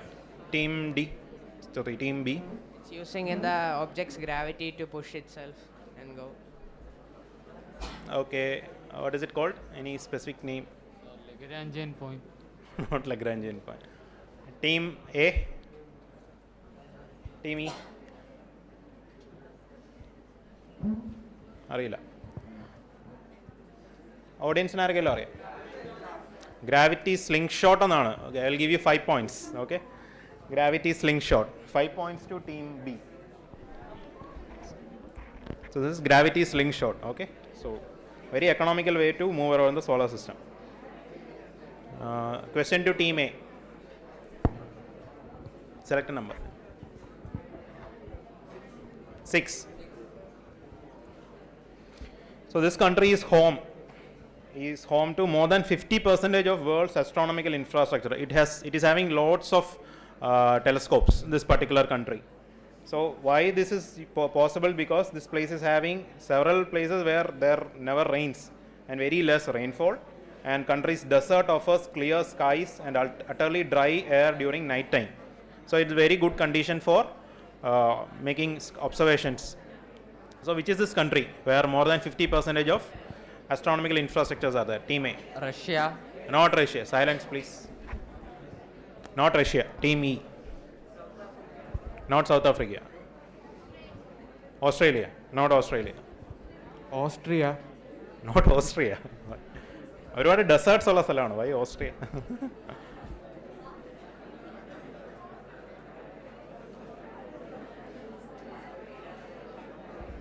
Africa. Africa country ആണോ? ഏതെങ്കിലും ഒരു കൺട്രിയുടെ പേര് പറ. Audience, okay, we'll pass. Not Egypt. Chile. Who said Chile? Yes, Chile is the answer. Okay. So last question again to who? Yeah, you. So stars near the ecliptic. This is something related to some mythology. Okay, Hindu mythology. അതായത് എക്ലിപ്റ്റിക്കിന് near ഉള്ള സ്റ്റാർസിനെ moon occult ചെയ്യും. Occult ചെയ്യുക എന്ന് പറഞ്ഞാൽ it will like pass in front of it and we won't be able to see the stars. So ഈ metonic cycle എന്നുള്ള ഞാൻ ക്വസ്റ്റനിലുണ്ടായിരുന്നു. So it is like 19 years in which the phases of the moon repeats. Okay, that is called metonic cycle. So there is a star, this Aldebaran. It is in the Taurus constellation. Taurus constellation Aldebaran എന്ന star, it undergo a cluster of occultations in a short period. അതായത് ചെറിയ ഡ്യൂറേഷനിൽ ഒരുപാട് ഒക്കൾട്ടേഷൻസ് ഈ ആൽഡബറാൻ എന്ന് പറഞ്ഞ സ്റ്റാറിനെ moon ചെയ്യും. അതിൻ്റെ ഫ്രണ്ടിലൂടെ ഒരുപാട് പ്രാവശ്യം പാസ് ചെയ്യും. So what Hindu mythological stories associated with this? നമ്മൾ കേട്ടിട്ടോ പല സ്റ്റോറിയുടെയും പറയൽ ഇങ്ങനെ എന്തെങ്കിലും ഒരു some phenomena will be there. അത് എളുപ്പം മനസ്സിലാക്കുന്നതിന് വേണ്ടിയാണ് ഈ സ്റ്റോറിയൊക്കെ പറഞ്ഞു തരുന്നത്. So what is this mythological story? മൂന്ന് ചന്ദ്രനുമായി റിലേറ്റഡ് ഒരു സ്റ്റോറി ഉണ്ട്. ഈ ആൽഡബറാന് ഇത്രയും ഒക്കൾട്ട് ചെയ്യുന്നത്, അതിൻ്റെ ഫ്രണ്ടിലൂടെ ഇങ്ങനെ അടുത്ത് പോയി ഫ്രണ്ടിലൂടെ പാസ് ചെയ്യുന്നതിന് പിന്നിലൊരു കഥയുണ്ട്. ആ കഥ എന്താണെന്നാണ് ചോദ്യം.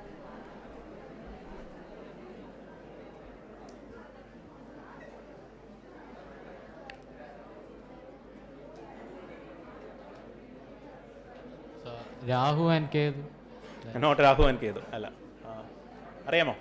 ഇല്ല, അറിയില്ല. ടീം ഡി അറിയില്ല. ടീം സി അറിയില്ല. ഓഡിയൻസിന് ആർക്കെങ്കിലും അറിയാം?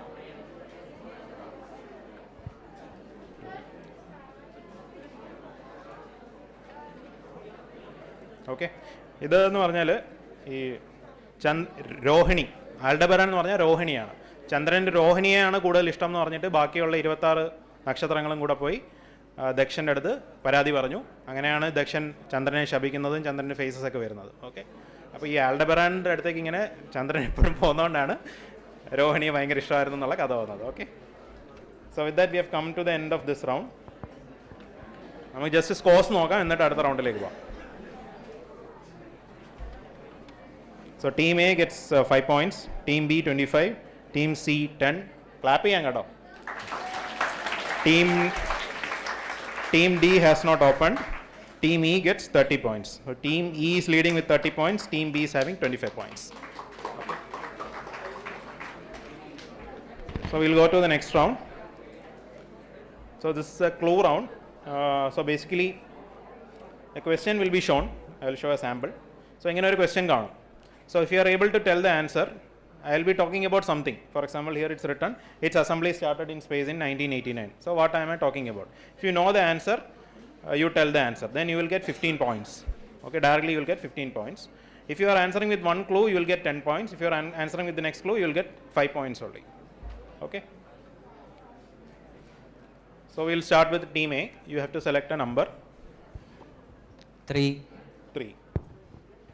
So he was an Indian mathematician and astronomer who lived in the 12th century. 12ാം നൂറ്റാണ്ടിൽ ജീവിച്ചിരുന്നു. His father Maheshwara was an astrologer who taught him mathematics. So there is some relation with space.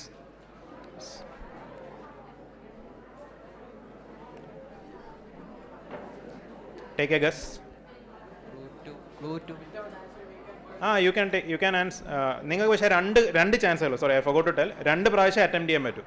If you are attending now, then you can attempt once again. ഒരു വട്ടം കൂടെ attempt ചെയ്യാം. പിന്നെ third clue വന്നിട്ട് നിങ്ങൾക്ക് attempt ചെയ്യാൻ പറ്റത്തില്ല. I mean second clue വന്നിട്ട്. സോ ഇപ്പോൾ വേണമെങ്കിൽ അറ്റംപ്റ്റ് ചെയ്യാം. തെറ്റാണെങ്കിൽ അടുത്തതിൽ പോവാം. ക്ലൂ എടുക്കാൻ പറ്റും. ആര്യഭട്ട അല്ല. അടുത്ത ക്ലൂവിലേക്ക് പോവാം. So his main work, Siddhanta Shiromani, deals with arithmetic, algebra, mathematics of planets and spheres. അടുത്ത ക്ലൂവിലേക്ക് പോവാം. ഇപ്പോൾ 5 പോയിന്റ്സിനാണ് എഴുതുന്നത്. And Indian satellite is named after him. Question pass ഇല്ല കേട്ടോ, ഇത് ഡയറക്റ്റ് ക്വസ്റ്റ്യൻസ് ആണ്. ആര്യഭട്ട അല്ലെങ്കിൽ പിന്നെ ആരാ? Audience please. ഓഡിയൻസിന് സംസാരിക്കാതിരിക്കാനാണ് പറഞ്ഞത്. ഓക്കെ, അത് കുഴപ്പമില്ല, നിങ്ങൾ പറഞ്ഞില്ലല്ലോ ഇത്ര നേരമായിട്ട്. Okay, fine. So Bhaskar is the answer. So next question to team B. So 5. 5. Yes. So this I am talking about a constellation. It is the second largest constellation in the sky after Hydra. Hydra is the largest constellation. It can be easily found through its brightest star Spica. So ഈ constellation second largest ആണ്. അതിൻ്റെ main star brightest star സ്പൈക്കയാണ്. അറിയാമോ? Audience answer വിളിച്ച് പറയരുത്. നിങ്ങൾ പറയുന്ന പല ആൻസറും കേൾക്കുന്നുണ്ട്, അതുകൊണ്ടാണ് പറഞ്ഞത്. പ്ലീസ്, നിങ്ങൾക്ക് അവസരം തരുമ്പോൾ നിങ്ങൾ പറയാം. അർസ മേജർ അല്ല. Will go to first clue. 10 points ആണ്. ഇതിന് ആൻസർ പറഞ്ഞ് തെറ്റുവാണെങ്കിൽ നിങ്ങൾക്ക് അടുത്തതിലേക്ക് ചാൻസ് കിട്ടത്തില്ല. Okay. So it is the largest constellation in the സോഡിയാക്കിൽ 12 സോഡിയാക്സിൽ ഏറ്റവും വലുതാണ് ഇത്. Pass. Last clue. It is the 6th constellation in the zodiac. സോഡിയാക്കിൽ 6th കോൺസ്റ്റലേഷൻ ഏതാണെങ്കിൽ ഉത്തരവാറ്.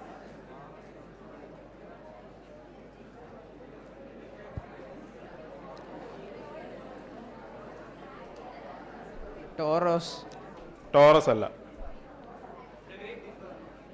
ഗ്രേറ്റ് ഡിപ്പർ അല്ല. ഗ്രേറ്റ് ഡിപ്പർ സോഡിയാക്കിലില്ലല്ലോ. ദ ആൻസർ വിർഗോ ആണ്. Virgo. Okay. So team C select ചെയ്യാം. 4. സോ മാർക്ക് ട്വെയിൻ്റെ ഒരു കോട്ട് വെച്ചാണ് നമ്മൾ സ്റ്റാർട്ട് ചെയ്യുന്നത്. I came in with it in 1835. It is coming again in 1910. And I expect to go out with it. It will be the greatest disappointment of my life if I don't go out with it. 1835 I came along with it, and it is coming again in 1910, and I expect to go out with it. So Mark Twain was born in around 1835, and he want to die in 1910. Why? 15 points in dollar question. അറിയാമോ?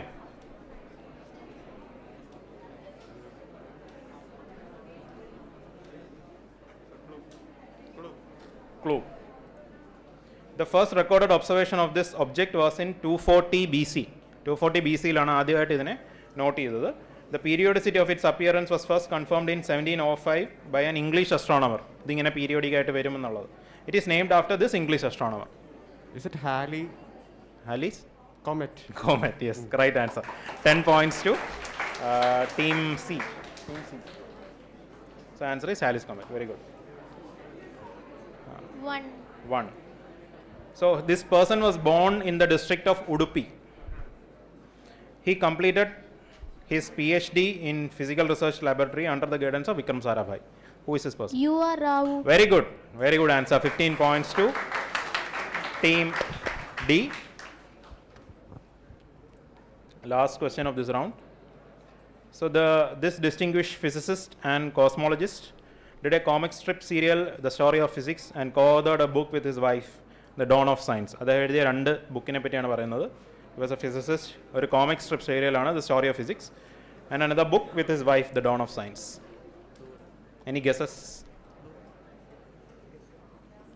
ഒരു guess ചെയ്യുന്ന guess ചെയ്തു. 15 points കിട്ടുമെങ്കിൽ guess ചെയ്യും. 2 പ്രാവശ്യം attempt ചെയ്യാൻ പറ്റും.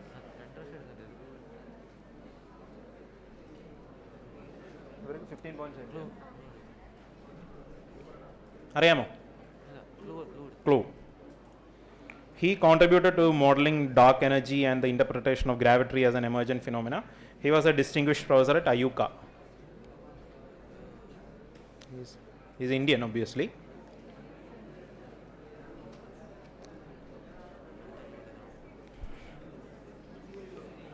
അറിയാമോ? അടുത്ത ക്ലൂവിൽ പോട്ടെ. He completed his BSc and MSc from University of Kerala in Trivandrum in 1979. Audience സംസാരിക്കരുത് please.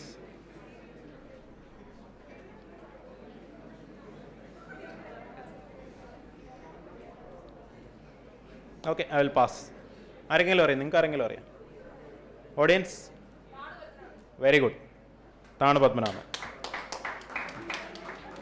So with that we have come to the end of this round. Okay. So അടുത്ത last round ആണ്. ഇതൊരു okay connect എന്ന് പറഞ്ഞൊരു റൗണ്ടാണ്. So I was planning to conduct it as a return thing, but we will conduct it like the same way only. We will start from team E. What we will do is the questions will not be passed because connect എന്ന് പറയുമ്പോഴത്തേക്കിന് some guesses will be there. അപ്പം next ടീമിന് എപ്പോഴും ഒരു advantage ആണ്. അതുകൊണ്ട് pass ചെയ്യത്തില്ല, direct questions ആണ്. If you are answering 10 points, ഇല്ലെങ്കിൽ ഓഡിയൻസിന് പാസ് ചെയ്യും. Okay, so now you basically what is there, like some pictures will be there, 3 or 4 images will be there. You have to find the connection between them. Like identifying the picture will not give you any points. You have to find some connection.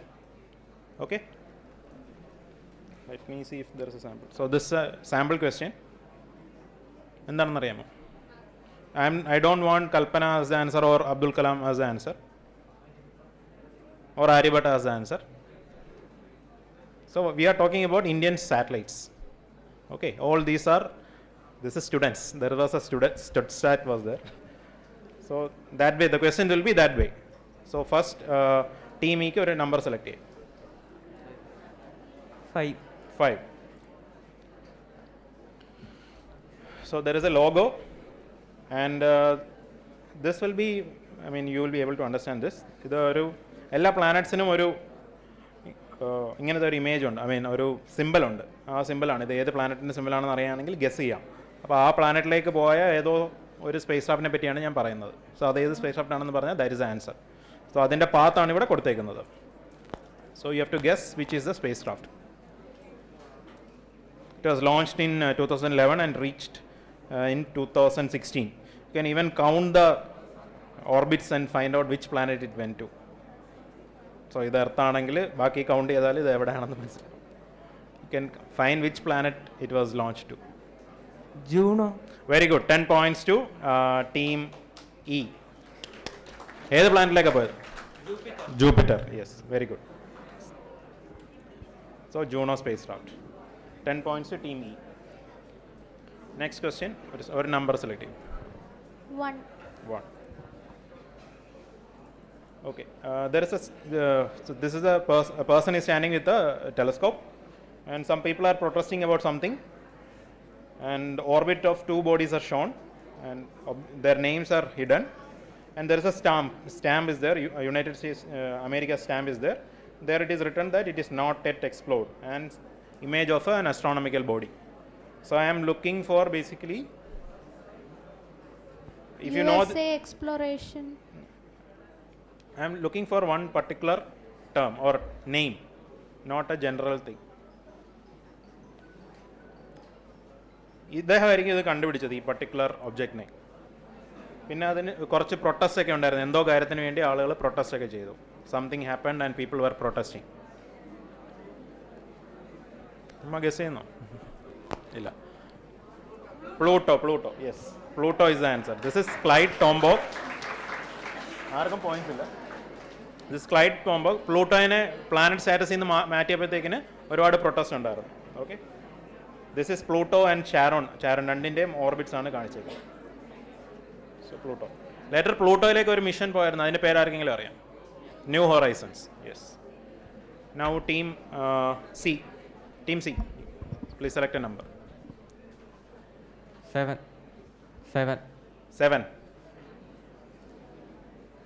Okay.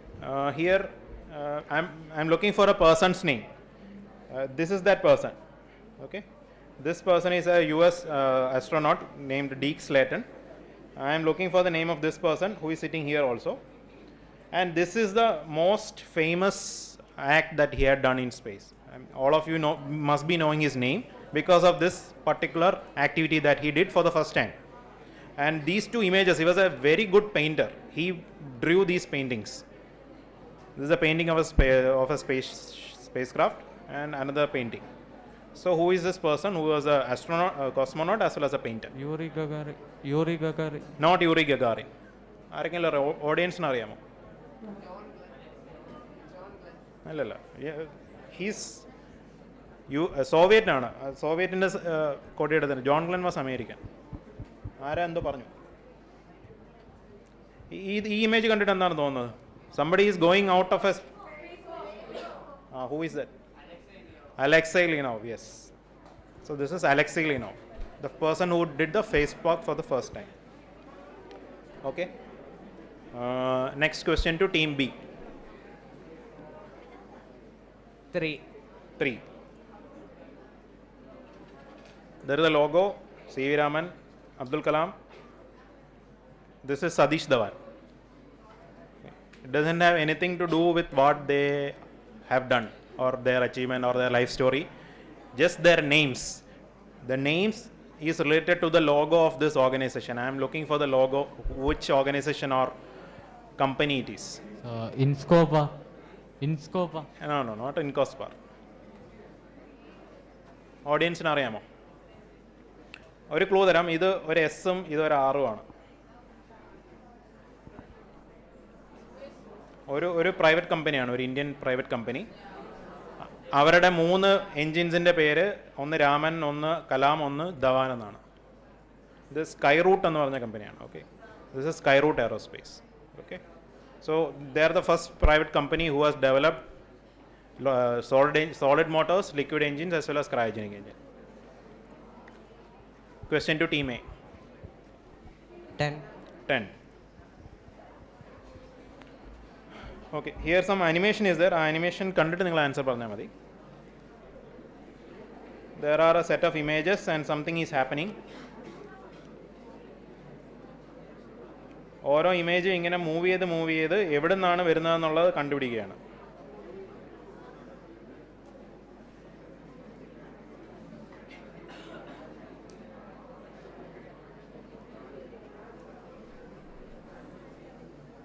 അതിനെല്ലാം correct പ്ലേസിൽ കൊണ്ടുവെക്കുന്നതാണ് ഇപ്പോൾ കാണിക്കുന്നത്.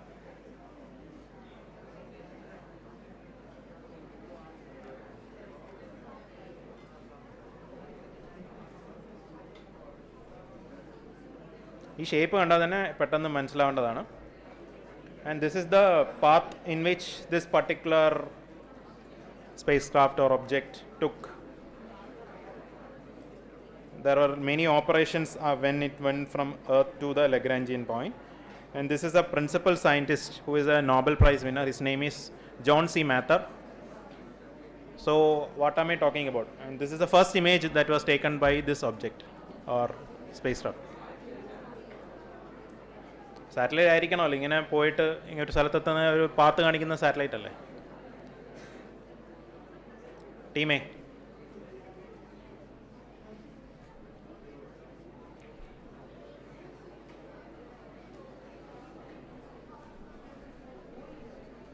അറിയാമോ? ഇല്ല. Audience? എല്ലാവർക്കും അറിയാം. James Webb space telescope. Very good. ഈ 18 ആ ഷേപ്പ് ഹെക്സഗണൽ ഷേപ്പ് കണ്ടാൽ തന്നെ നമുക്ക് മനസ്സിലാവും. So this is James Webb space telescope. This is the wide field James Webb space ടെലസ്കോപ്പിൻ്റെ വൈഡ് ഫീൽഡ് ഇമേജ് റീസെൻ്റ്ലി അവർ ചെയ്തതാണ്.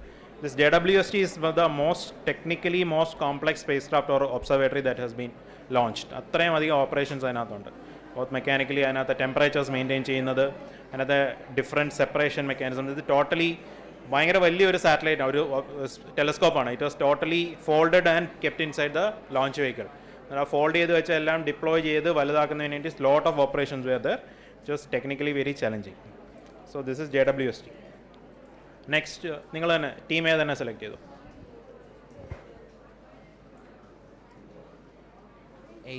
8.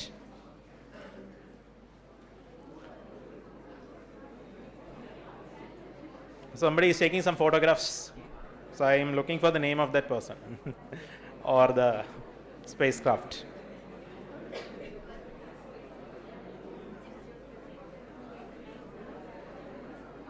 ആരുടെ ഇമേജ് എടുക്കുന്നത് മനസ്സിലായല്ലോ. It has also taken images of the great red spot.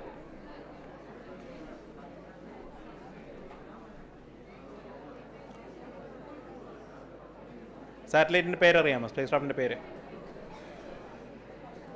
അറിയില്ല. ഓഡിയൻസ് നോട്ട് വോയേജർ, കസീനിയാണ്. Yes, this is Cassini spacecraft. Okay,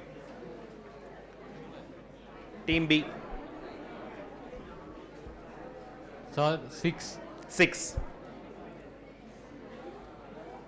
So there are logos of several universities, organizations. This is Punjab University. This is Minnesota, University of Minnesota, then Caltech. And so I'm thinking of a person who has studied in these institutions, and he has held some position in these institutions, in CSIR, Indian Institute of Science, ISRO.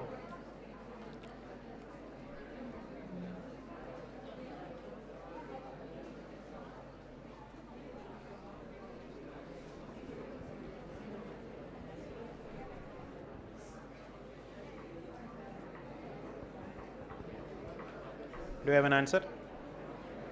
അറിയാമോ? പറഞ്ഞു, ഒരെണ്ണം പറ. Keshavan. No, not Keshavan. അത് നല്ല ഗസ്സായിരുന്നു കേട്ടോ. Yes, CSIR-ആയിട്ട് connection ഇല്ല, കാൽടെക് ഒന്നുമായിട്ടും connection ഇല്ല. Okay, ഓഡിയൻസിന് അറിയാം, ആർക്കെങ്കിലും അറിയാമോ? അല്ലല്ല, ദിസ് ഇസ് സതീഷ് ധവാൻ. സതീഷ് ധവാൻ പഠിച്ചത് ഇവിടെയൊക്കെയാണ്. So he was held some position. He was director of IAC also. Okay, so this is Professor Sadish Dhawan, was the third chairman of ISRO. Team C. 2. Okay, ഇത് ഒരു abstract ആണ്. ഇതിൽ കാണിച്ചേക്കുന്ന എന്താണെന്ന് മനസ്സിലാക്കിയിട്ട് അതിൻ്റെ പേരിൽ നിന്നും ഒരു കണക്ഷൻ ഉണ്ടാക്കിയെടുക്കണം. ഇത് ആരാ? ഇതൊരു റോമൻ ഗോഡാണ്. ഹു വാസ് എ റോമൻ ആണോ ഗ്രീക്ക് ആണോ എന്നറിയില്ല. Okay, he was holding, who has the weight of the earth on his shoulders. പിന്നെ ഇതൊക്കെ എന്താണെന്ന് അറിയാമല്ലോ. ഇത് സാറ്റേൺ ഒബ്വിയസ്ലി. ഇത് മാത്തമാറ്റിക്കലി ഇതെന്താണ്? സോ ആ പേരുകൾ വെച്ച് ഒരു കണക്ഷൻ ഉണ്ടാക്കണം.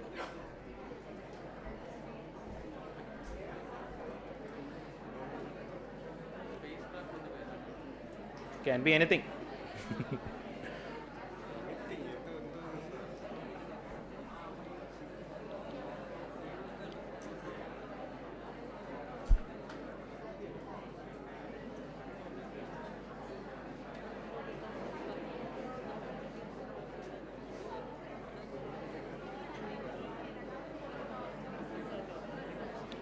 ഒളിമ്പ്യൻ. അല്ലല്ല, ആരെങ്കിലും ഓഡിയൻസിന് അറിയാമോ? അത് ഒരെണ്ണമല്ലേ ഉള്ളൂ, ഫാൽക്കൺ. ബാക്കി കണക്ഷൻ എന്താ? ഇത് അറ്റ്ലസ് ആണ്, ഇത് ഡെൽറ്റ, ഇത് ഫാൽക്കൺ, ഇത് സാറ്റേൺ. ഇത് രണ്ടും എന്താ? ഇലക്ട്രോണും proton. So what are they? Like electron, proton, Delta, Atlas, Falcon, Saturn, ഇതെല്ലാം ലോഞ്ച് വെഹിക്കിൾസ് ആണ്. So that is answer. Okay, അതിനെ പറഞ്ഞാൽ അബ്സ്ട്രാക്റ്റ് ആണെന്ന്. Okay, Team D.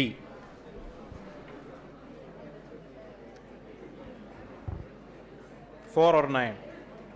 4. 4. 4. The രാവിലത്തെ lecture ഒക്കെ കേട്ടാൽ you would be able to answer. Institutions established by Vikram Sarabhai. Very good. Perfect answer. 10 points to team D. And last question of our quiz to team E. So a logo is there, something has like blanked out from there, and who is this person? 3 stamps are there, one of Czechoslovakia, another of Vietnam, another of Cuba. This is a person called Pham Tuan. This is Arnaldo Tamayo Hendes, and this is another person called V Ramek. Yeah. And he's someone very familiar to us. So I am looking for a mission or something in which they all would have gone. Or not a mission, maybe a program, a series of programs. ഇതാരാണെന്ന് മനസ്സിലായോ? ഇതാരാണെന്ന് മനസ്സിലായോ? ഓഡിയൻസിൻ്റെ ചോദിച്ചില്ല. അതെ.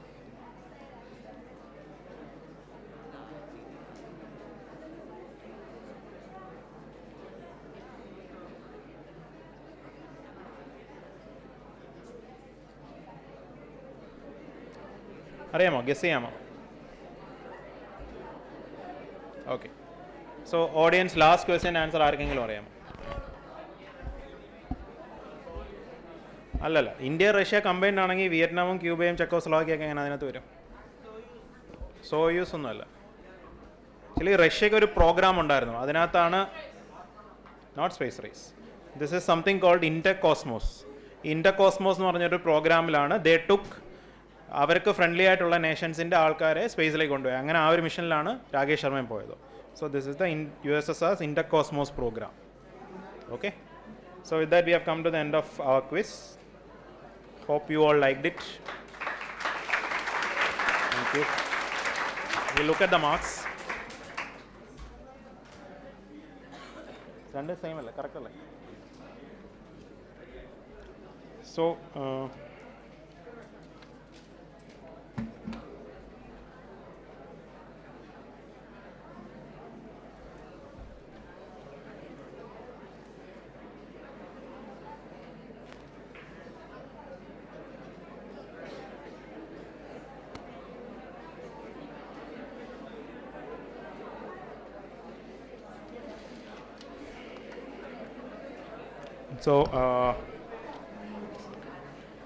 Team A from Chinmaya Vidyalaya Vardhakat, they finished with 5 points. Clap. Team B from Krisnagar, 25 points. Team C, KV Patam Shift 2, 20 points. Team D from Chinmaya Vidyalaya Narvamudu, 25 points. And we have Team E with from Kendriya Vidyalaya SAP Perurkada, 40 points. Okay. So the Team E winners. Team B and Team D under 25 points ana, but we will take the prelim scores and break the tie. Okay. So let's see.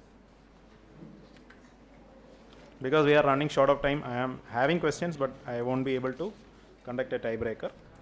So Team B gets second because they have more points in the prelims, and Team D gets third. So winners Team E, second prize to Team B, and third prize to Team D. So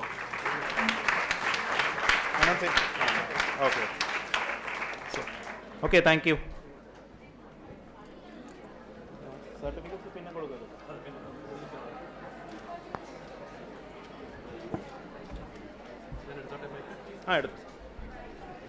Hello children, we have just 10 minutes time now to have a quick bite and a drink.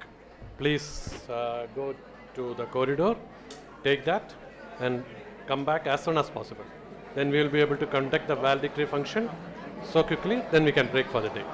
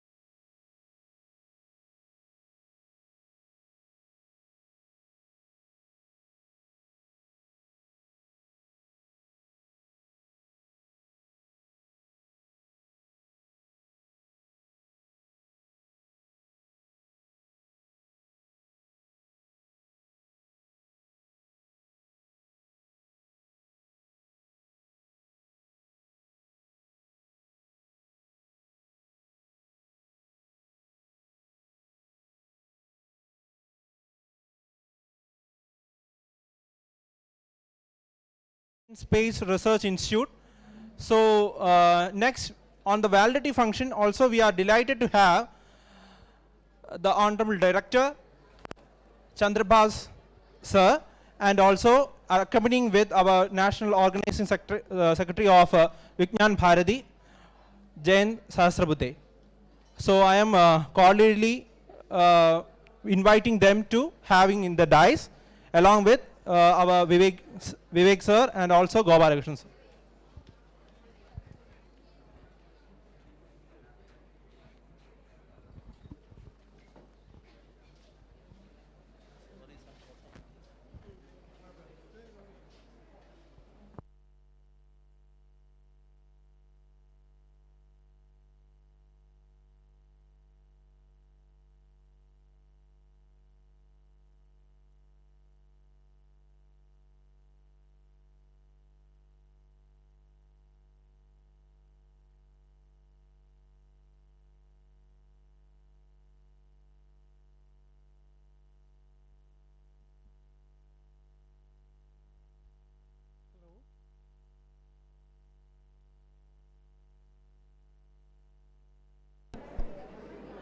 Good evening.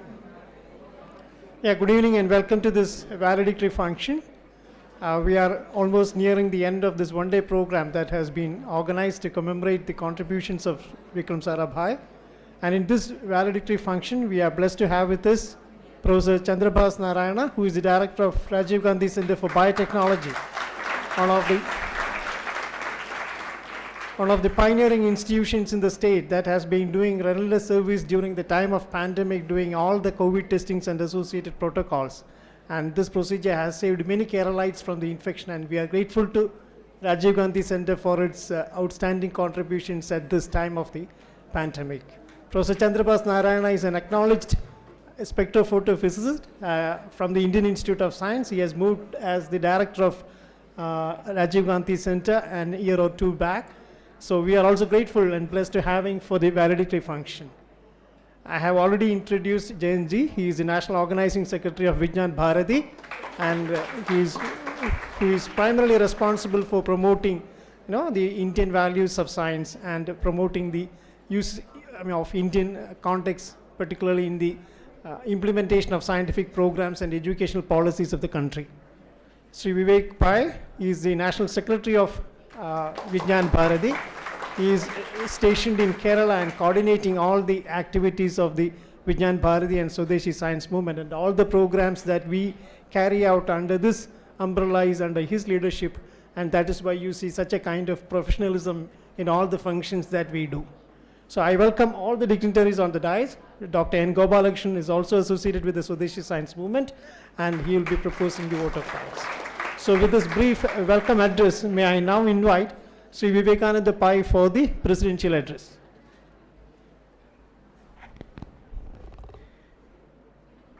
Respected Chandrabas Narayana ji, Jayant Sahasrabuddhe ji, Dr. Gopalakrishnan ji, Harish ji, and many colleagues from Vijnana Bharati Swadeshi Science Movement, respected teachers, students coming from different schools of Thiruvananthapuram district.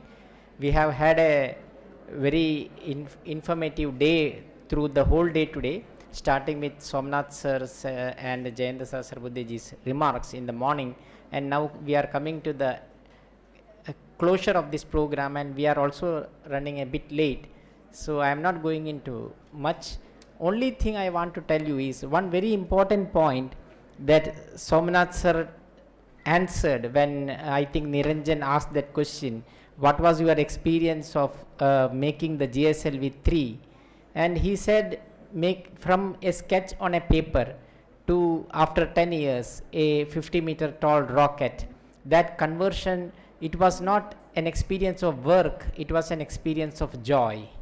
So I think that is one very important takeaway from this day's deliberations, that whatever we are doing, let us do it fully involved and enjoying and not under pressure.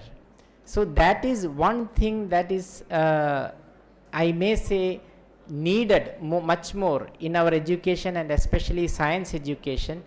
So Somanath sir also mentioned about the national education policy, and this national education policy also gives stress on learning by doing. So there is a huge imbalance between our experiential learning and theoretical learning in the science curriculum today, and the new education policy is trying to make it more balanced and learn concepts instead of what is Newton's law kind of questions. So that fundamental change is envisaged in the national education policy.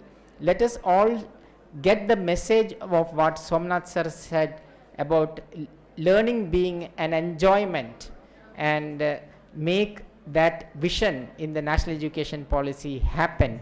All teachers, all students, we have to look fundamentally differently again towards our education. That is one message that we can imbibe today. With these words, I am concluding my remarks. Namaste.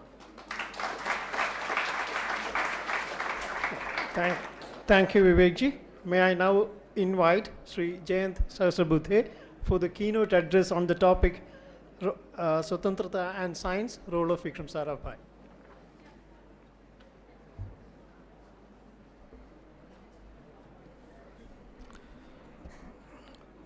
Respected Dr. Chandrabhashi, my colleague and friend Vivekji and Gopal Krishnanji, all teachers in this gathering, and my student friends.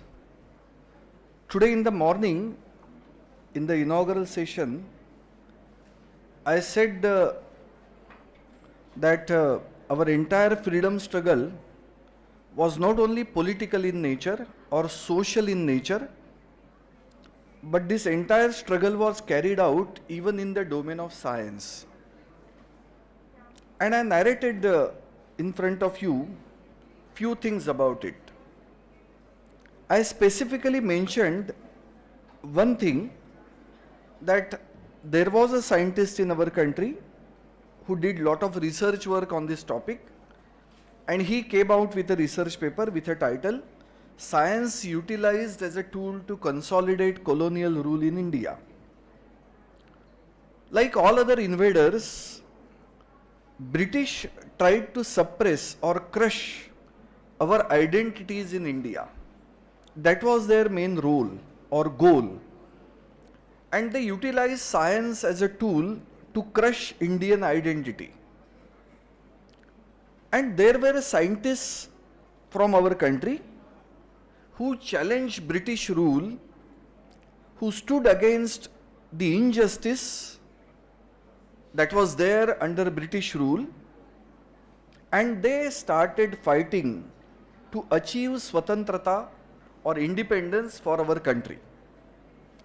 Today, because of lack of time, I am going to tell you only one story, and the title of that story is A Satyagraha by a Scientist. Satyagraha, all of you know. Satyagraha means only way one name comes to our mind, that is Mahatma Gandhi. Mahatma Gandhi and Satyagraha, both these things are related to each other in such a way that you cannot separate them out. But I am going to tell you one story about a Satyagraha which was initiated 33 years before that of Mahatma Gandhiji's first Satyagraha. And who was that Satyagrahi? It was Acharya Jagdish Chandra Basu. Jagdish Chandra Basu went to England to study physics, and he received a degree in physics from Cambridge as well as London University. So he received BSc Physics from England, and his guru Lord Rayleigh, who received Nobel Prize in 1904 in the domain of physics, he told Jagdish Chandra Basu that you are capable enough to carry out research work in the domain of physics. And if you go to India, then there are no scientific research laboratories, there are no institutions where people are teaching science or students are learning science. So what will you do after going back to India? Better you stay back over here in England and start some kind of research work in the domain of physics. But Jagdish Chandra Basu, being a patriot, he was of the firm opinion that I will go back to my country, motherland, and I will start teaching science to my countrymen. That was his resolve, because at that point of time there was no one in our country to teach science to our own people. Jagdish Chandra Basu came back and he made an application to British educational authorities that I want to become a teacher of physics in India. But British people very cunningly divided education system in two parts. One part was known as Imperial Education Service, where only white-skinned people, that means British people only, used to become teachers. And there was another service that was called as Provincial Education Service, where only black-skinned Indians used to become teachers. Then what kind of difference or injustice was there?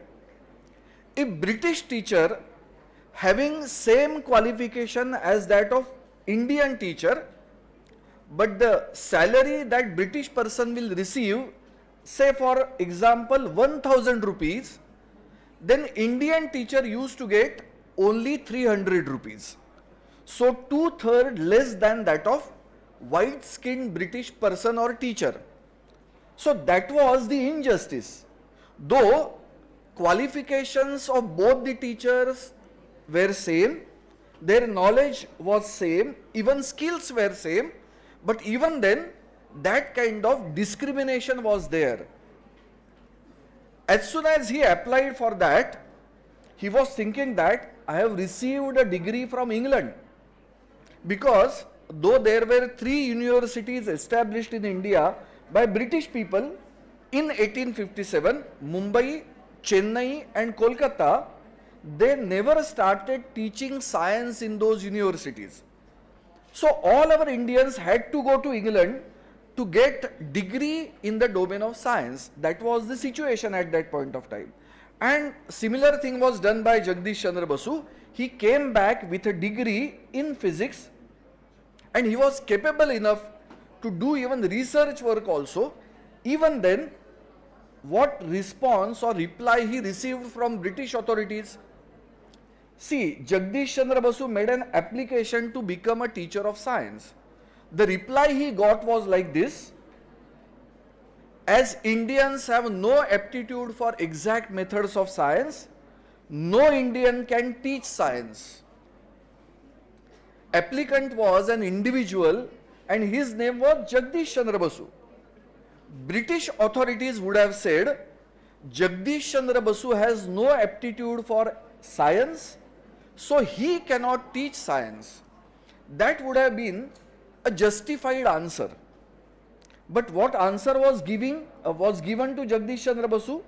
British authorities made a sweeping statement considering all Indians, and what they said, Indians have no aptitude for science. Indians, not only Jagdish Chandra Basu. So no Indian can teach science. So they actually rejected the application of Jagdish Chandra Basu, who was a brilliant student even in Cambridge University. So that kind of injustice was there. But Jagdish Chandra Basu, when he came back from England, his teacher Lord Raleigh, who received Nobel Prize in 1904, he gave a letter with him to British authorities saying that he is one of the best and brilliant students. So there was a pressure from England also about his appointment as a teacher in India for science. So ultimately British authorities had to accept Jagdish Chandra Basu as a teacher of science, but they did not compromise on that, and what they did, they accepted him as a teacher in Provincial Education Service, but as per their intellectual capacity or their thinking, Indians cannot teach science, but because of the pressure from England, they said, we will accept Jagdish Chandra Basu as a temporary teacher of science and his salary will be 100 rupees only, not even 300. Forget about 1000. Though he studied over there, he received degree from Cambridge. The humiliation of an Indian was like this. What Jagdish Chandra Basu did, his first biographer, Sir Patrick Geddes, has written extensively about this episode, and he has said that Jagdish Chandra Basu initiated a new form of protest against injustice of British rule. And what was that new form of protest or resistance against this injustice and racial discrimination? Jagdish Chandra Basu said, I will not accept even a single paisa as a salary from British administration, but I will teach science over here because I have come back to India to teach science to my own countrymen.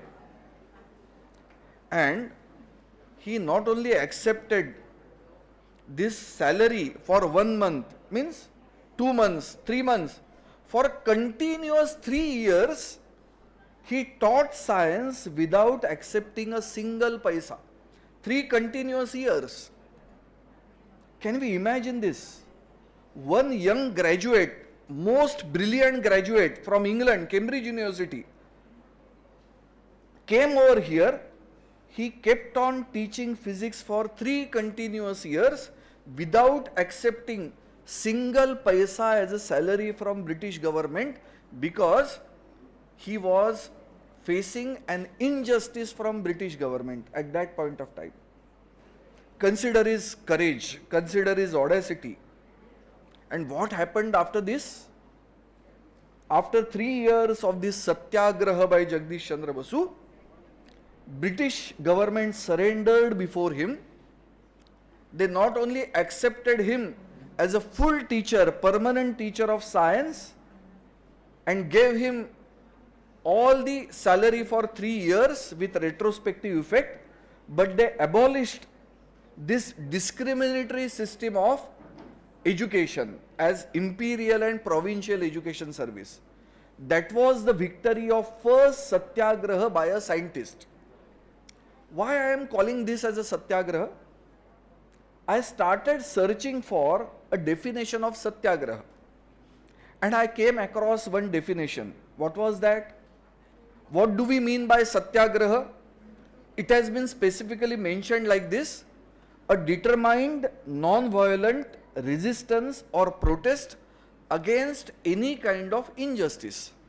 That means satyagraha. Determined non-violent resistance or protest against injustice is satyagraha.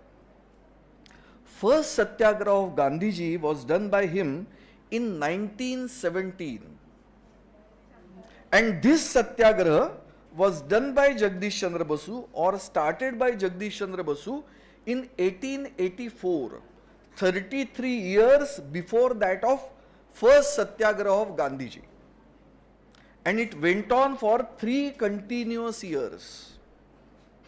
So how our scientists, our freedom fighters, can be very much told by this story. So let us understand this fact that all the scientists, all the names which we hear from that era, freedom struggle era, all those scientists were not only scientists, but they utilized science as a tool to fight against British injustice.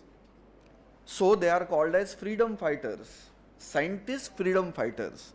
Let us understand this fact and let us go deep into it. Let us revisit our freedom struggle and look at it from this angle, from this point of view, and we can understand some different stories about our own freedom struggle. Vijnana Bharati being a Swadeshi science movement in our country, we thought of studying or revisiting this entire freedom struggle with this vision in our mind.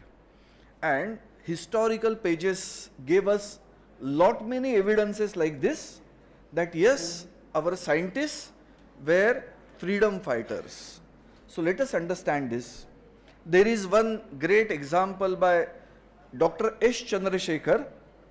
Unfortunately, he left this country after independence and he went to America and became a great astrophysicist by doing great research work in this domain. He received a Nobel Prize in the year 1983, and someone was ready to write his biography, and that biographer put a question to Dr. S. Chandrasekhar, and that biographer asked a question to him like this, that Dr. Chandrasekhar, why do you feel that golden age of Indian science appeared in first 3 decades of 20th century, that is from 1900 till 1930, because in 1930 Dr. C.V. Raman received a Nobel Prize. The answer of Dr. S. Chandrasekhar was like this: there was a need of national expression to showcase British regime that Indians are equal even in the domain of science. So that is how he could analyze the role of scientists in freedom struggle. So let us try to digest all these things. Let us try to look at our freedom struggle with this vision, and we will be able to understand great many things about our scientists in that era. So let us come together. Our government has extended this celebration till 15th of August 2023. So we have ample time in our hand to study entire freedom struggle of our country with this vision. Namaste.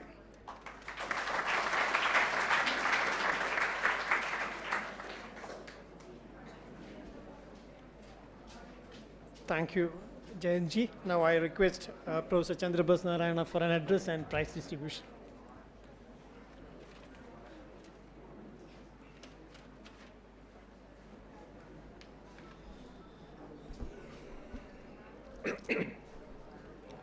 Respected Jayanji, Sri Vivekananda Paiji, Sri Gopalakrishnaji, Harish, who has been introducing me for many occasions now, students, teachers, my dear friends from our Vijnana Bharati as well as Swadeshi science movement, and ladies and gentlemen. Indeed, I would like to thank at the beginning both Vivekananda Bhai, then Swadeshi science movement for inviting me for this particular function. And I always get very excited seeing children of your age. I am envious of you, as well as I am always worried about you. Envious because you get so many people to meet, which we all, when we were your age, found it very difficult to even meet one person of that stature. Worried about you because you people are working way too hard in your education, and most of you end up burning yourself. And that's the sad part of our education, and I hope the new education policy which was mentioned by Vivekanand Paiji will actually address that issue. We want you people, and especially I am taking that example of the morning what our chairman of ISRO mentioned, that when he was working on his project, he was not feeling like a work, but he was actually enjoying it as some joy of doing things.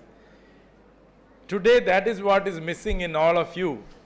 Most of you do things because you are asked to do.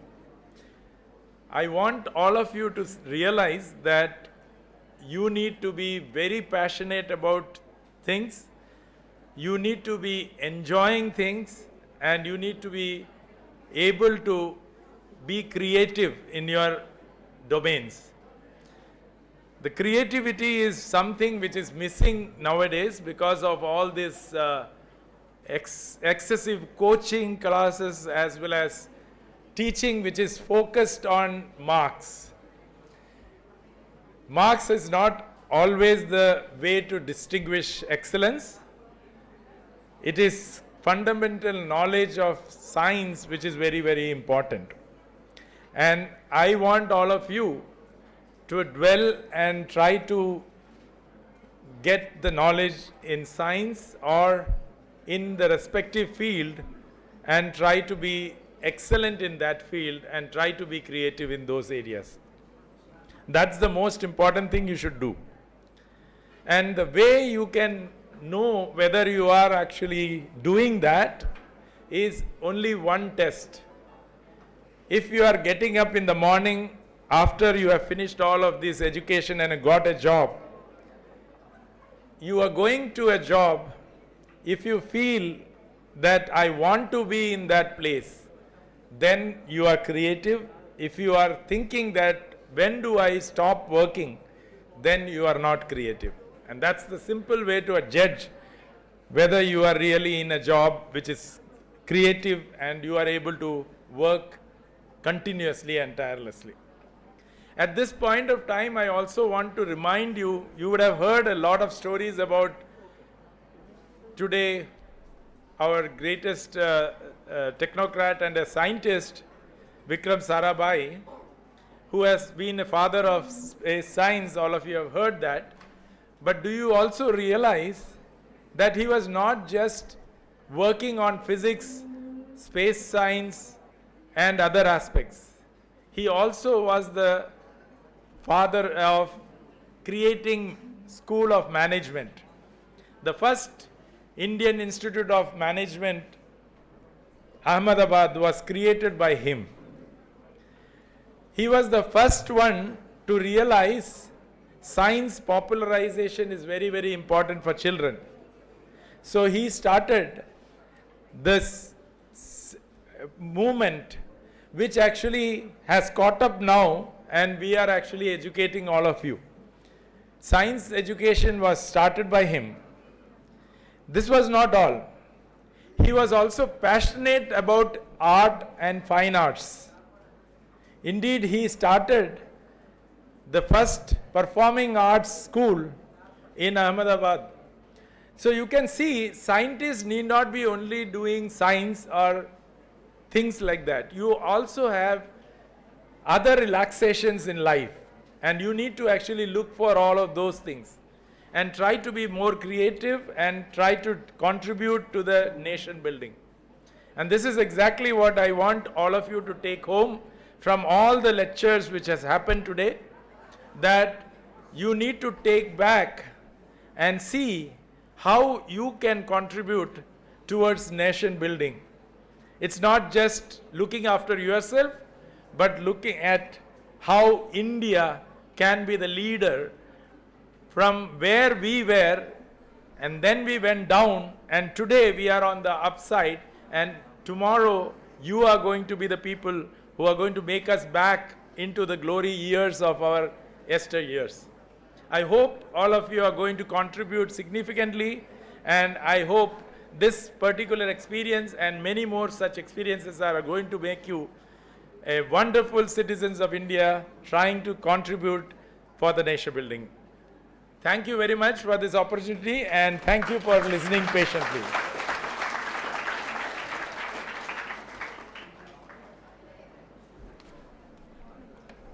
So, thank you, sir. I now request Professor Chandrabas Narayana to distribute the prizes for the quiz competition. I read out the names, and those winners may please collect their certificates from Dr. Narayana. So the first prize of the two-round quiz competition goes to Ram Haran and Gautam Krishna of Kendriya Vidyalaya SAP Camp Perukada.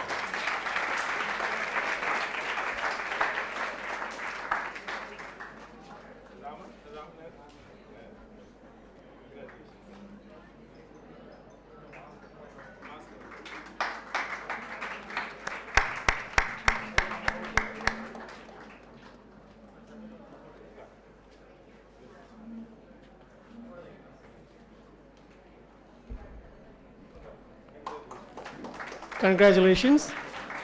The second prize goes to Aaron B. Matthew and Mithun SS of Christ Nagar English Medium School, Kaudia.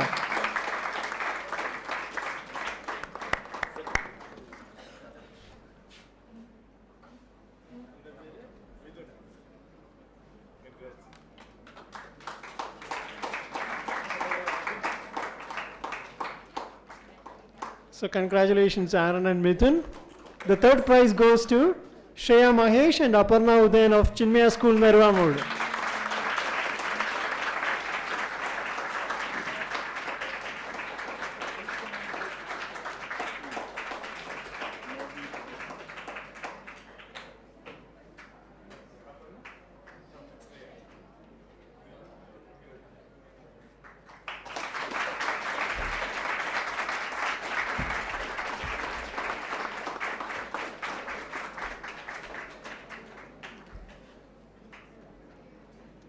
Yes, sir. Thank you, sir.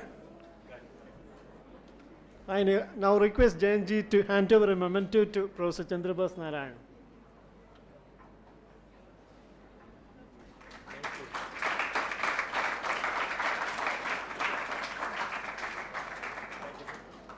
And a memento to Mr. Cyril, who is associated with this Science and Technology Museum.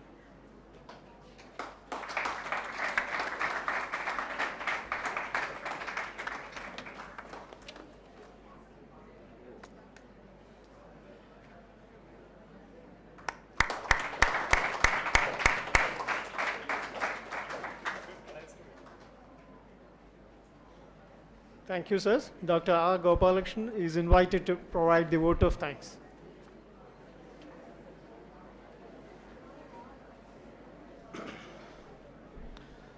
Good evening. Namaste. So I am not taking more time, just 3 minutes. Okay, so I would like to express our sincere gratitude and my thanks to Chandrabas sir. He is a very busy person. So he has come here and delivered a very useful speech to all of you. So thank you very much, sir. So there is no introduction for our Jain ji, sir. He is our family member. He is our brother, our well-wisher, and our guide. So this is a time to express our sincere gratitude and thanks to sir. Then our Vivekananda Pai sir. He is also a leading member and a role model for all of us. So we are very much proud.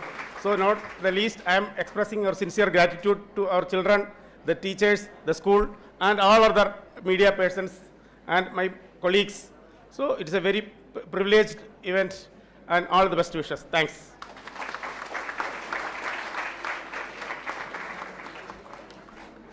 I now invite the students of Chinmaya Vidyalaya Narvamud for the national anthem. I request everybody to stand up for the national anthem.